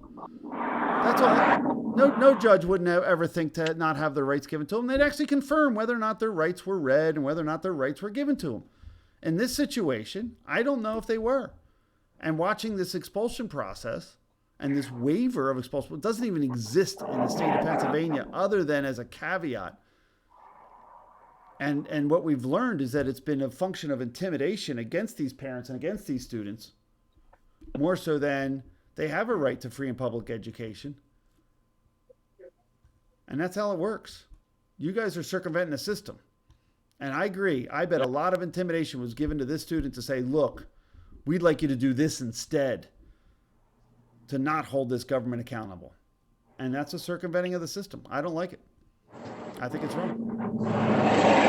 Any other comments from the board on item A? I'd like to make a motion that we postpone this until such time that the board can actually be educated, be informed of this process, and recognize that this is not part of the school code and not within our lawful authority, except for the fact that it's a circumvent of the process that was designed by the legislature.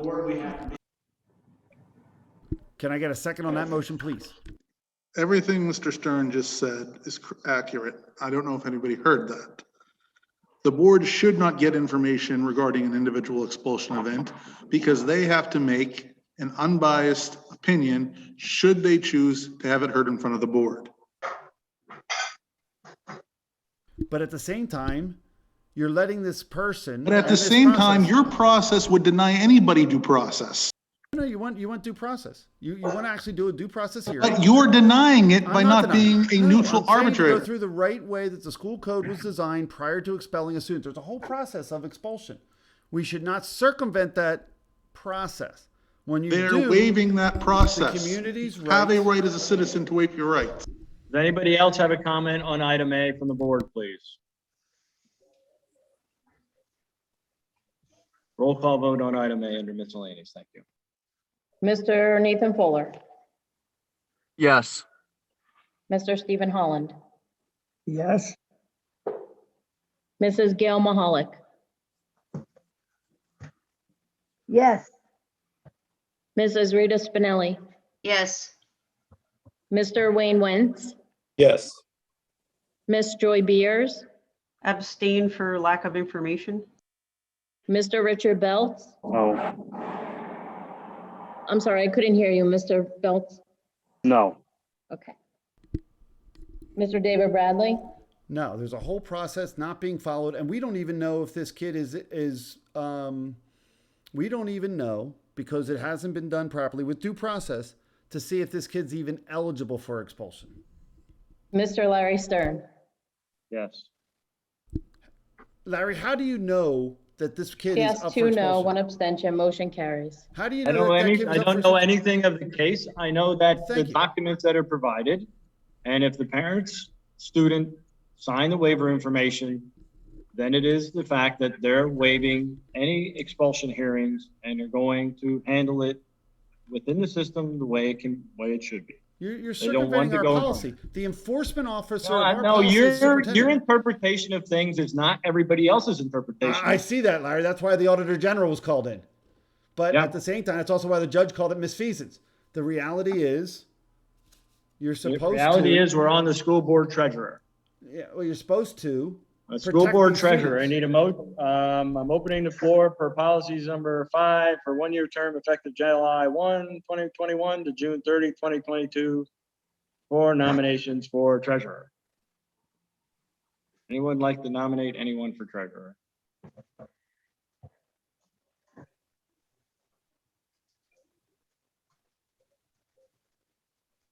Okay. I'll nominate myself.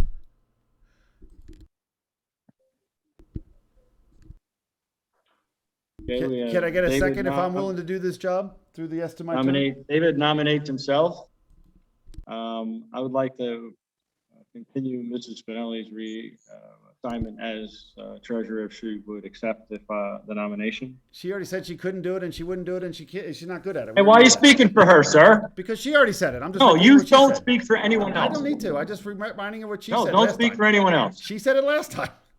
Mr. Stern, I will gladly do it until an agreement is reached on who could. Last time I said I thought Joy should do it. She does not want to.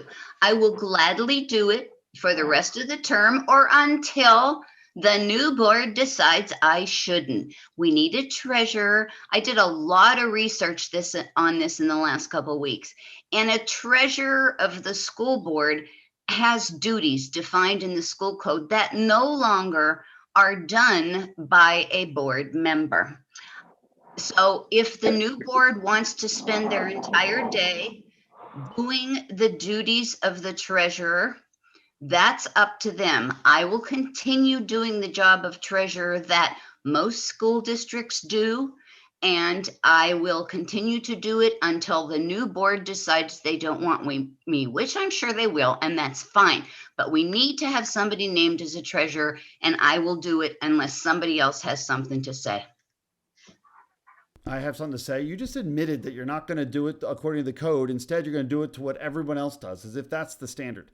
That's the illogic and lack of reason that has me Mr. Bradley, the school code on treasurer duties was written before the Civil War, for heaven's sake. Nobody goes into the school district all day, 8 hours a day, and does the duties of the treasurer as listed in the school code. And you can ask anyone about that. If Barb and Joy and Carrie and Wally have all day to sit in there and act as a treasurer, so be it. Read the rules of what a treasurer does. Most people have what's called ex officio, and our secretary is Mr. Rarig, and he is ex officio. And we could also make a treasurer ex officio, which in my opinion should probably happen because the person who does the treasurer duties is actually a district employee. But in the meantime, if we're just going to elect a treasurer of the board, I will do it. I won't do it. Let's just make up our mind. And Rita, the problem that I'm trying to educate you to is the fact that the duties of the treasurer, and it was 1949, and they are rewriting them this year. It was before that. 1949 is the Pennsylvania. It was School Code. before that. And 1949 is the Pennsylvania School Code currently. And the reality is the treasurer's responsibility is to provide that oversight. So yes, you can have your subordinate staff do 99% of the work, but when it comes down to it, the last 1%, that oversight side of it, is the mandated portion of treasurer that no school orders will be done without this treasurer's approval. No checks will go out without this approval. You need to sign the paperwork. You need to do the job. See, the problem we had with the Auditor General in all the past years is millions of dollars went out. Everybody thought everyone else was looking at it. Even Mr. Cleaver stated, you know. Mr. put it in front Bradley, of me, I didn't do nobody it. really needs to hear this. I know, but you apparently Okay, do. I accept the nomination I- for treasurer. Can we move I Thank on? you, know that, Ms. but Spinelli. you'll get your Thank rubber you. stamp. Don't Okay, worry, so and you can go back to blind trusting and I need a continue the motion and errors a that was second taking to place. close nominations. But why does Rita get to decide when his conversations So are? moved. How does she Mr. gets to rant the whole time? And I don't Mr. get to. Wentz. I'm jealous. I'm feeling And jealous. Mr. Fuller for second and first of closing nominations. Yes. Thank you. I just want to make sure I was correct.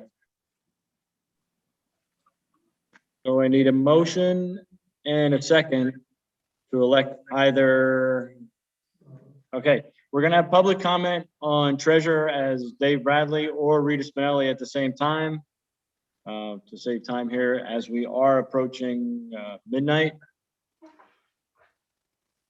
Is there anyone like to speak on behalf of either one of them as treasurer?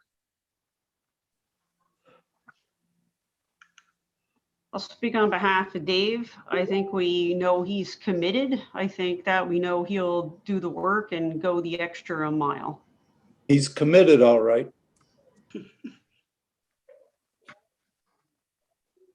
Can you hear me? Yes, Ms. Bose?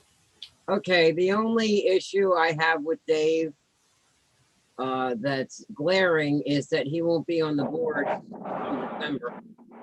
Once the reorganization meeting is there, therefore I don't think he should be treasurer. That's all. Ms. Bowman? I agree with Barb on that one. I think Rita will be here at least for the year, so I would recommend her. Thank you. I would willingly transition and concede to the next person at the new board. No appoints other anybody. comments, Mr. Stern?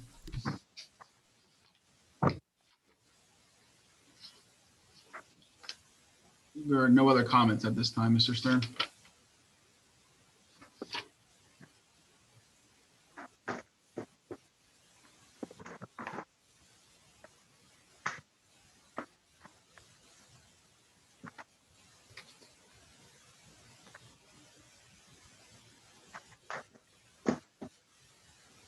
Mr. Stern, are you able to hear me? No further comments? Yes, Sorry.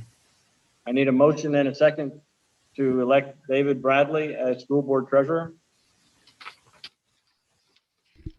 So moved.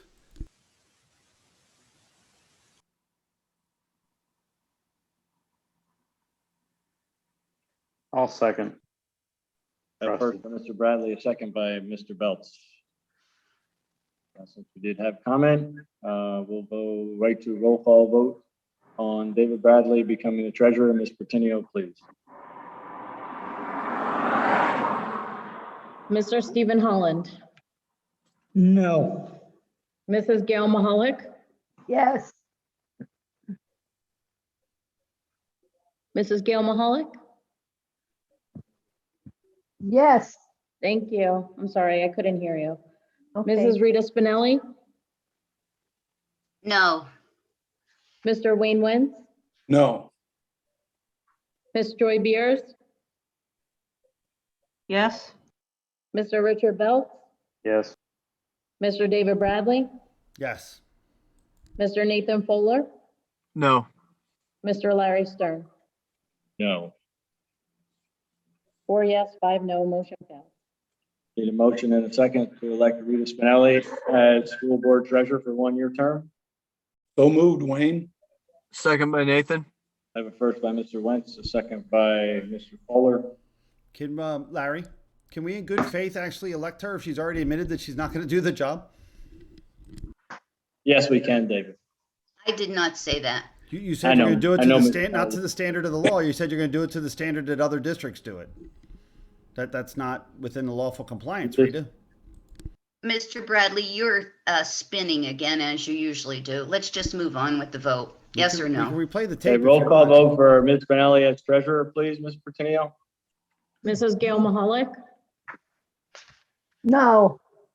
Mrs. Rita Spinelli, Yes. Mr. Wayne Wentz, Yes. Miss Joy Beers, No? Mr. Richard Belt, No. Mr. David Bradley, No. Mr. Nathan Fuller, Yes. Mr. Stephen Holland, Yes. Mr. Larry Stern. Yes. 5 yes, 4 no, motion carries. Here we are at this point in the meeting, and it is now 20 to 12. I'm going to entertain a motion for a recess that we can pick up the rest of this meeting on, as our other meeting is, our next board meeting on July 12th.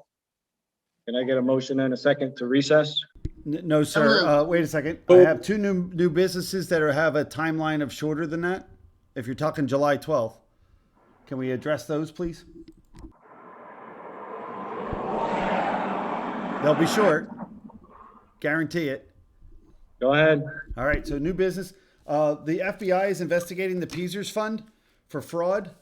I move that we put our Peaser funds in escrow at this time because of the FBI, until such time that the FBI investigation has been concluded. Can I get a second on that motion, please? Mr. Bradley, I believe we're contractually obligated to pay into the Peaser funds. I'm not paying it. I'm just putting it in an escrow. That's the same thing. You want to divert it from going to Peasers to an escrow account. Yes. It's exactly, well, not diverted from Peasers. We're putting it aside, protected fund. We're just not going to give it to them until such time that they get past this. That's not paying them. It is paying them, sir. What's going to happen is the state is going to withhold all of our funding. If you don't pay your Peasers, they just deduct it. So that will not accomplish anything. Did we talk to the state about this? Other districts are doing the same thing. Gee, Mr. Bradley, what happened to Mr. Innocent until proven guilty here? Same thing. We're just escrowing it, sir. Innocent until proven guilty. I agree. The FBI is under investigation of Peasers. There's definitely some snaky stuff going on over there. They're trying to figure it all out. They think it's fraud. But before... Mr. Bradley, having listened to you for the last 4 hours here, I refuse to take your word on anything. If you would like to send you should be educated then. You should educate us, yourself. You we should show can up to a consider meeting it the prepared. next meeting. Show up to a meeting prepared. Okay. Second, One more time, I'll second the motion that we adjourn this meeting. And then the other one, the other new business motion that Larry already agreed to was I think we should terminate Common Core within the Lehighton Area School District. Can I get a second on that motion?